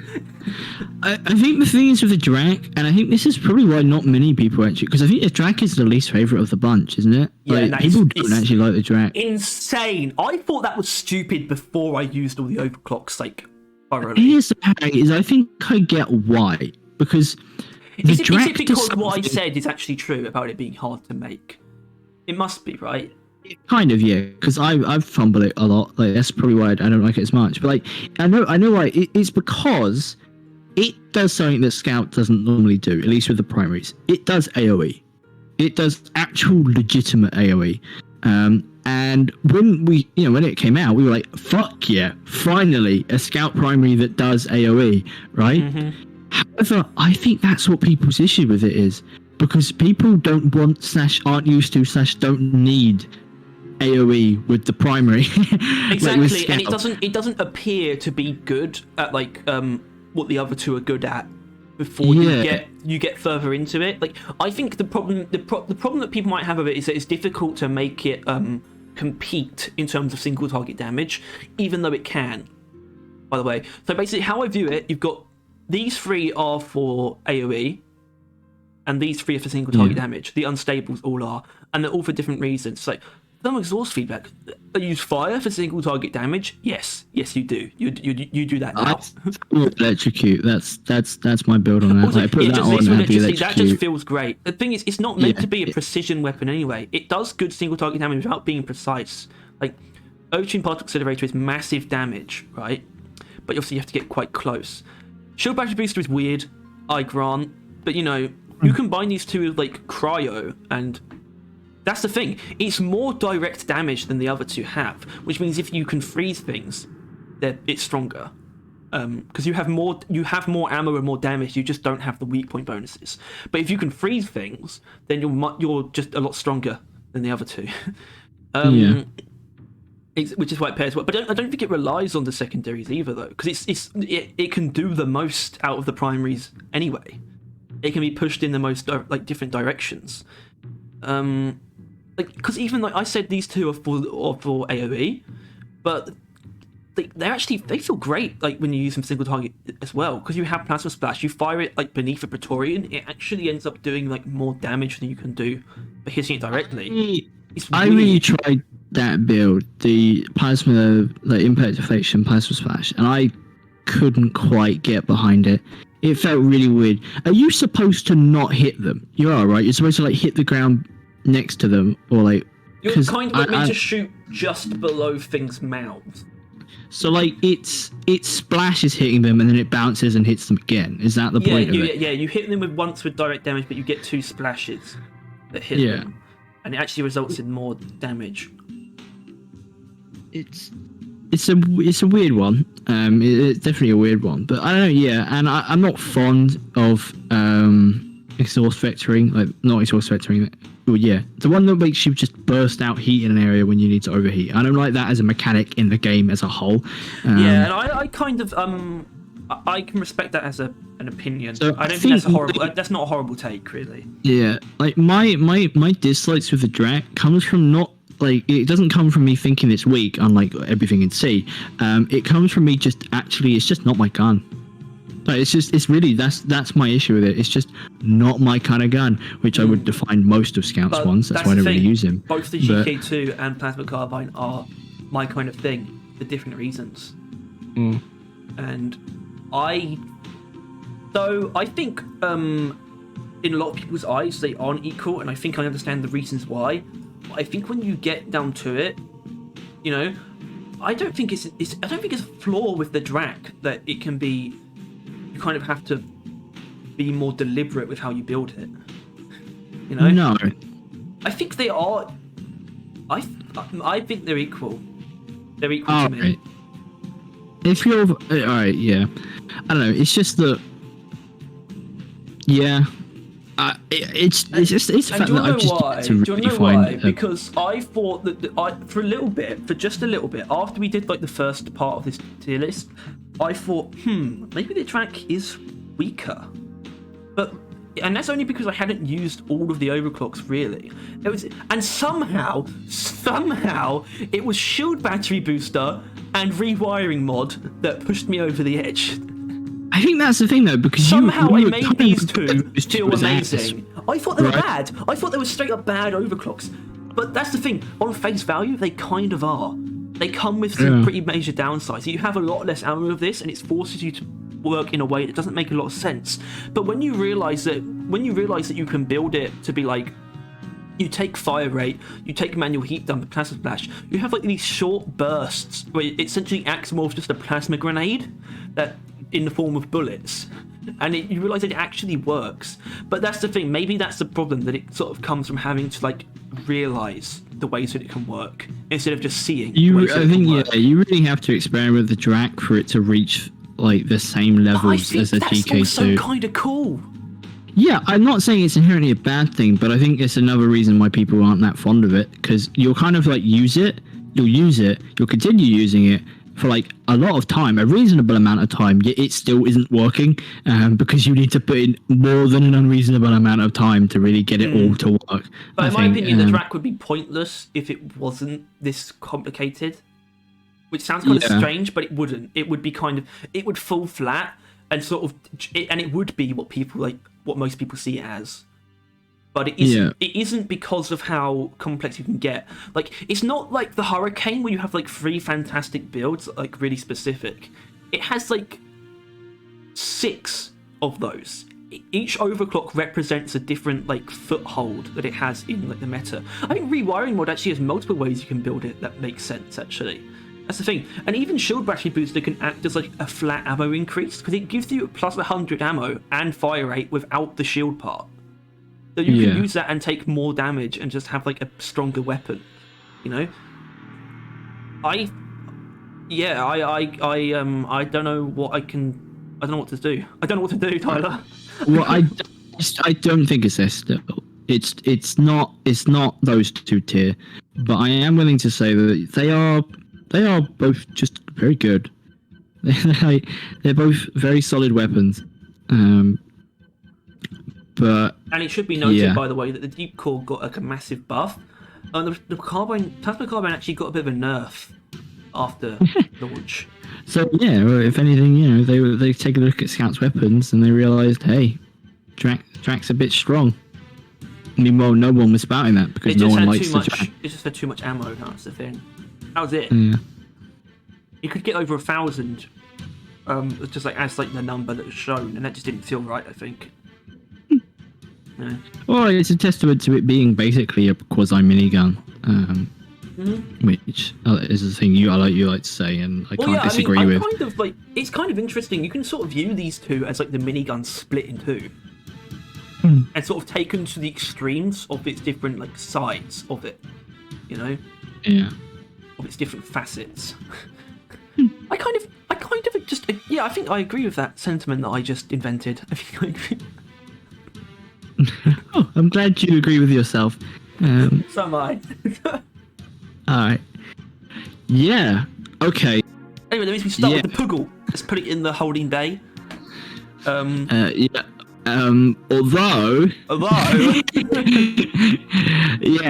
I'm going to keep up the arbitrary tradition of starting off with range, range. Which is really a launching point to get us talking. I think it's one of those guns which technically you could hit the other side of the cave. There's no hard cap, right? But you're going to have to do a lot of calculus there's a hard cap to its range, to be honest. Is there? It's affected by gravity. That means it can only go so far. I'd consider that a hard cap to its range because it doesn't have infinite range. Some things, right? I guess it's a soft cap in the case of the context of the game where you'll probably always be able to get it across any given cave if you're using the high velocity, especially. But it's still not infinite. But yeah, I consider it mid-range because it's dangerous at close range, which isn't always the case, but it is more often than not. There's really only one overclock sort of. Well, encourages mid-range, you'll reliably be hitting it, right? Long range, you'll have to do some mass. Close range, you're going to be scared to use it unless you ain't a pussy and you shoot it at your feet, so you can guarantee that everything around you gets hit, including you. But mid-range it can be used at long optimal range. Because the breach cutter is like exclusively not long range. It's like that is a more capped one, which obviously we'll get to more of them. But it is a fact that there is. On the secondaries, maybe, without thinking about it any further, but obviously the driller's primaries is that kind of capped range. Generally, obviously, some overclocks fuck around with that. All the Sludge Pump was the same as the PGL, really, in the quality range. Pretty much. Oh boy. But I think optimal range is mid-range, which is not really a bad thing, but it's just a fact, right? It's just you have to keep in mind that you can't use it at all distances, which is something. I guess builds. What about them? there is 3, right? There is 3. There's more than 3. There's more than 3. I don't think I've had a more complicated relationship with anything in my life than I've had with the PGL. And I can tell you with a lot of certainty, if you track it like across since I started, it was definitely a love-hate thing. It sort of started off as love, ascended into hate. Now it's just in a state where it's like simmering, and I'm not sure which way it's going to go at this point, but it's somewhere in the middle. Where it still confuses me as to how it's good, but I think it still is, but it doesn't quite make sense.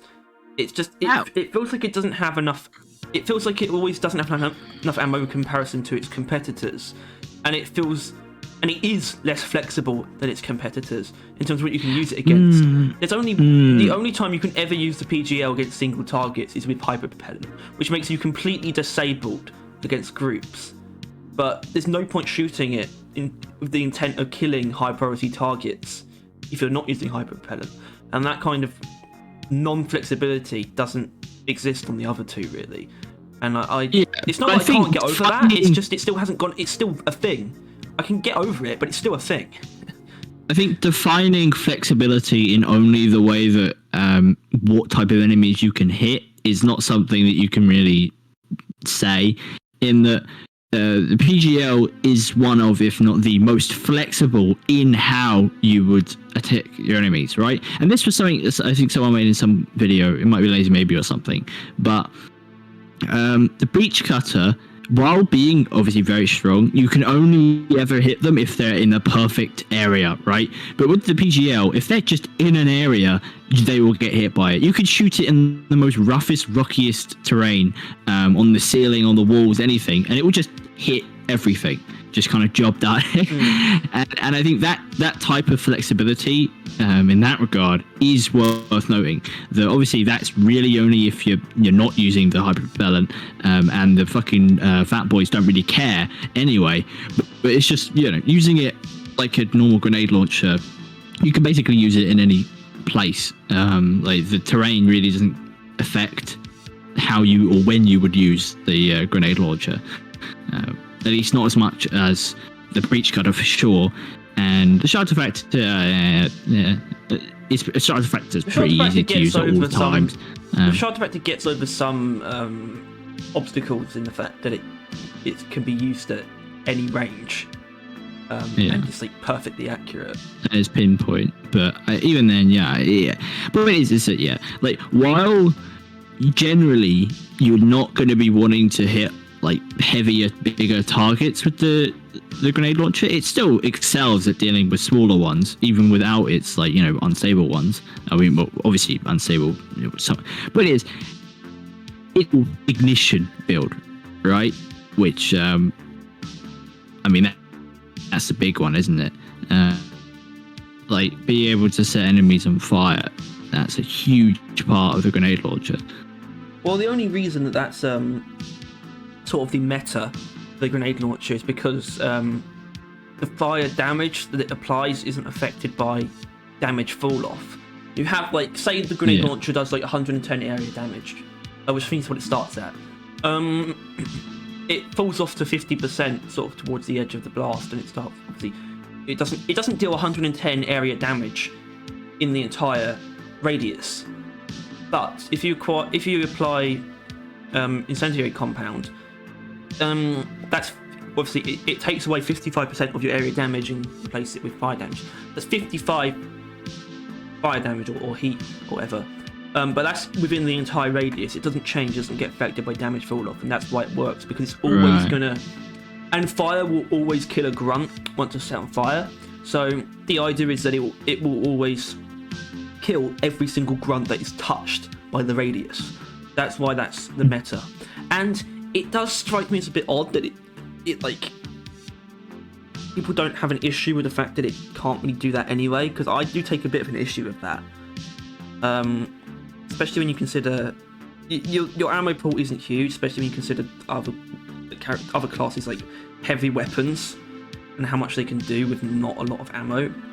yeah, you have to be so much more considered with the grenade launcher, especially if you're not using the best builds. As in, you're not. I just don't like the fact that you're kind of hurting yourself if you're not using the absolute best builds. As in, the absolute best builds are almost too much better than it is without those builds, and I don't. It's a bit weird to me. But even then, I wouldn't consider some of those best builds the same as what other people consider them. Hyper-propellant still kind of annoys me on principle, even though it feels good to use. And it just is good. It annoys me on principle, and it does disable you against groups like 99% of the time if you use very specific builds for your primaries that are usually quite annoying to account for that. Yeah, but isn't that kind of just the point of the game? No. Like it's you would have to do the same thing if it's the other way around. Like if you want something to be built more single target, you have to make the other weapon more AoE. That's common sense. And I don't think that's inherently a negative. That's just called balancing.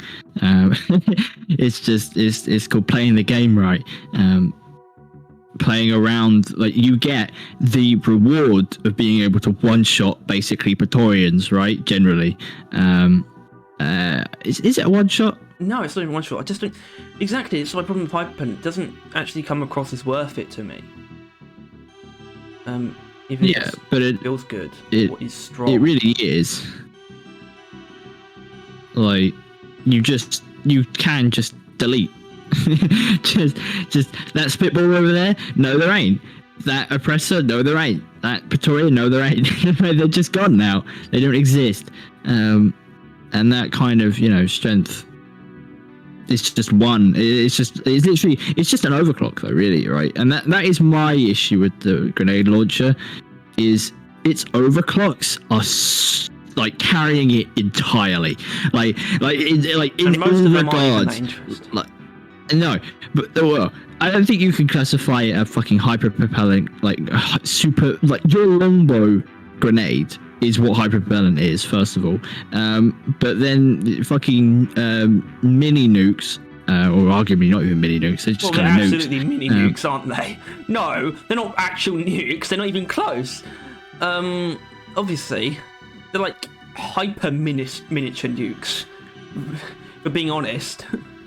So, whatever, mini nukes, yeah, that boy. Point is, and even the RJ250, that's a fucking. You can grenade jump, right? Which is like a thing it's a very popular way of moving around in at least TF2. I mean, all the other ones are fucking nothing special, but 3 out of 6, right, or 5 is 6 in it. There's like 2 ammo ones and like an area one. Yeah. It's not those 3. But that is where my issue with it comes. Those 2 ammo ones are objectively not worth using, right? There's no argument to use them. And I like the area one, but I feel that it's not as good as the other ones. And I have to use the fire on it. Because if you're not doing something special, then you have to use the fire. It's a required upgrade unless you're, running a fucking nuke or hyperpropellant. And even hyperpropellant, fire is still a good shout.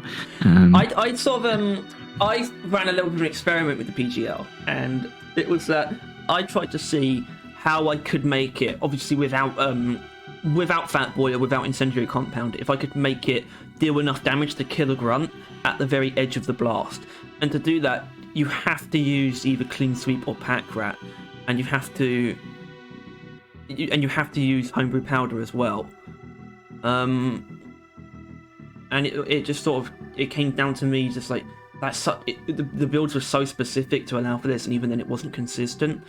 And I kind of just don't get how it's gotten by where that isn't easily possible. I feel like grunts are so weak. I feel like they should be able to just die. But at the same time, it's not like they're left on a great amount of health. It's kind of health that your turrets can easily pick them off from. Treaders now. Yeah, but I don't even know if it's necessarily specifically the overclocks. I think the overclocks have created. There's a meta in the overclocks that you're supposed to use. But I think Incendiary Compound is doing far too much heavy lifting. as a single mod that also converts your Well, yeah. damage.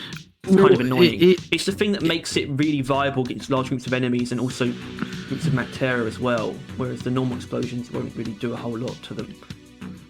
Yeah, like this isn't really a valid, and not your argument, the one I'm about to fucking straw man.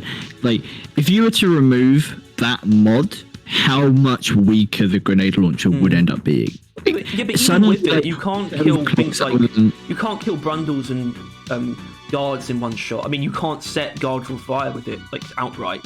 If you hit them directly with spiky grenade, you can, but guards still get left. It does some okay things, like you can set a warden on fire in one shot, even with RJ250 with full ammo. It still works for certain things. But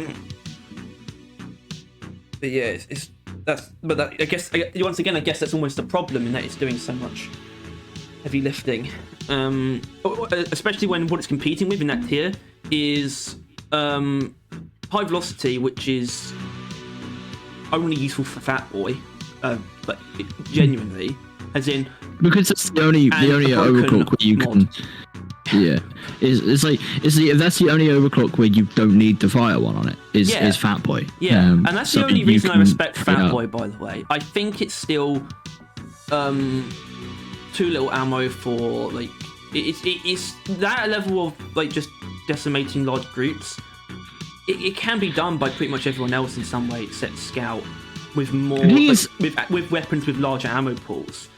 So the thing is, I realised this because yesterday me and Tom were playing like after you stopped playing, and I actually used the satchel charge, and I killed like, and this is not an exaggeration, 80 to 100 glyphids in one thing. Like they were all literally smothered the entire walls of like a semi-open like cave, and my satchel hit all of them. That is basically what Fat Boy is. Fat Boys are basically just satchel charges with lingering radiation. Yeah. Like, you get what, 4 of them, right? You can get 5 like, of them. You can get 5 of them, right? So yeah, but that's your whole weapon, though. That's your whole secondary weapon. And what I would see, and considering I don't value satchel charges like at all, really, I don't think that's a useful thing to be doing as a utility. I think as an actual weapon, being able to just annihilate an ungodly horde in an instant, and then any lingering ones still being done. It's not only the speed at which that is done, but it does help with an element of area lockdown. It's also, it makes the PGL its most flexible against flexible against a lot of things, but you're still so limited by the ammo pool. It's not like, it does good damage to a Praetorian, like a lot, most of its health, but you can't just use it on every Praetorian you see. In fact, you should never use it on just a single Praetorian. So it has its own ways of limiting how you use it again. I think that's the thing with the PGL, which maybe is why you don't like it as much. Is the PGL is probably the secondary that you would most not use, if you know what I mean. Like, it's the one that you would hold in your pocket for the longest and then whip it out when you need it most. Like, you'd only whip it out with hyperpropellant if there's like, a big weak point heavy target like Spitballer, Oppressor, Praetorian, all that jazz, right? Corlock, which would be very nice if you just bump into a boss like that with hyperpropellant. But then the fire one is only, it's more usable because you'll actually have ammo and have fire, but that's like hordes, right? You got to have a large group of enemies grouped up. Even then, it always leaves behind things like guards, and it doesn't usually feel worth using against groups of swarmers. That's basically what your primaries are for, though. Your primaries are for those, the lingerers. And same with your turrets and grenades, shredders mainly.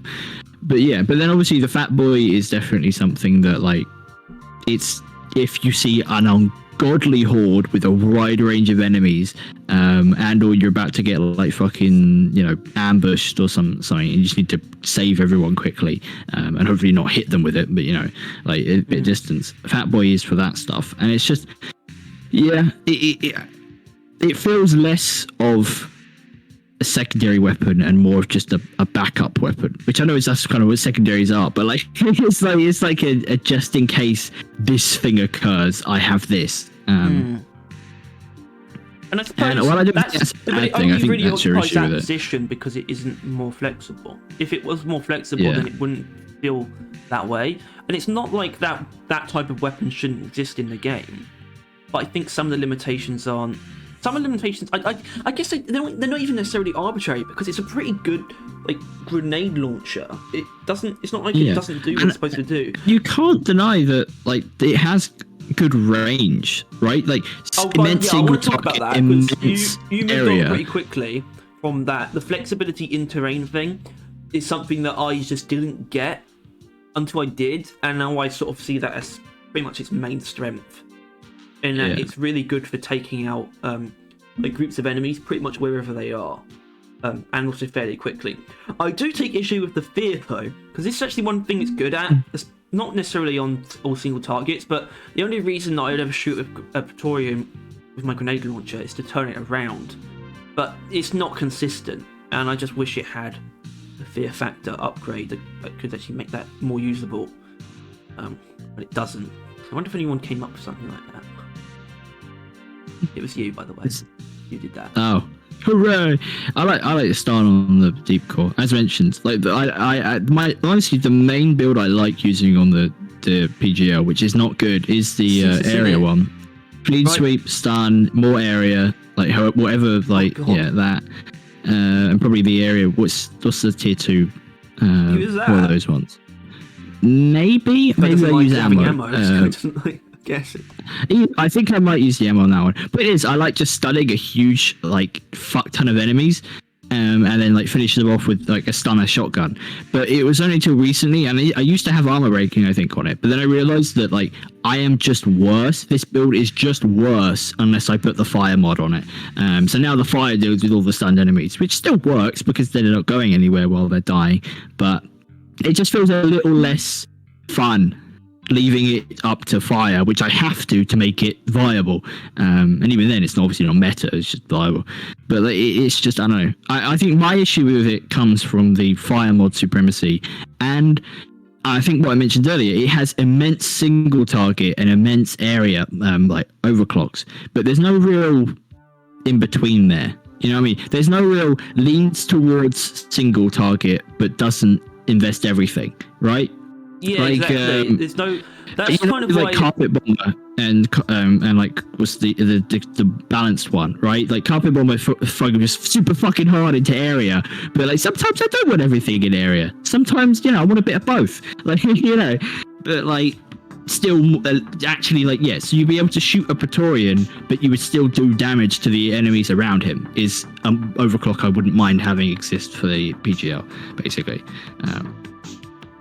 It's just, I know, I think that's just some of the things it's missing, which you could definitely do with, is a little bit more nuance in between, and with not such a dominant fire meta on it. So it could do without having this. It's just completely redundant.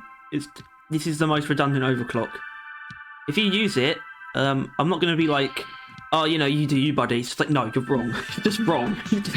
You shouldn't be using it because it reduces your damage that you can't kill grunts in one hit, but even at the center of the blast, and it reduces your radius even. So you should be using Century Compound with it anyway.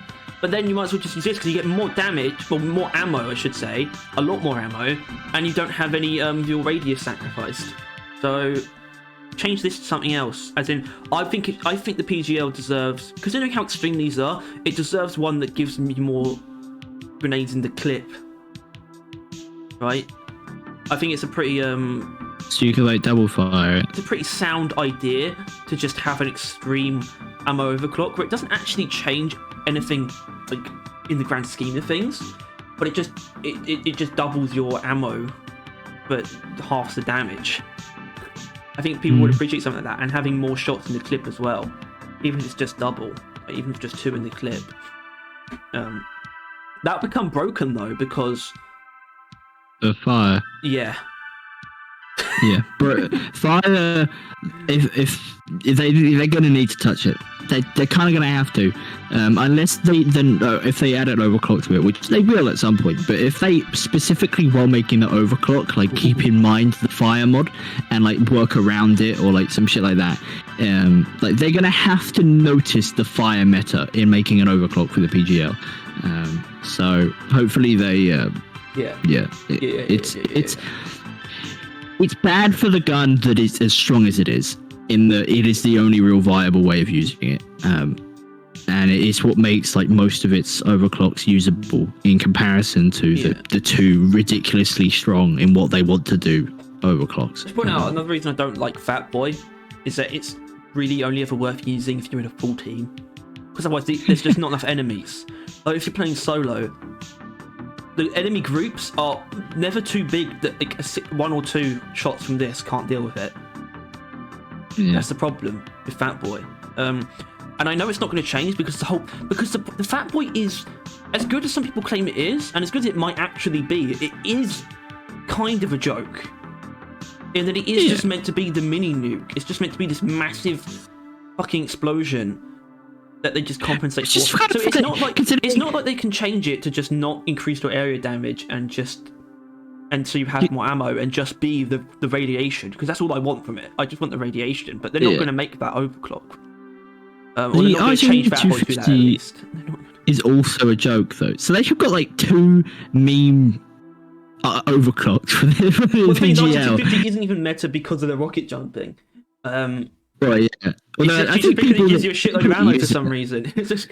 Yeah, people that use it, like, I think they do eventually start using it for that element to it, but that's never the reason why people pick it. At least why they keep using it. Well, and then eventually, it's the best in clutch situations, or like it's best for close range because it reduces the damage a lot, and then the incendiary compound reduces the damage again.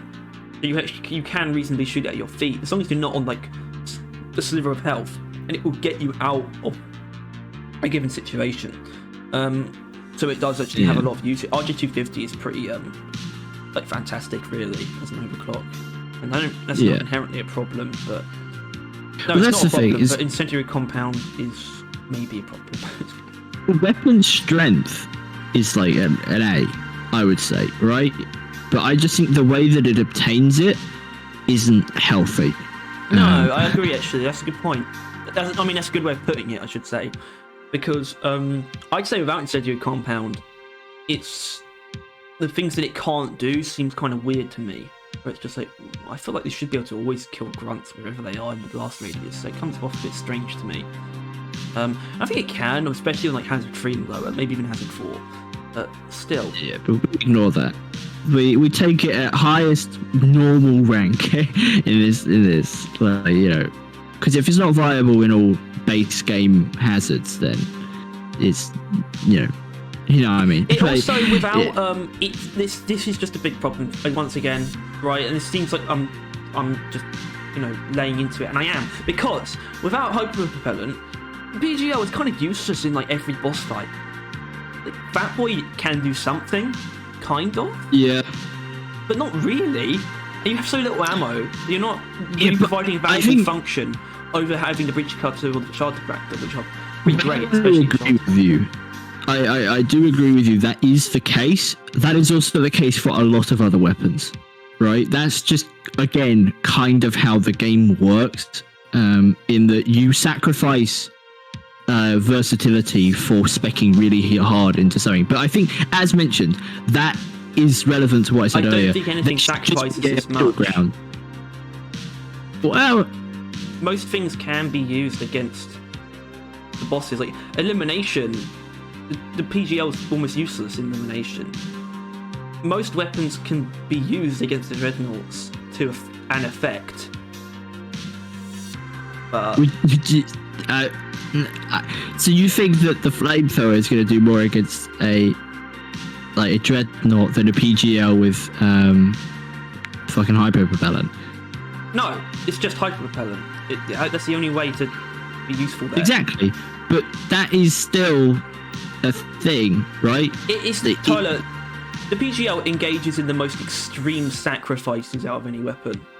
It's more extreme than any other case. Which is why I think it should have some more toned down, nuanced ones. I think there should be one that does direct damage, but not hyper propellant direct damage, just slightly more direct damage with maybe just well, hold on, that guy do you remember the modded overclock video that I showed you? He made like a plasma one where it was like a smaller radius, but it was like a lot more damage, but like with no fall off as well. It was like a condensed, powerful explosion. It did like a decent amount of damage and it didn't fall off at all. That's actually what compact rounds should probably change to, something like that, where it's like a very dense, high amount of damage, but not in a big area. Where it's still doing a lot of the single target damage through area damage. That could be a that would be area plus direct, but the area is smaller, so you're basically just doing a lot of both to a single force grouped up a bunch of enemies. Something like that would be something that can kill guards in one shot as well. That'd be nice. Like middle. Something that can kill guards in one shot, but isn't Fat Boy or Hyper Propellant, because you're never going to use Hyper Propellant on a guard, obviously. And Fat Boy will take care of guards, but it's the only way to do that in the large groups. So yeah, I like that idea. It might help it a lot actually, but yeah, no, I think. No, I think you can't argue with its strength, though, Harry, which is what you do often. It is very strong at the things you make it to be strong at, but it comes at a price. But what doesn't in this game? And it's well, I wouldn't dislike it this much if it wasn't the highest price.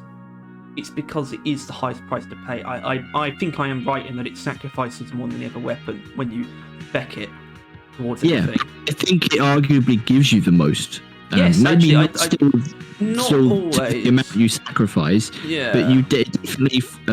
Fat Boy is probably one of, if not the strongest overclocks in the game. The amount of damage I imagine you could do in a single instance is, I doubt many other things can beat. Right?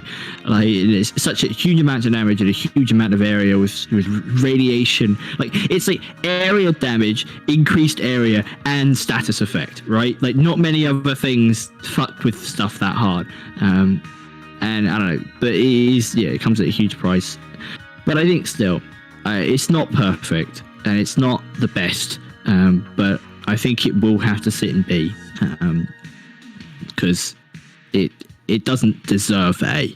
No, it can't really be. It hasn't earned its strength in a healthy way. And Harry would like to fight. Its strength isn't even like met with the right amount of like balance to it, whatever, right? Or its strength comes at too big of a cost. But either way, I don't think either of us think it should be an A, so it's going to stay in B. But were you never going to fight for a C, Harry? No, I would have done at one point. I would have done, but not anymore. Yeah. Don't worry. All right. It's all good, baby. Yeah. Still a fun go, but it's just fun. A bit unhealthy. It is kind of fun. But the problem is, I always kind of agreed with that, except so many builds aren't. So honestly, for me, so many builds weren't strong enough for them to be fun. Which is why I actually appreciated what they did with RG250. That sort of helped out of that hole. Whereas, yeah, because like most people are like, yay, giant nuke, or yay, I just like one shot a fucking spitballer or like a dreadnought or whatever. Like, obviously not full health, but doing a huge chunk of damage is always satisfying. But you'd then sit there and be like, it wasn't worth the ammo. Like, your fun would be ruined, wouldn't it? Well, Fat Boy's very easy to not be worth the ammo, especially on solo. Because Hyperpropellant is always worth using against the things you're meant to use it against. Well, the thing is, in solo, you've got an entire resupply to yourself. You shouldn't have to worry about wasting ammo, really. But you've also got no one to back you up in like when you're going against high numbers. And a resupply doesn't inherently keep you alive, because Fat Boy can't be used at close range, and you can run out of ammo quite quickly. You don't have a resupply isn't backup. But a resupply allows you to use Fat Boys in more reasonable times, which would keep the enemy numbers a lot lower. Like, if you can use Fat Boy liberally, like Tom does, you would be able to just kind of exist without issues. Like the numbers will never get that big if you can use fat boys with no real But the enemies are more justification spread out behind in it. solo. Well, Then maybe it just ends up using being a bit lures. different. What? maybe it's a lure diff. Maybe that's the key to liking Fat Boy. Yeah, but and if you don't take an explosive grenade, you don't have enough uses of high area damage. Just in your arsenal. That's the problem with that. So. But you No, I can don't. do if you just use it liberally. Yeah, I guess if you use it liberally. If you just use it all the times you would normally, it's. Fat Boy's It not for still me. works. That's what it comes down to. It's just really, I can't. It's not for me. And I prefer that. Neither of them are. Maybe that's what it is. And even if I don't care how objectively good they are. I mean, to be honest, they're gimmicks. I don't think they're actually meant to be objectively good. I don't think so. But either way, they don't sit right with me, and that's always going to affect my view of the PGL, especially considering how popular those overclocks are. So, sorry guys. At the same time, we agree on where it's meant to be, so Yeah, because I think its alien strength just doesn't really deserve it. Same as why the M1000's down in C. it's the most unhealthy way of attaining strength in that instance. Yeah. It's just a mod you that have to use steroids, otherwise you're just the weakest link. Yeah, it's a mod that carries it in the regards that it should just already do. It's basically the thing, I think, which then forces all the builds to be pretty similar. Plus, completely irrelevant overclock in it as well. And yeah, it's just not perfect, but it could be. Maybe just a little bit of touching up, but then it really seemed to do little bits of touching up. He likes to just go whole hog into something. Well, there's always no, they do. It's hard for me to remember specific instances because it's always smaller stuff, but it's never just the one big rework. That's not the only bit of weapon balancing. Yeah, but I'm not sure a little something would fix the thing, especially for you. But like for me, you'd either have to severely reduce the strength of the fire mod, and just buff the gun normally. The fire mod would have to do I don't know. Well, it's currently 50% of the damage, right? Bring it down to 33% or some shit, maybe 25%. But increase the overall damage of the gun. Yeah, it makes you actually have to take damage mods as well to help incendiary compound, instead of just being able to take all ammo and incendiary compounds and not suffer at all. Instead of incendiary compound being your build, you then have to build yourself for incendiary compound. That's a more healthy way of going about it, I think. Especially since it's just a mod, right? If it was an overclock, sure, do what the fuck you want, man. But it's just a mod, and it's such a strong part of it. But yeah. All right. I think we can move on. How long was that? Because if it was an hour, then oh shit. No, that wasn't an hour. Good lord. It was 2. Oh, right. No. Oh no. Imagine. Oh god, I hope that wasn't visible. How time flies when you have to defend something you don't particularly like. How time flies when you have to shit on something you kind of don't mind. Yeah. Not really. All right. Oh, how the time flies when you're wait, no, that's pit bulls, isn't it? I don't know what bulldogs do. They beat up children. They're like cookie jars, aren't they? No, they give you card deals. Card set. What's it? What was that actually? The bulldog, who had a comedian that got in a car crash. Oh my god! What are you talking? Oh yes. Are you talking about him? Yeah. I don't remember his name. It's car insurance. Because I think that was the joke. Is that it was a car insurance bulldog thing, and then the guy that the comedian that was the face of it got in a car crash because he was drunk driving or something. So it was a whole thing. Point is, that's what bulldogs are. They're drunk driving. you get hit by a drunk driver, and it's like the Bulldog heavy revolver. It's like, how can I make driving even more fun? And then it's like the same as like alcohol. It's like Molotov bullets. It's like yeah, the Bulldog. I'm gonna say I don't like it. I don't. Yeah, I thought you didn't. I kind of knew that in a way. Yeah, I've never gotten along with the Bulldog. I don't really like any of its build. I don't like what it does. But I can't really turn down the fact that it is just good as hell. Like, it's just a solid weapon in basically all regards. It has a wide range of builds that are all fairly viable. It's and it's a pretty interesting one. Yeah, it's interesting because it has a very wide range of builds. You can use it in a lot of different ways. It actually like has a lot of overclocks that do like a very similar thing, but actually feel distinct from each other. Also having some that feel that do different things and feel once again feel very distinct. And yet it always comes across as a sidearm, and I think that's a very actually good thing that they've done, where it doesn't feel like this ridiculous. It doesn't feel like a primary weapon. It's very much so a secondary weapon, yet it still engages in a similar level of variety and like usability as the highest tier weapons. But it's still a sidearm, which I think is exactly the position that it should take. That's how all sidearms should come across.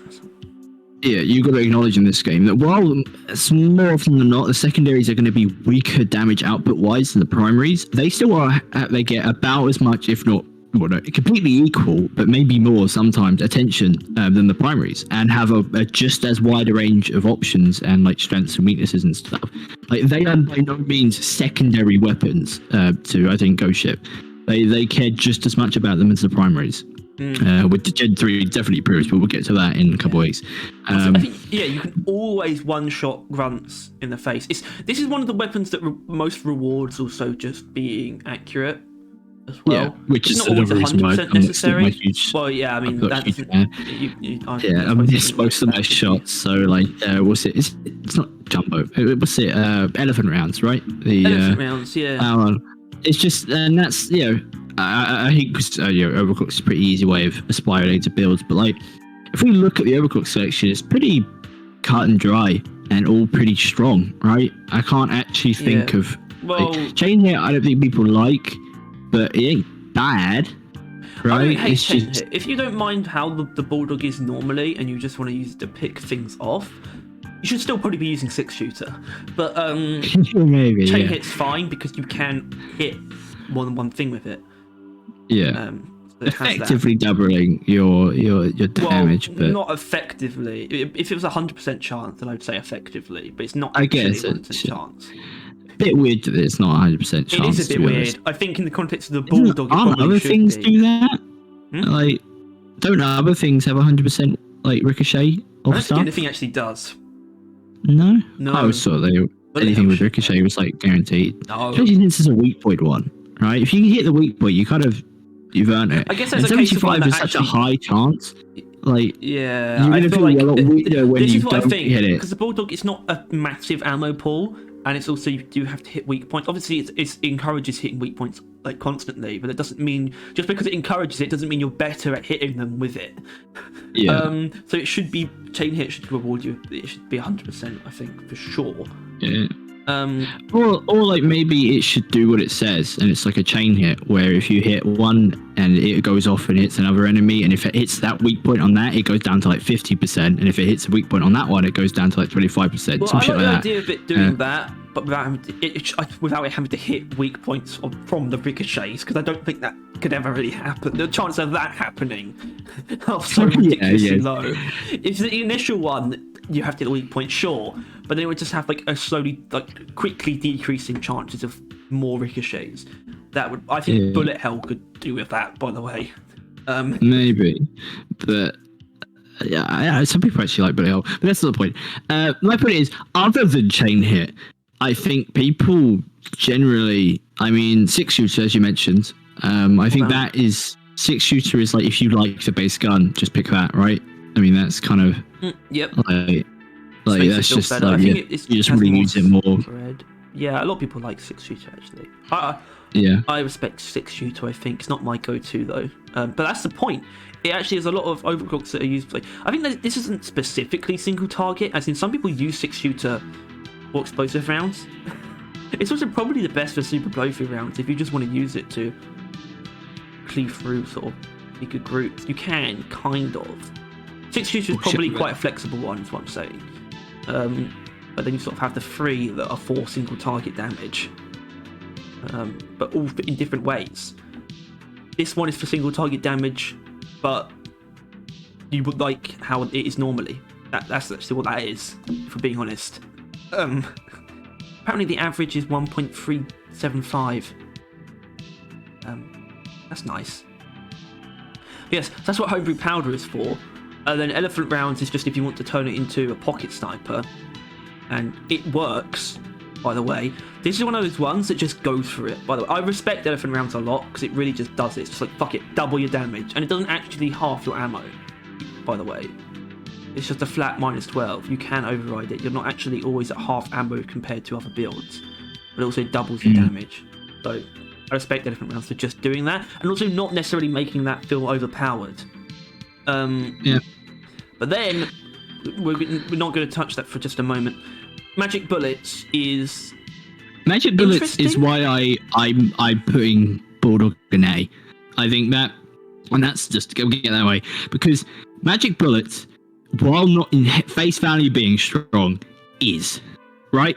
Like, it's just it just provides such an interesting, strong build to the Bulldog, and I find that inherently A-worthy, in my opinion. And you're going to get into what it is, obviously, but it's just I respect magic bullets because it seems like it's kind of just off to the side, like it's just some kind of goofy overclock, but it's off to the side because you do have to use it in a very particular way.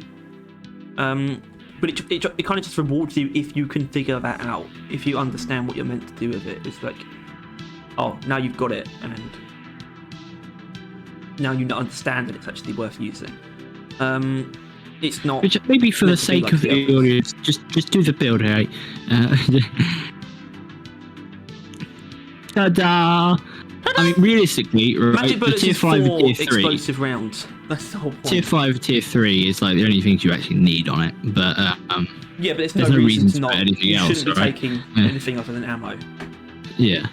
That's also. I want to point out one thing about the Bulldog that's kind of weird. It's almost never worth taking these damage mods. They're both only +10. Yeah, that's a bit of an issue. The only time it's worth doing is actually with volatile bullets. But I'd say like a middle ground actually feels the best to me when it comes to the damage and the ammo. Yeah, because the +10 gets so much more with volatile bullets. A lot more out of it. Yeah. Which obviously, while not being a flat increase as like elephant rounds, with the minigun, which has so many set on fire options, and even the hurricane also it's not completely restricted. And you still have incendiary grenades as well. So incendiary grenades. Basically, it is so easy to set things on fire as Gunner. By the way, literally easier than Driller. As just like Gunner is far more of a fire guy than Driller, the fucking flamethrower dude. Well, he's got the flamethrower, but it is still. I know it doesn't make a lot of sense, but it is still just one weapon. I know, but that was literally his only one weapon back in the time. You would assume that would have kept it up, but no. He's the elemental guy, not necessarily the fire guy. But volatile bullets is also for single target damage, but it also plays into just the idea of combos, and it just results in massive damage done in a very satisfying way. It basically just makes you feel like a badass, and it's also a ridiculous amount of damage. Like the build that you currently accidentally made, have you tried that? Where you because you also get a buff. With area damage. Yeah, it does. It works, but it doesn't feel good because it's so small. It doesn't really work because all those enemies are going to die anyway from the fire. Yeah. It doesn't really work. You take. This is probably what I would do, and you could just pick between these. Probably accuracy. You still put the neurotoxin on. Yeah. That's such a good upgrade, by the way. I don't think this is like the same level as incendiary compound necessarily. It just because it doesn't. This isn't really a backbone. It's just something that's very hard to not take. What's the other tier 5? Is it just like Right. So yeah, it is hard. Like if you're accurate enough, there's no reason not to always have neurotoxin, right? It doesn't make or break a build, other than the obviously the ricochet one. It makes that one. It makes magic bullets, one. but it just substantiates everything else. Makes it feel a lot better. Yeah. Because not only do you have your solid single target damage, you also deal a good amount of damage over time. It feels like you feel a bit more like an assassin. I don't know if that's really right. Yeah. It's pretty cool. Neurotoxin it is a good upgrade too. It's just outright good, but it just makes all your builds feel better as well. Yeah. And I feel like if it was just more forgiving, by the way, that's the whole point of neurotoxin. It means you don't always have to hit weak points to get good use out of the bulldog, because neurotoxin is such a good status effect. Which is what those, I don't know. Yeah, I think if the tier 5 just had a bit better competition, it wouldn't be like the must pick, which it kind of is now. Because there's no reason not to. But if there was just more competition, it would be pretty healthy. Yeah. And the other thing doesn't really do anything more to the gun if you never miss, right?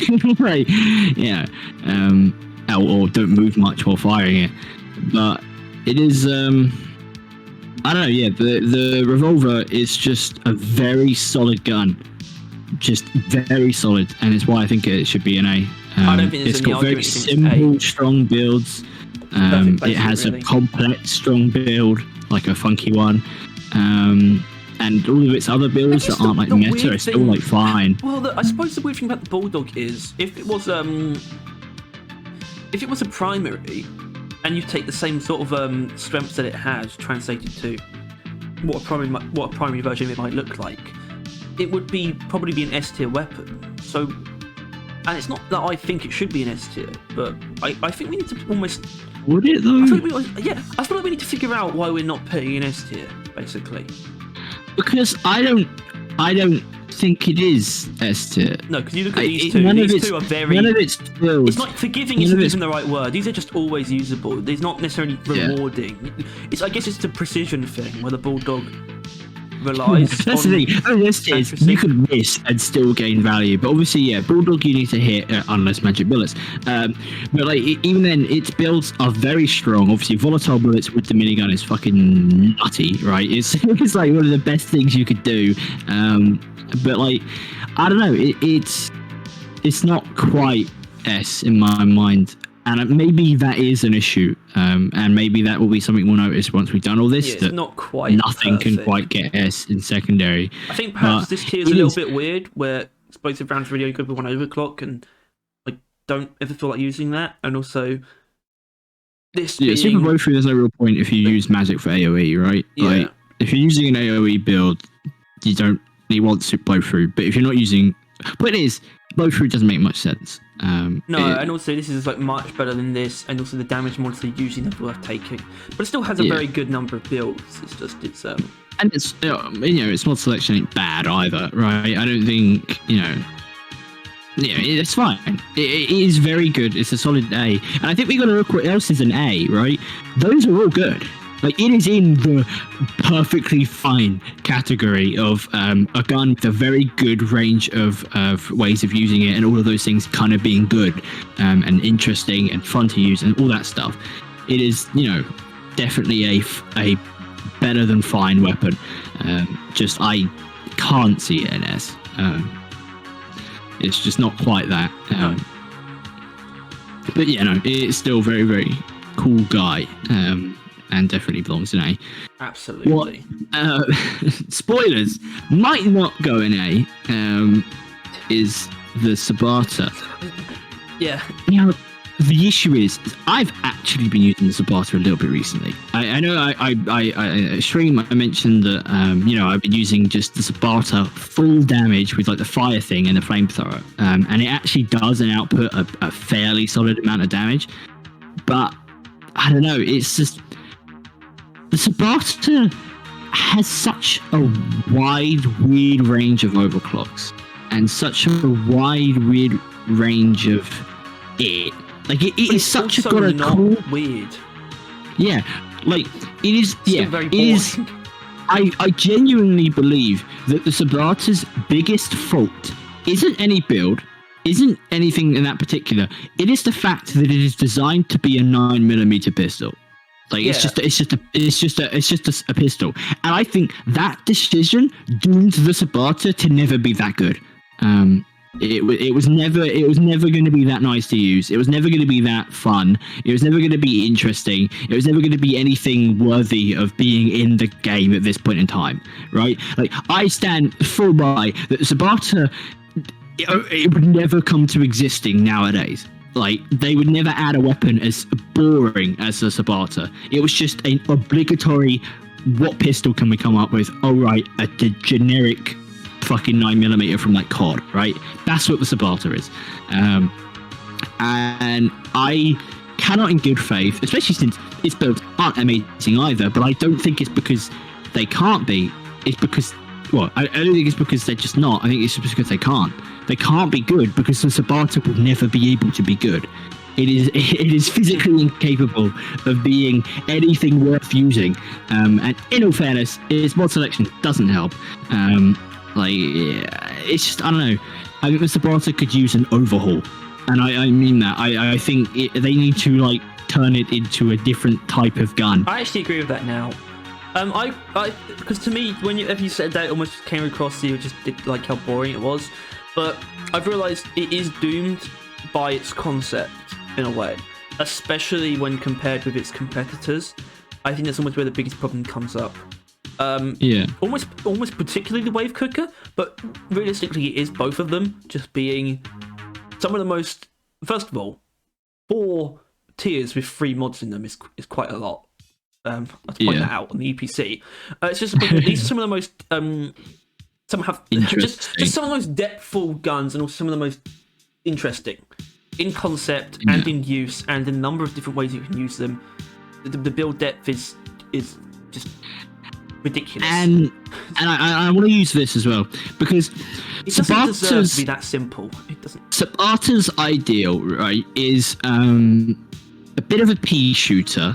Like, it's not, it does actually can do good damage per shot, but it's really supposed to have more ammo, right? That's the point. It's most of its damage gets done in a volume of ammo.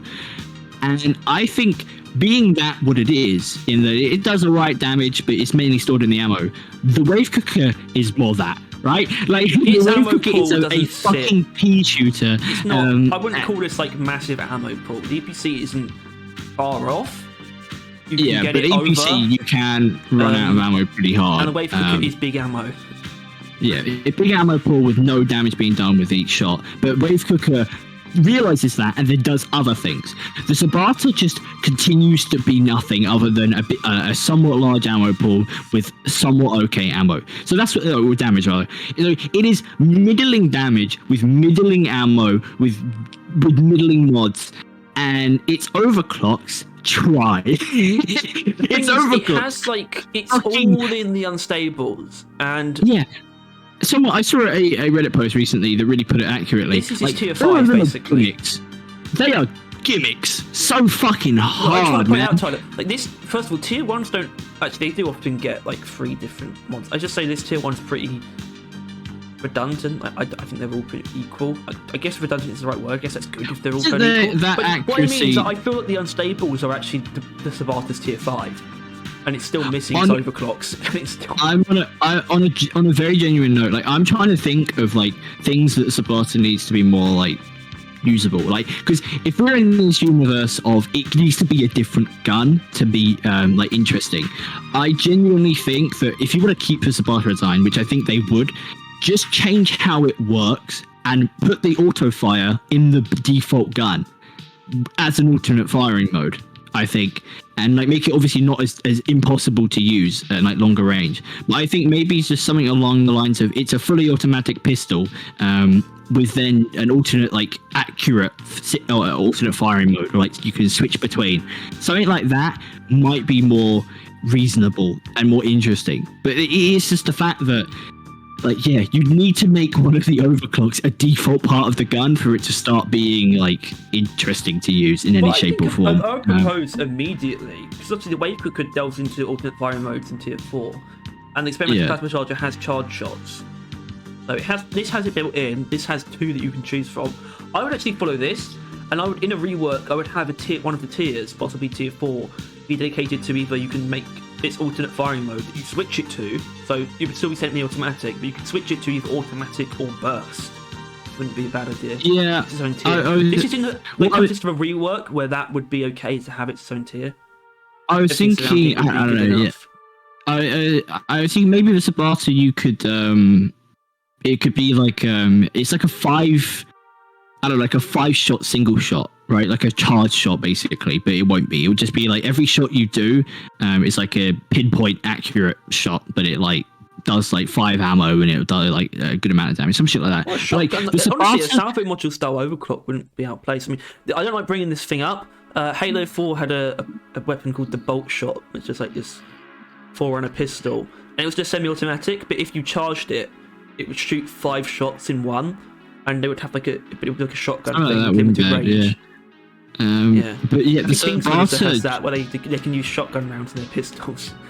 Yeah, well, honestly, yeah, Sabata just needs to be more interesting, because I do think it is weak still, but I don't think it was ever going to be more than weak, right? Let's first just because you need to kind of comparison it with the other weapons, right? The Sabata best collaboration with like a primary or like any bit of equipment is that fire tier 5 mod. Yeah, that is the best thing in working together, which is it's fine, right?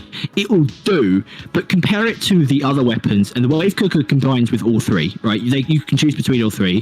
EPC works well with cryo temperature shock. It works well with puddles, setting them on fire. And while it doesn't technically work with the flamethrower, if your goal is to set everything on fire, the EPC gives you a long range option for that. And while all of those are just the fire mod, I will admit, and so maybe EPC is a bit of a fire mod problem. I wouldn't agree with that, but I'll leave it there. There's enough people. I think containment field is popular enough. It's not a big problem. Yeah, but like I even then though, the EPC can reliably work with 2, and the Sabata has just the flamethrower. That's it. The Sabata is the only one that it works better with. And I would argue it's not even an interesting way other than the other ones. You know, temperature shock, igniting puddles, fucking making neurotoxin clouds in the air. The Sabata just does more damage against fucking on fire enemies, and not even like a lot. I mean, it's not a bad amount. Don't get me wrong. Actually, 50% more percent. It is noticeable. You actually do start doing more damage with full damage mods. But it's just boring. It's so fucking boring. It's a problem that it's boring, but it really is meant to be. Exactly. The other 2 aren't. It but really is meant to be. That's not a good justification. It just isn't, is it? Like, but it sounds ridiculous, but that is how it's meant to distinguish itself. By being the very simple one. That's just... I'm not saying I like that. I'm just saying that's how it is, and that's why it's still just a boring pistol. Sure, but then its strength doesn't match the simplicity. No, you would expect a simple gun to be simply strong, but it ain't. Well, no, I've got a good idea, really. I think because the problem, it does circle around to its concept, and the concept is that it's the ballistics one. And ballistics just referring to just gunpowder with bullets. It's the only one that uses bullets. It's the only weapon the driller has that it's just bullets as well. And you know what? Yeah. I think there is a problem there, and we can change it. We can still keep it pretty close to the original concept, but people want a nail gun. And it could still be pretty similar in size. You could still build it off the original Sabata model. It could look like very similar. Maybe make it a bit bigger. Its base model would have more like construction colours in it. It'd be some streaks of yellow. But I think nail gun is a direction you got to take Sabata if you're going to change it big. But still stay pretty close to what it's meant to represent in Driller's arsenal. And I would argue that with that, you would then push up tranquilizer rounds into a mod, right? You would push up the nails pin enemies down, right? Yeah, as like a mod. You'd also have this base sort of, maybe you'd have this possibly built in like bleed mechanic. I don't know. Just to make it stand out, where you could stack. It'd be quite weak, but you could stack a damage over time with the nails potentially. But honestly, just making a nail gun just makes it close, but still unique. If you were to make it a nail gun, you would push up trank and fully automatic as alternate firing modes, like the wave cooker. And I know you want to keep it simple, but I would argue that they're pretty simple, Yeah. right? Just being either automatic Also or explosive your nails slow-firing is shots cool. are just stronger. But yeah, I don't think that should be a mod. I think the explosive... First of all, embedded detonators, as far as I'm concerned, is the only viable build for the Sabata. You may disagree with that, audience. I think, Harry, I think you'd agree, right? Yeah, it's, that's it's not even strong, it's just viable, right? Like, it's just the only way that you actually get any good amount of damage and any good amount of utility from it. Like it taking down targets like as quick as it can is valuable, but with the other things it's just not. Like the fully automatic I found fun, and then I realized that it's only usable close range, and then I realized wait a minute, why am I using the Sabata close range? Like, what the fuck? That's what my primaries are for. And now I have nothing long range, and I'm fucked. Now an acid spitter is going to tear me to pieces because that's shitty fucking unstable. Which might just be a skill diff if I can't control the recoil or whatever, but it's still quite a strong one. But then, yeah, tranquilizers are fine, but they're also just a gimmick, right? Like, doesn't make the gun any stronger, does it? It just adds what used to be the strongest stun effect to the game, but now that's not even the case. And now it's just add a strong stun, which I do think, shouldn't be part of the base gun. Should be an option. It's weird that it doesn't have a stun. It doesn't quite work. It's just like you really need to be precise with it again. Like with the Bulldog, but in this case it's not really rewarding enough, especially when you consider these two don't rely on the weak points at all. In fact, this guy is like that guy doesn't even know give a what shit. weak points are. It makes its own weak points. Yeah. That it can pop as well. That it can damage, and everything else can. Like, it makes weak points that are better weak points because you don't need ballistics to pop them. You don't need bullets to pop them. And you can put them fucking anywhere. And EPC just doesn't even know doesn't really give a shit. Is. And not that I think it's viable, but it is tier 5 mod literally ignores like armor as well. Like those two. Yeah, I mean that's what it says it does, right? That's its description. It's like trust me, this is usable. It can ignore armor. Plasma Smash might be fine if it wasn't like an overclock for some reason. It doesn't make sense that it exchanges. A tier 5 mod can add 10 area damage. That's not. I think once again, it's just very weird that they that they even bothered adding it. But yeah, we'll get to that. But yeah, no, the Sabata. I think the main issue with it is so fucking boring, which is why I think Harry is right. Just remodel it slightly, and if anything, don't bother. Just change it to where the bullets in the mag are now just nails, right? It could just also make it nails. I did think of like making that like unique in some way at base level, and we have pierce damage now, like on the crossbow. I think it could possibly use something where it could just be not as bad against armor as normal bullets are. That would make sense as well. It would then because that's the thing though, is Driller as a whole doesn't give a fuck about armor. Yeah, except this is the only Sabata. weapon that does. It's also the only weapon. It's the only weapon that is affected by armor in a big way. Obviously, you can't shoot through armor with the EPC, but that's it. And also, it not only is armor a problem for it, also you need to hit weak points with it as well for it to do any reasonable damage. So yeah, it is an outdated weapon. We always thought this, but when you really break it down, it is very much outdated in what the overwhelming majority of Driller's weapons are.